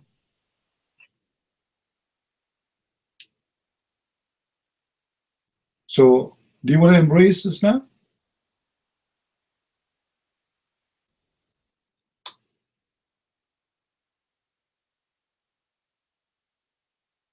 Who is the stupid here? Muhammad is fabricating a story, you know, he started counting. Those are 7 days. And not even a stupid Abdul. One stupid Abdul, he even find out. You know, I remember when I was, you know, I was in school, I read this hadith first time. And then I said to the teacher, I said, but those are 7 days. He said, no, there are 6. I said, no, sir, there are 7. He said, there are 6. I start counting with my fingers, you know. Saturday, Sunday. The teacher is saying 6, that's it, you know. So I start counting again, like, come on. For Saturday, Sunday, Monday, there are 7. So, sir, 7. No, there are 6. So, sir, let's count them. He said, there are 6. Okay? What the heck? There are 7. And he keeps saying there are 6. He didn't want to say that his prophet is a stupid.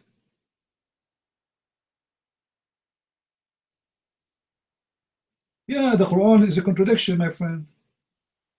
Who says 7? Muhammad, he said 7. This is the hadith in front of your eyes. You're mine, go ahead.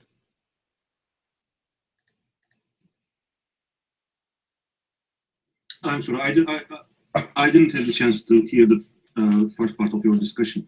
I'm just asking for clarification. Universe is created in 6 days, and there are some hadiths, Muhammad's sayings, which say that it's 7 days, right? That's the issue. But you are not saying that there is a contradiction in the Quran, both 6 and 7, right? So I'm just asking to understand. I'm sorry to take your time, but that was my question.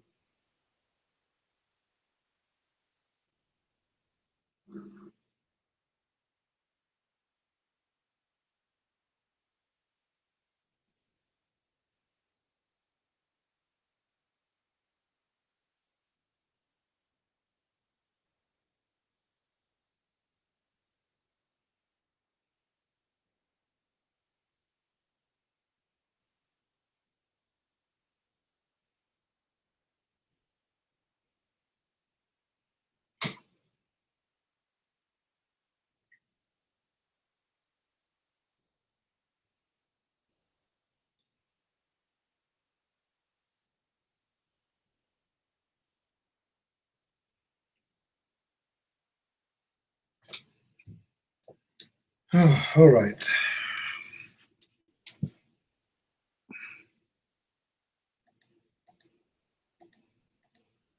No problem, my friend. Well, the Quran is full of contradiction, not only about 6 and 7. You know, one verse Allah He says He created the stars first. Another verse says Allah He created the stars before the substance of the earth. Another verse He says the opposite. There's tons of contradiction in the Quran. The whole Quran is a list of contradictions.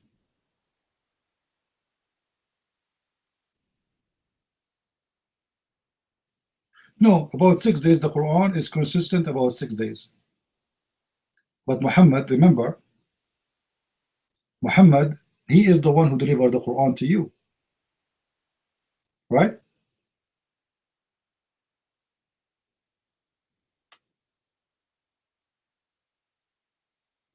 Muhammad is the one who delivered the Quran to you, and the Quran itself is a hadith too. I believe that the Muslims, they were more careful with the Quran, and maybe they filter the Quran more than the hadith, because it's a lot easier to filter the Quran. If something there is a contradiction, maybe they try to take it off. But however, the Quran still is full of contradictions. Your mind. Christian Prince, a short question to you. Do you know that there are some Muslims who reject the Hadith and they just go with the Quran, like the Protestant, Christians? They just go with the, scripture, and they reject the Hadith because they are not reliable, really. Do you think there is still something wrong with that? So you mentioned, for example, there are some inconsistencies or contradictions in the Quran, right? Do you think there are some contradictions in or don't you think that there are some contradictions in Bible, for example, especially with the Old Testament and the New Testament? No, there are no contradictions in the Bible. Okay, none, really? Okay. May I ask a question? Anyway, maybe you don't want to talk about it, but my question is, so I am an ex-Muslim, by the way, and I'm an agnostic now, and I'm looking at different religions, and as far as I can see, the evidence for the truth of Bible, people say these things about Bible. There are similar evidence that people propose for the truth of Quran. So I cannot really see the reason why you would believe Bible if you don't believe in Quran, because they are very, very similar. Bible and Quran are very similar, actually. They are not? Okay, I don't know. I don't know. That's why I'm asking. And if you don't think that this is worth answering, my question is worth answering, then don't. But, I'm asking really, my question is my personal question. And if you really, you don't want to answer, don't. But my personal question is, what is so different in Bible that is, in what way Bible is so different from Quran? That's my question that I'm asking to myself. All right, well, I will let Eddie answer you, and then I will take the mic. Go ahead, Eddie. Yeah, just in a quick nutshell, the difference between the Bible and the Quran. Jesus died for our sins.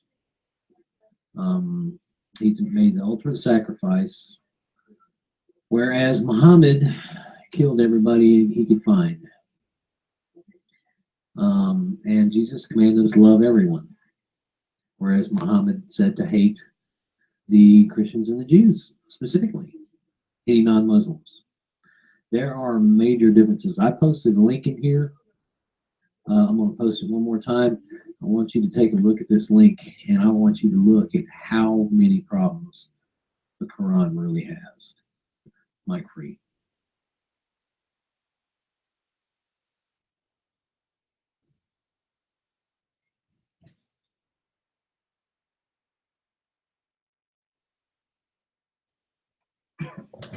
CP, are you giving me the mic or you just hesitated?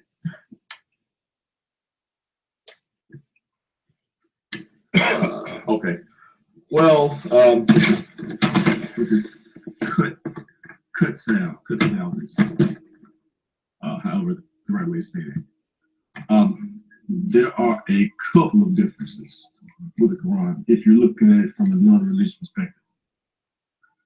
The first thing would be that the Quran is allegedly the revelation of one person, all one person. Now, people would dispute that, whether this verse was added or that verse was added or whether it was edited or not. Well, we know that it was edited at some point, but that is one of the claims. It's all one person, and what you have in that what it claims to be is the revelation of God, the exact words spoken by God to one person. Okay, and it has no other witnesses. Okay, with the Bible, you have really, well, there are lots of different types of books in the Bible. So first thing would be to point out that it's a collection of books. Yeah, I'll get to that. It's a collection of books. Some of them are historical. Some of them are prophetic.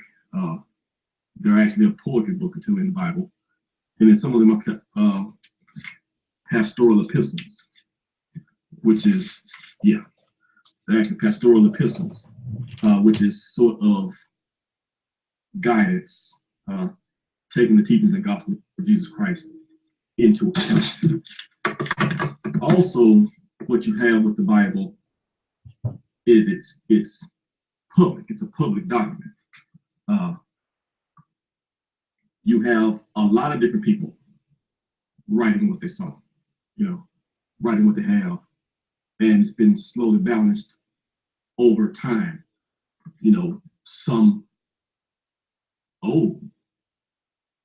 well, I guess the time from Genesis to Revelation, what would it be, 1,500, 2,000 years, something like that?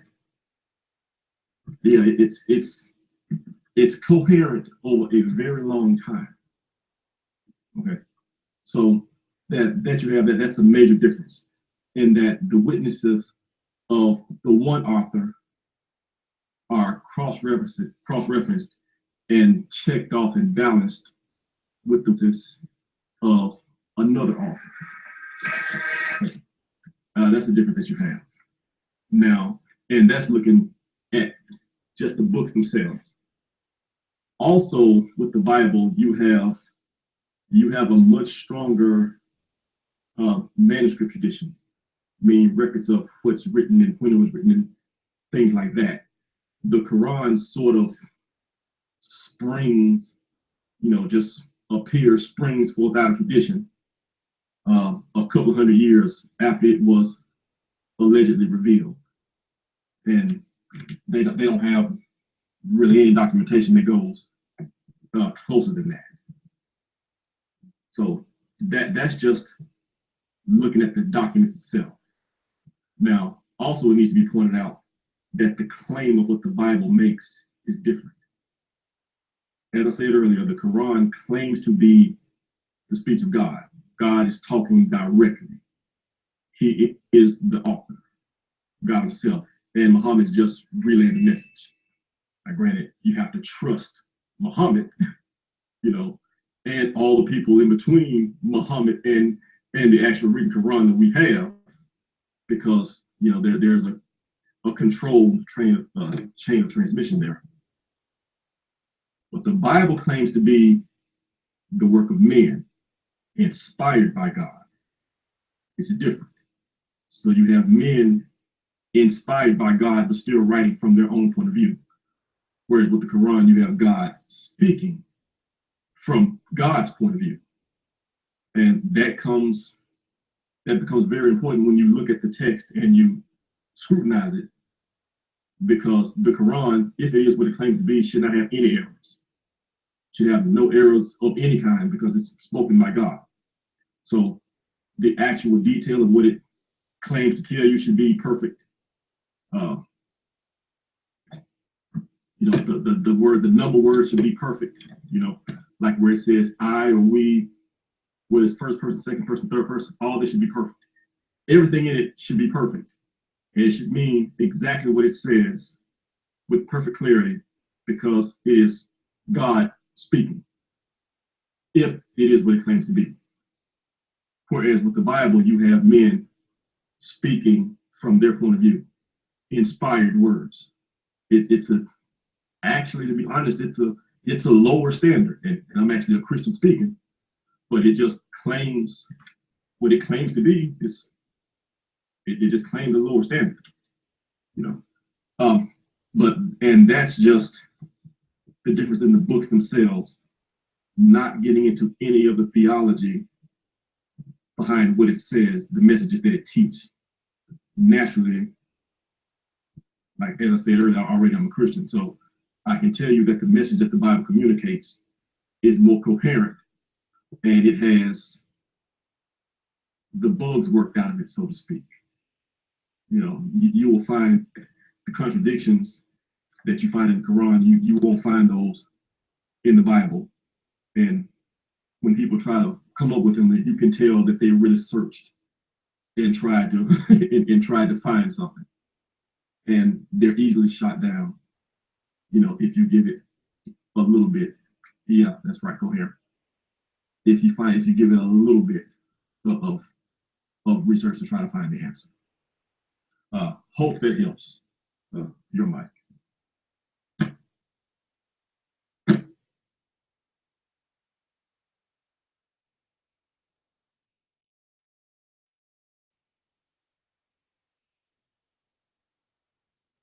Yes, I totally agree that Quran says it is from Allah. Literally, every word is Allah's word. Allah is talking in the Quran. Gabriel brings the message to Muhammad, and Muhammad just what Allah says, God says. So yes, so that's the claim. And really, it is a really, really ambitious. No proof? Yes, I agree. There is no proof. There is no proof that that is the case. Actually, Quran is from Allah. Proof that Bible is from God. You know. But my question is this, and I'm really asking this to understand. Are you saying that there are some mistakes, some errors in the Bible, and that is acceptable because Bible does not claim to be the literal word of God? Because it is no, there are no mistakes. So what's the difference then? There are no errors. So do you really believe that Noah had that big boat with two animals from every species in the boat? Do you really believe that there is a boat and there are samples of each species, millions of species in the world, in one boat? Do you really believe that, literally? That's impossible, by the way. Anyway, so mic is free.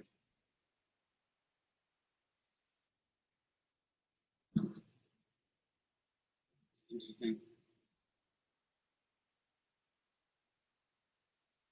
Interesting. Hello, you guys hear me? Hello? Okay, interesting. There's a lot of proof. I'm not going to go into all the proof, but you can look into this. You can Google search Noah's Ark and how the animals could have easily gotten on there. Don't forget there are many water animals that don't need land, birds and stuff. Okay, there's all kinds of stuff involved with this. However, another thing you have to keep in mind when we're talking about the Bible is many people also conflict these stories in the Bible with actual practice.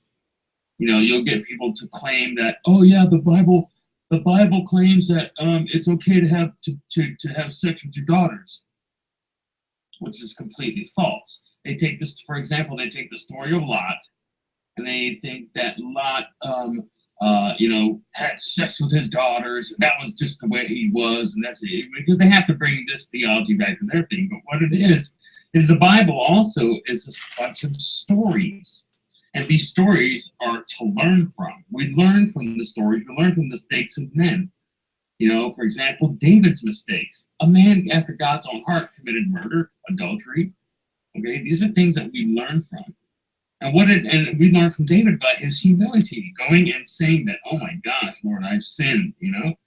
These are things that we learn from. These are not practices of doctrine, okay? Which many people try to say, oh, the Bible does this and that and all the violence. But this is the stuff of man. This is not what God commands. You know what I'm saying? Where in the Quran, it's all commands. It's not really, basically all those stories have some sort of command in them, mostly. You know what I'm saying? You gotta make sure you don't confuse the people that like to corrupt the Bible with this. Oh, the Bible, you know, like I said, the Bible says all kinds of stuff that are actions of men that aren't supported by God. That's something to keep in mind too. Don't let that get by you. Just thought I'd add that. Mike's up.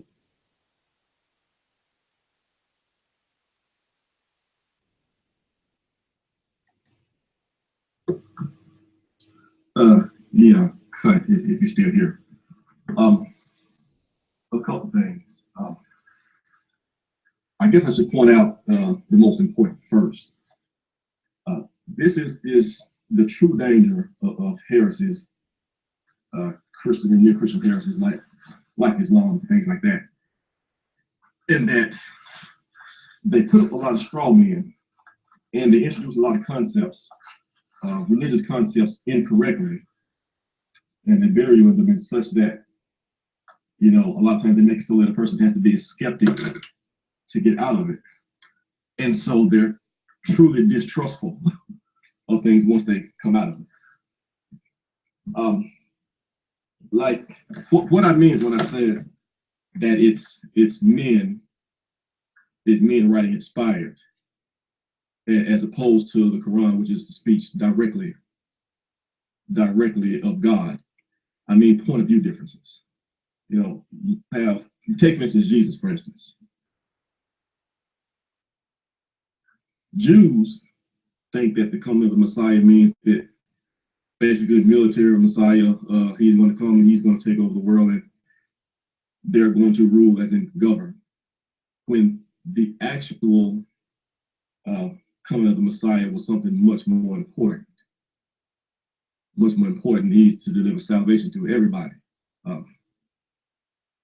which is higher and better, but you have point of view differences, that type of thing. That's what I mean. The same message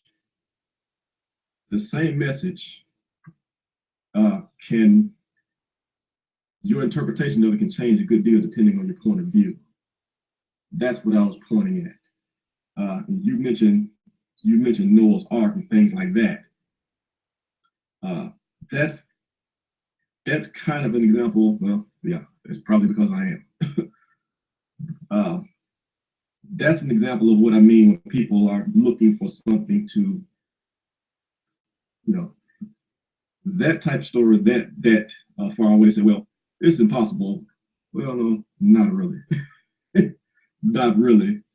But that far away, it's also really not provable. How would you prove it either way? You know, we find evidence, we've seen evidence that looks like there was something like a flood, but how could you know that? How could you know that? Now, what we can know, which is actually more important, and I do this all the time, we do know that the resurrection happened. The crucifixion and the resurrection happened.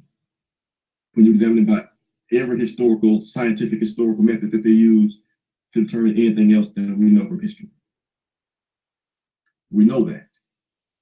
That's a higher and better claim. It's a more important claim. You know, but the same people, no, yes, we do. Yes, we do, because we know that it happened. We know that Jesus was crucified. We know that from Christian records and Jewish records and other records. We know that he was crucified. Yes, we know that. Yes, and we know that he was resurrected. We know that from our witness testimony. We have testimony of people who know him. We have testimony of people who knew his family members. Yeah, yes, testimony. John knew him. James was his brother. Paul knew his family. We know these things. Yes, we know that. Peter knew him. Yeah, Josephus was a Jew, but they knew it. They spoke of it. Not to mention, you have other historians speaking about tangent events. You know, people trying to explain a 3-hour eclipse.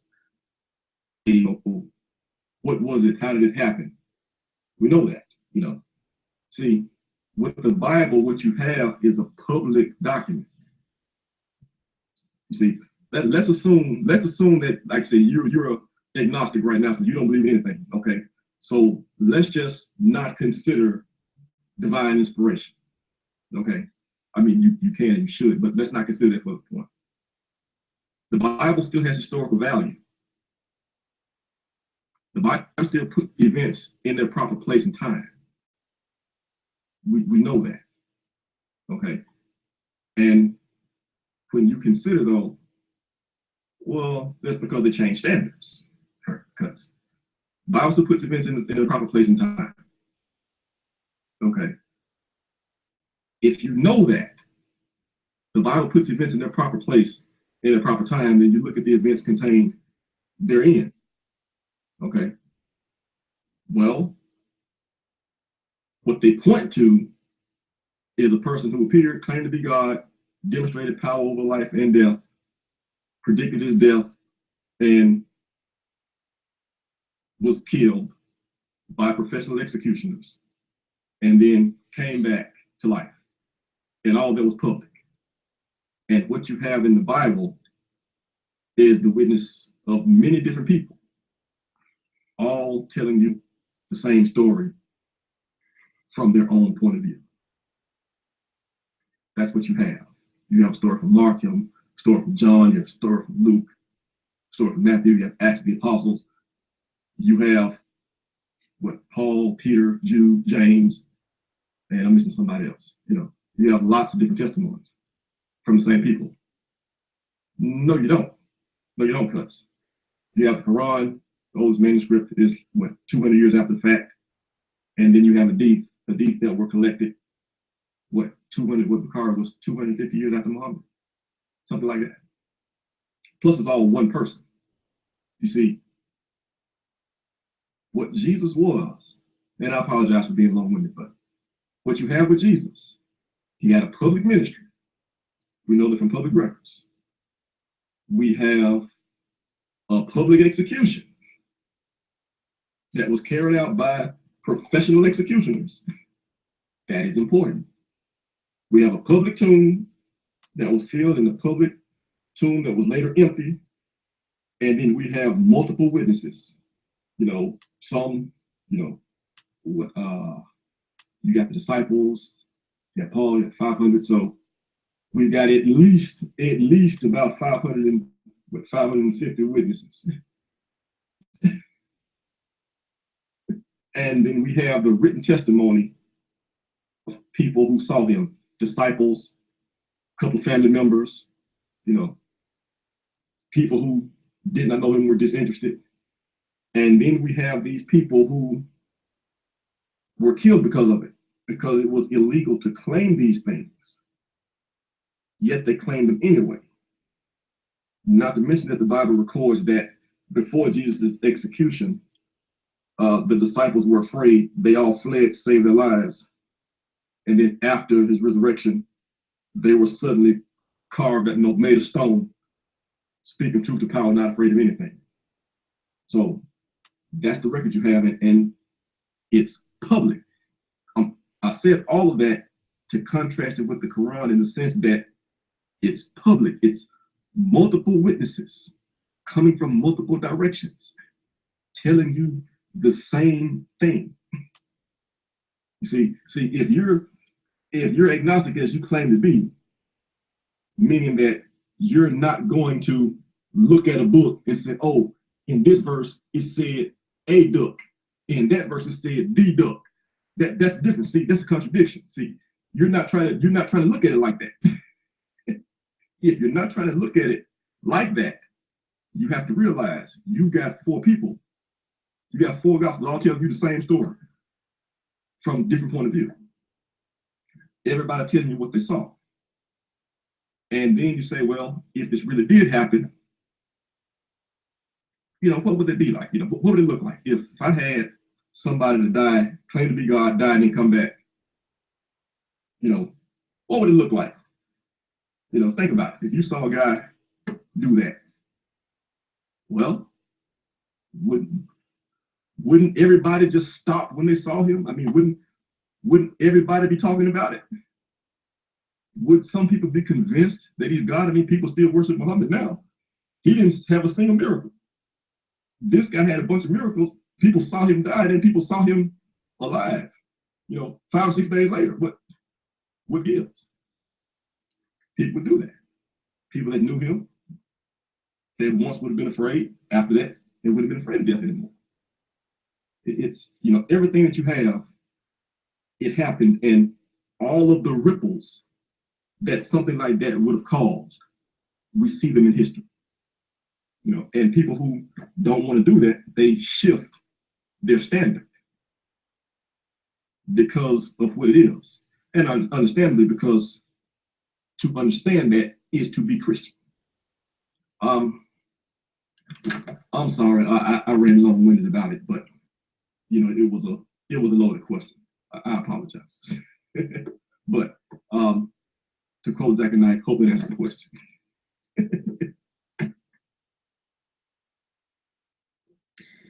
Okay, there's one point that I'd like to make about Noah's Ark. Yeah, we understand there are a lot of species on the face of the planet, but did you know that 75% of them live in the ocean?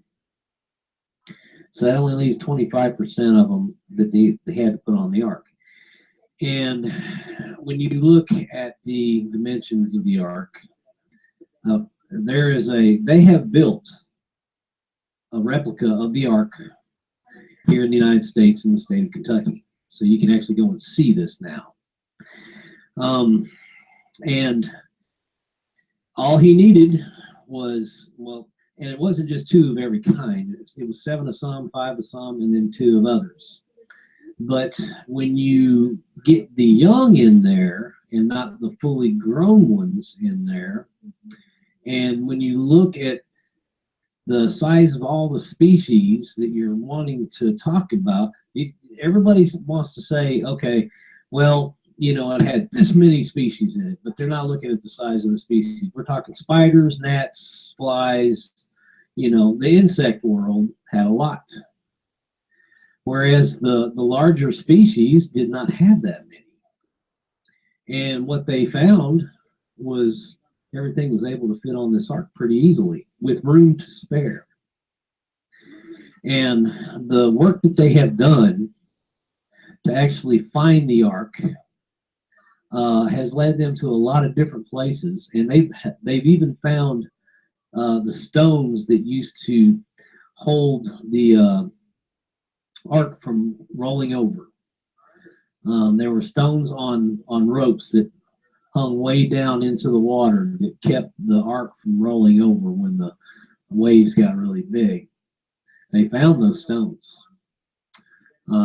There's an incredible amount of that online that you can find. And the textual integrity of the Bible, I posted it right in here. You can go check all that stuff. I mean, don't take my word for it. Do your research. Go look. Mike Free.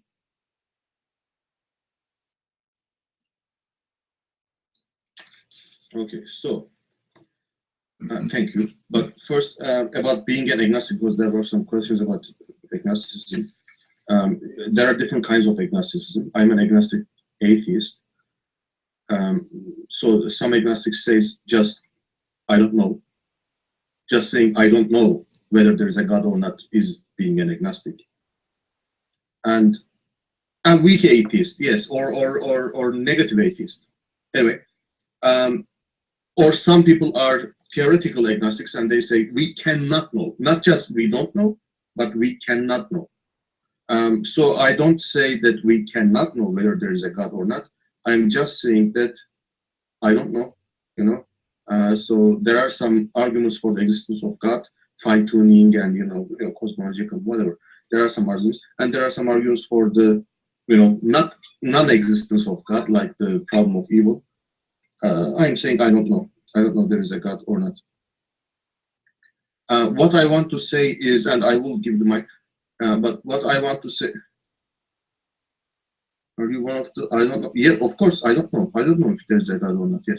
And I don't know if there is a God or not. Plus, I don't know, given that there is a God, is that, I don't know whether that God is Allah or Jesus or Brahma or Vishnu or whatever. Right? I don't know. Anyway, from a person who looks at these things from outside, all the things you say about Bible and Christianity, Muslims say very, very similar things about Quran and Islam. They have their own miracles. They have their own evidence, so-called evidence. I am making, you know, air quotes right now, from Quran.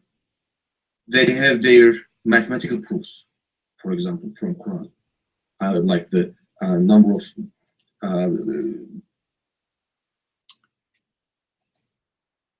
hold on, please. Listen, if the Muslims, they have a proof, those can be proved if they are, but they don't. Like what mathematics proof? You can go and buy my books and you can read them.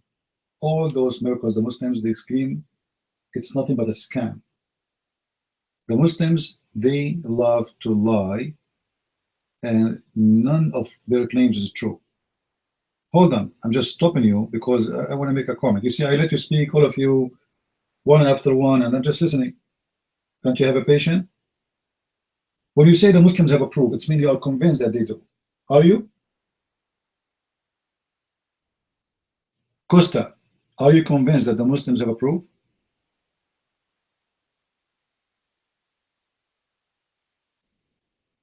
So why you are mentioning those proofs if they are not proofs? You said the Muslims, they have miracles. Do they? They don't. Even the Quran confirmed that Muhammad, Allah, he never sent a miracle to Muhammad. Anyway, we don't want to waste our time.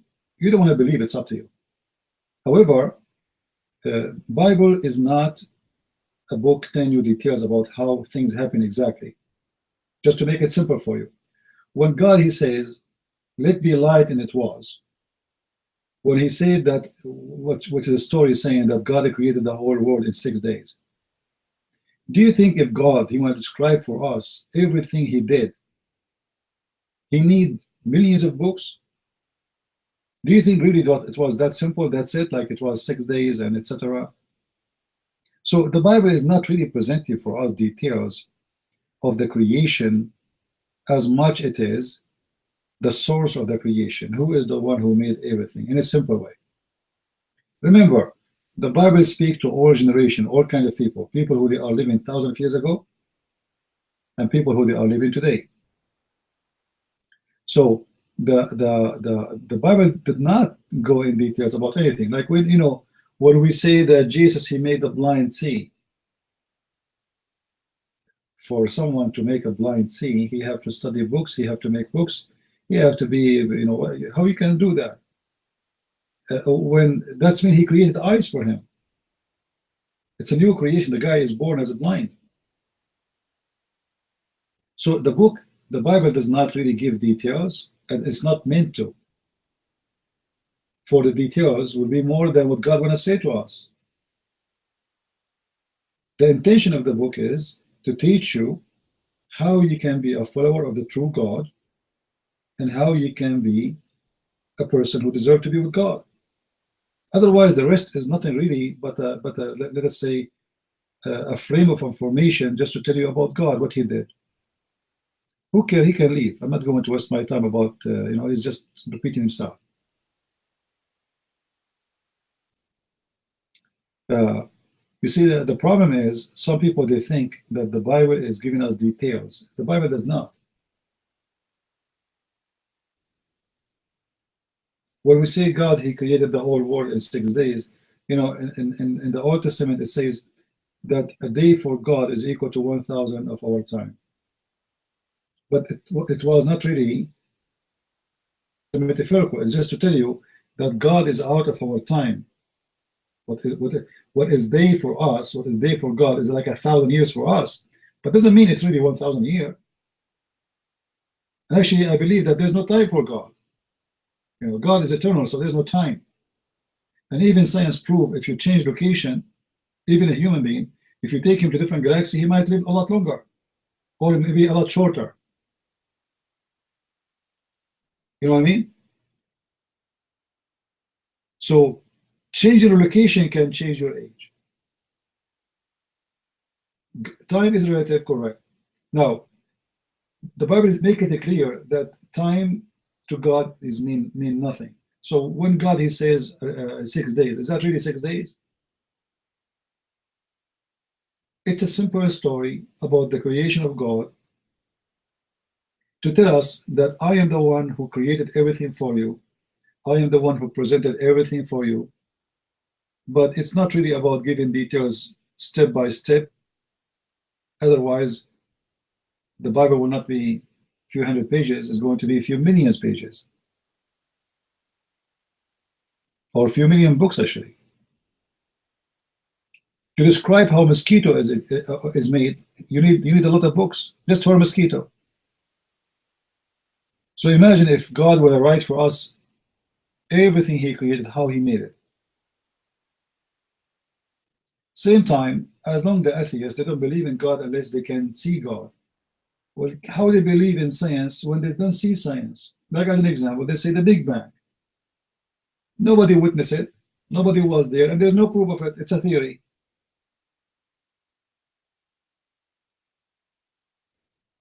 So how come you believe in something you never saw, you never witnessed, and you cannot prove? And you are asking the Christian for the same thing.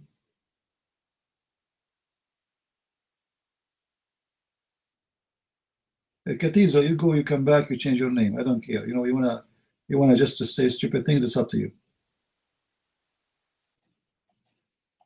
Fiction is a fiction, and science is a fiction too. All the science you see today, it was a fiction one day. Guys, anyone watch the old movies about the war space? About going to the moon, etc. But this is before they go to the moon. Is that correct? Long before they go to the moon, it was a fiction. Fiction is science. Actually, one of the sources of science is fictions. You imagine something and you try to work to make it happen. It's a fiction. And by time, the fiction either is going to be real or is going to stay fiction. And if you believe in fiction, the fiction will become real anyway. Like, when an atheist, he believes in the Big Bang, but it's a fiction. Never witnessed, never saw, no proof of it. It's a fiction, but he believes in it, and he teaches it in schools. And he tried to enforce his ideas on us. Very simple question for the atheist. There's nobody can answer. They say that the original of life was was one cell, something like this. An accident happened, and that cell started developing itself. That's wonderful. How the cell was able to come to an idea that I can make a male and female?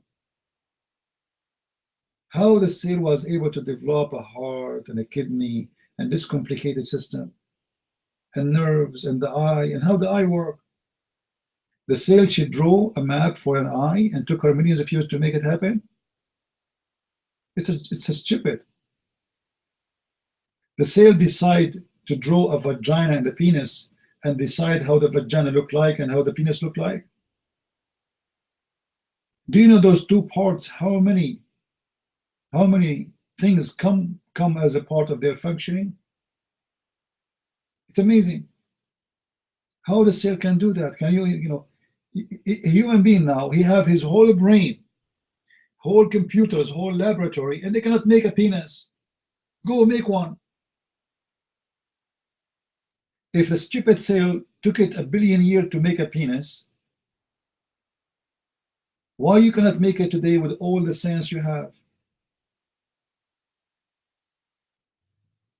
Make an eye. I want to see the science make an eye. Science is nothing but a fiction, and mixed with some facts. Not all of them, they are facts. If you go to a doctor and you are sick, the doctor will give you a prescription saying this medicine might cause a bleeding, heart attack, nerve problem, you know, getting dizzy, blah blah blah blah blah. Like, hold on, this is science. The science to help me in one thing will create 1 million problems. There's no science. Honest to God, guys, if I play for you the videos of those commercials, I'm sure you heard them.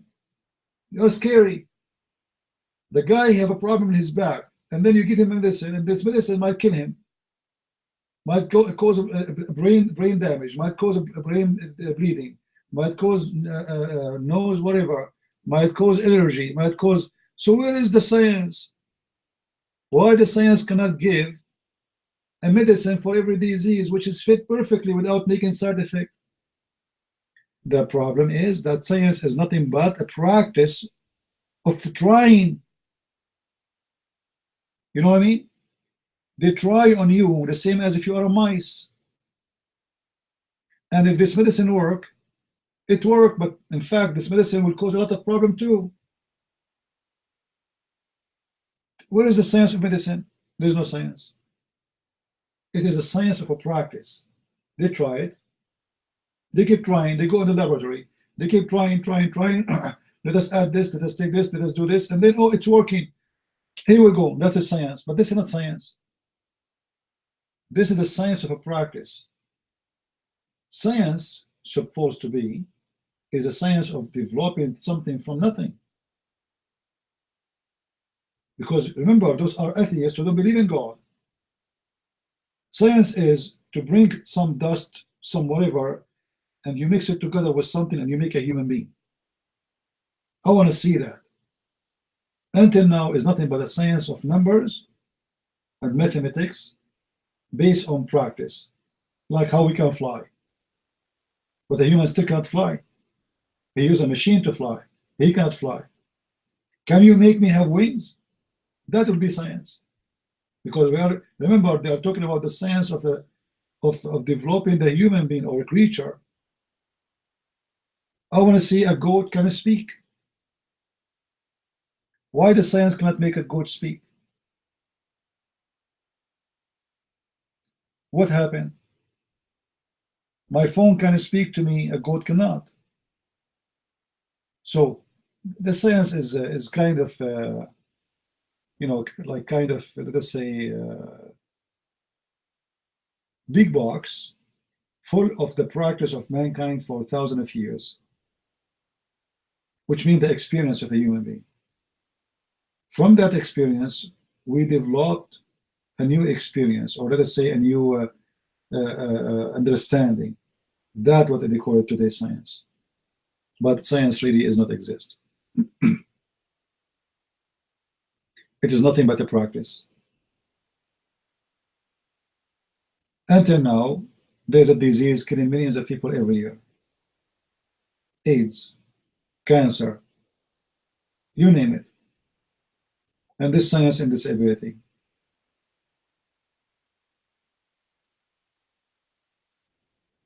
I will believe in science when science can make us live forever. I will believe in science when science can make me stay 20 years and never grow, which means I will never die. If you can do that, then we will forget about God, no problem. Let us see if you can do it. Keep trying. It's a joke. Let us see what Cole want to say. Yeah, science is kind of illusion of believing in something based on practice, and you think it's a fact. Before I give the mic to Cole, I will give you an example.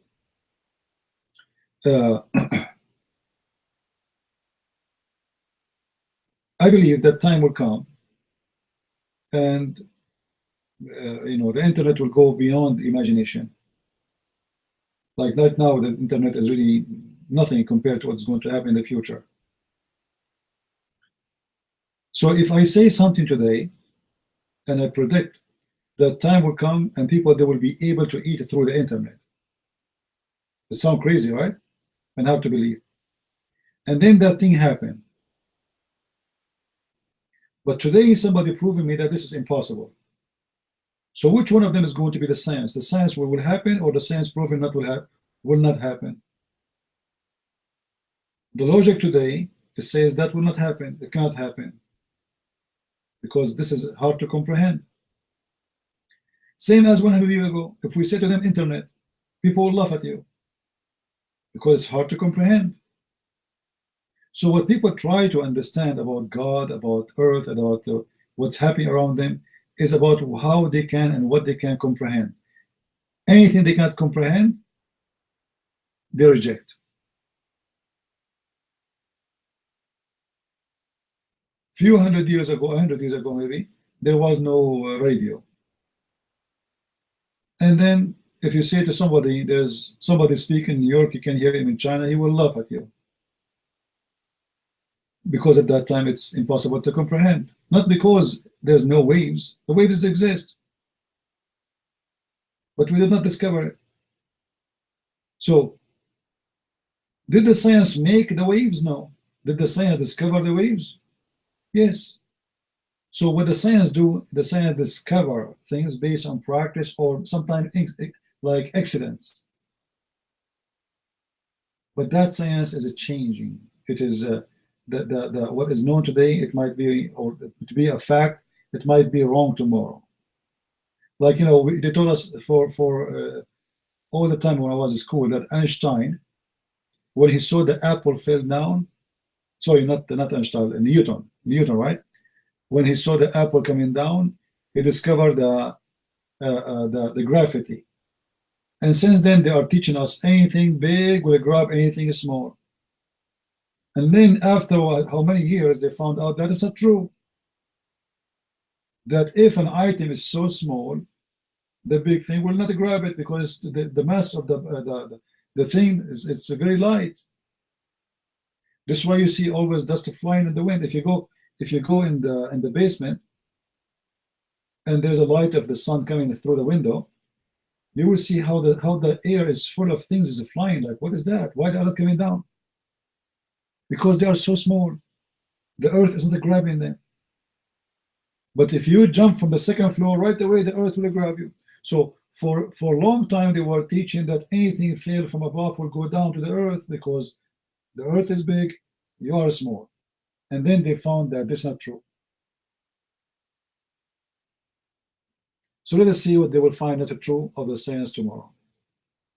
I don't believe in science as let us say as a fact as much I believe in it as a practice.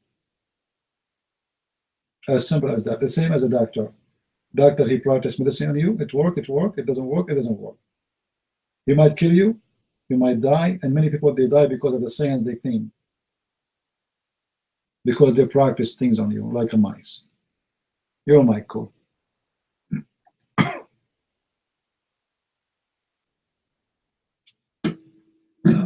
Yeah. You know, I don't really have an issue with science. I mean, science has made a lot of people's lives better. You know, things like being able to cure diseases that we couldn't once cure, stuff like that. You know, those things are good. It lengthens our lifespans and things like that. That's good. The issue I have is that when people try to use it to replace God, that's one issue. A couple of things. One, they don't really have a mechanism to deal with the miracle. You know, when we're talking about religion, especially in the case of Christianity, we're talking about things that we know are miracles. You know, you couldn't explain them scientifically. At least most of them you could explain them scientifically because they're miracles. That's the point. that's the point of it. You know, so really, the science isn't really the issue. It's the skepticism. You know, that's really the issue. And you know, like with this last guy, as I was explaining to him, you know, people, they'll have one set of standards when they're looking at things.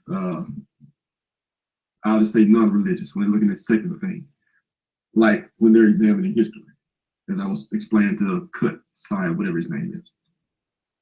But when I mentioned, you know, the resurrection actually happened, well, suddenly there's a new set of standards. You know, there's a new set of standards. You know, the same thing that was good enough, you know, to prove that King Tut was a pharaoh in Egypt, you know, or that Alexander the Great lived, or anything like that, you know, Julius Caesar, or that standard, that's not good enough for the resurrection to him. He said, but that's what I mean, the changing in standards. You know, when issues of faith come into play,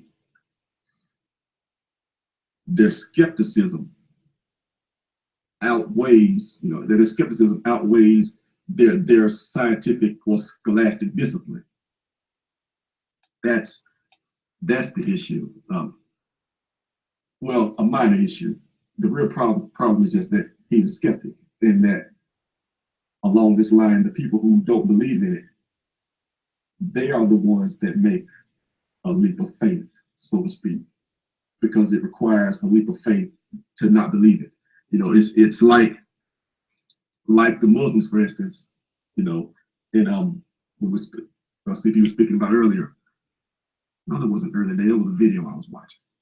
In any event, talking about the crucifixion of Jesus, and that Allah made somebody else to look just like Jesus.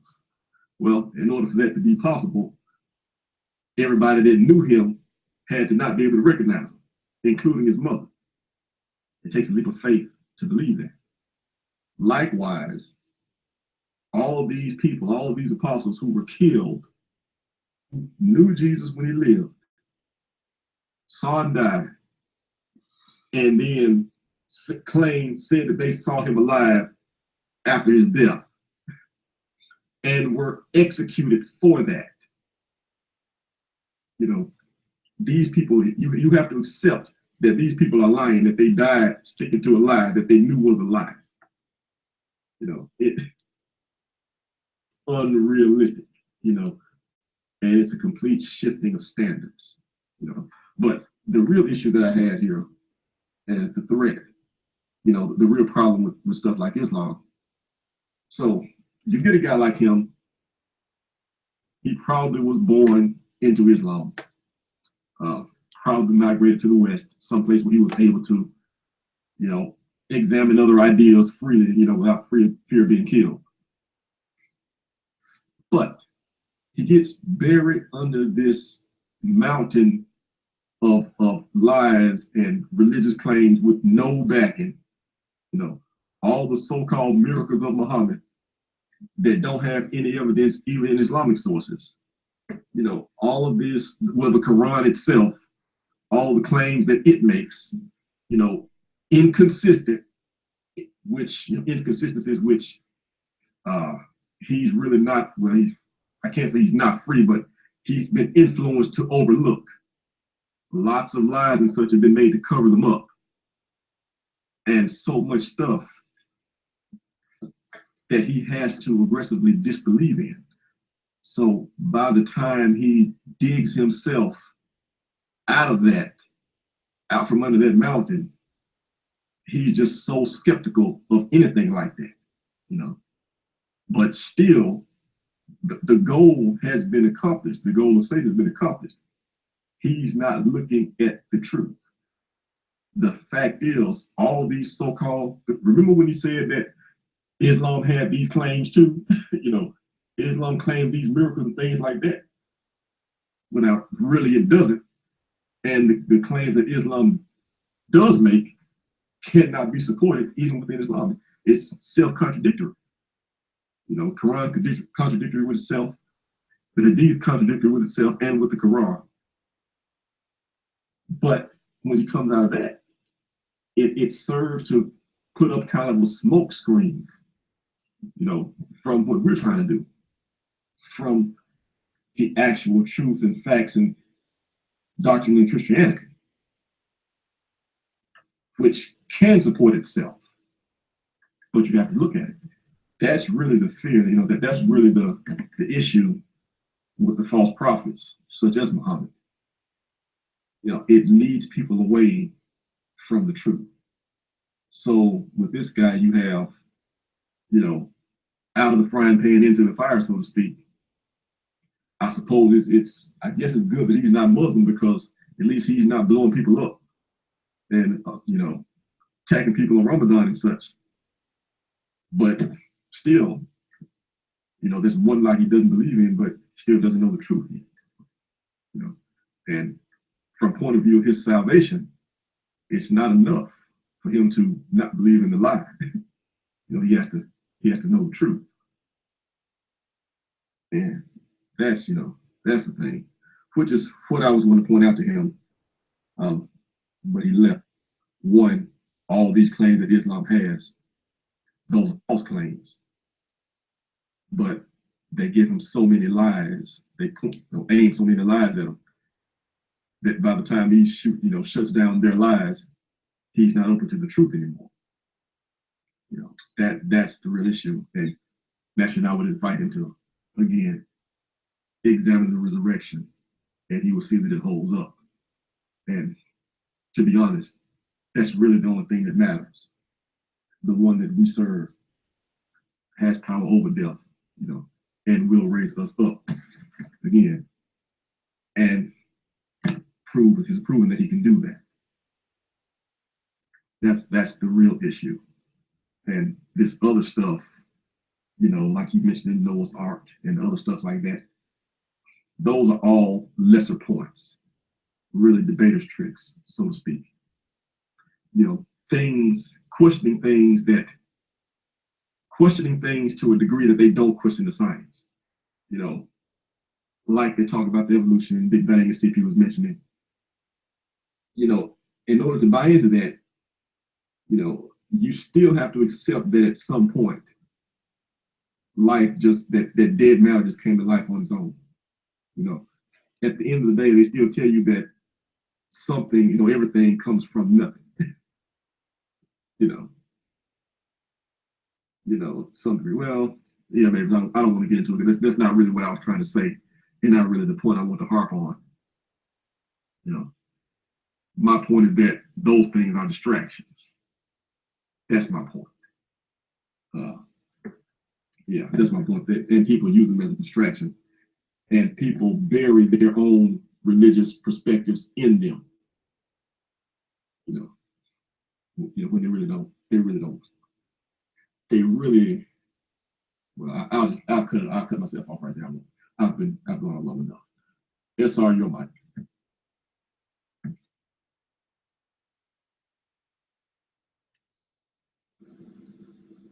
Mic check.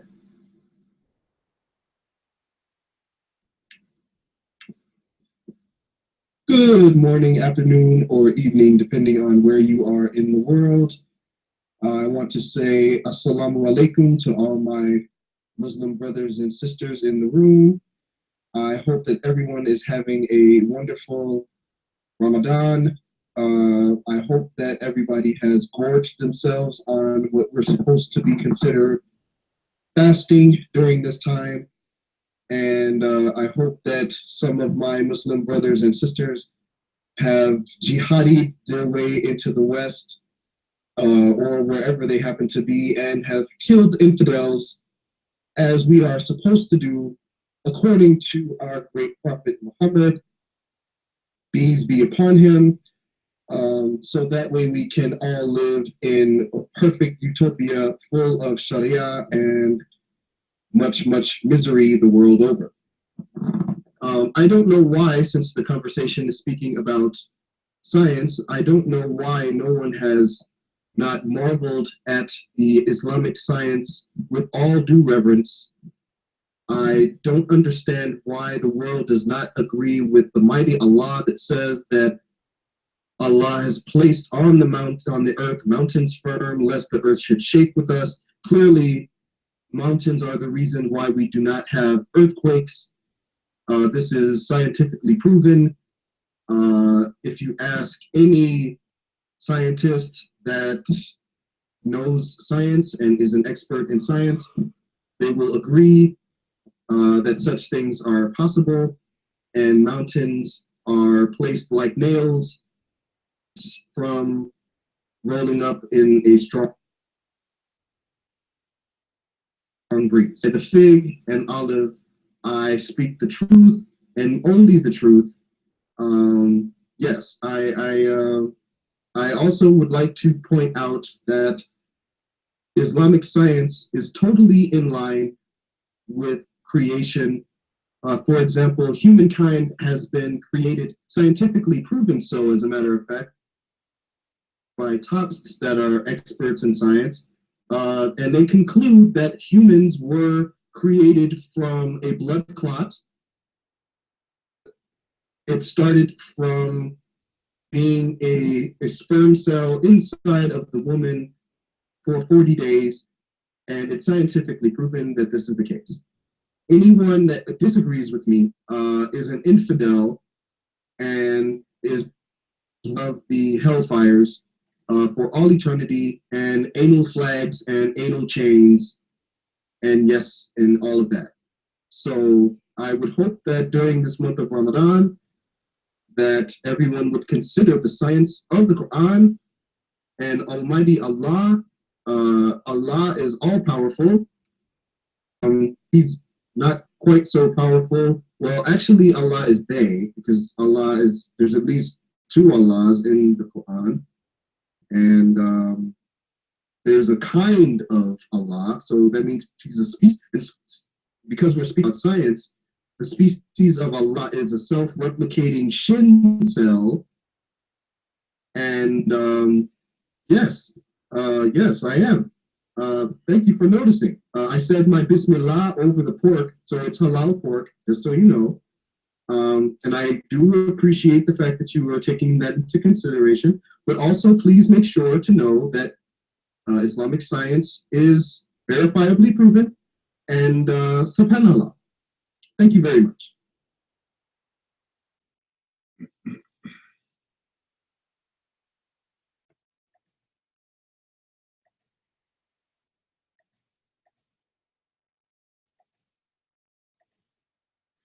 All right, well, thank you very much. Guys, I really apologize. I can't stay longer. I am almost sleeping in my chair. Like a grandfather who is, this is what my grandfather used to do. I'm really tired. I did not sleep yesterday very well, and I have a lot of work to do in the morning too. So I want to say thank you. We are already online for 9 hours. And those who are on YouTube, thank you for being with us. Don't forget to subscribe. And I hope the sound and the quality of the picture is better than before. And you, all of you, have a good time. The video, the one I was talking about, yeah, actually, you see what happened, my computer crashed, and that's why I stopped working. I ordered a computer, and I just received it yesterday, and I worked all night to set it up. And still I have not done really. I have a lot of files to move because this computer is crushed. And each time I open it, it go down, and I have to move the file from here to there. It's like stealing files, you know, because it's, I don't know what to do. Anyway, we'll see. But yeah, we will finish this thing, and people will love it.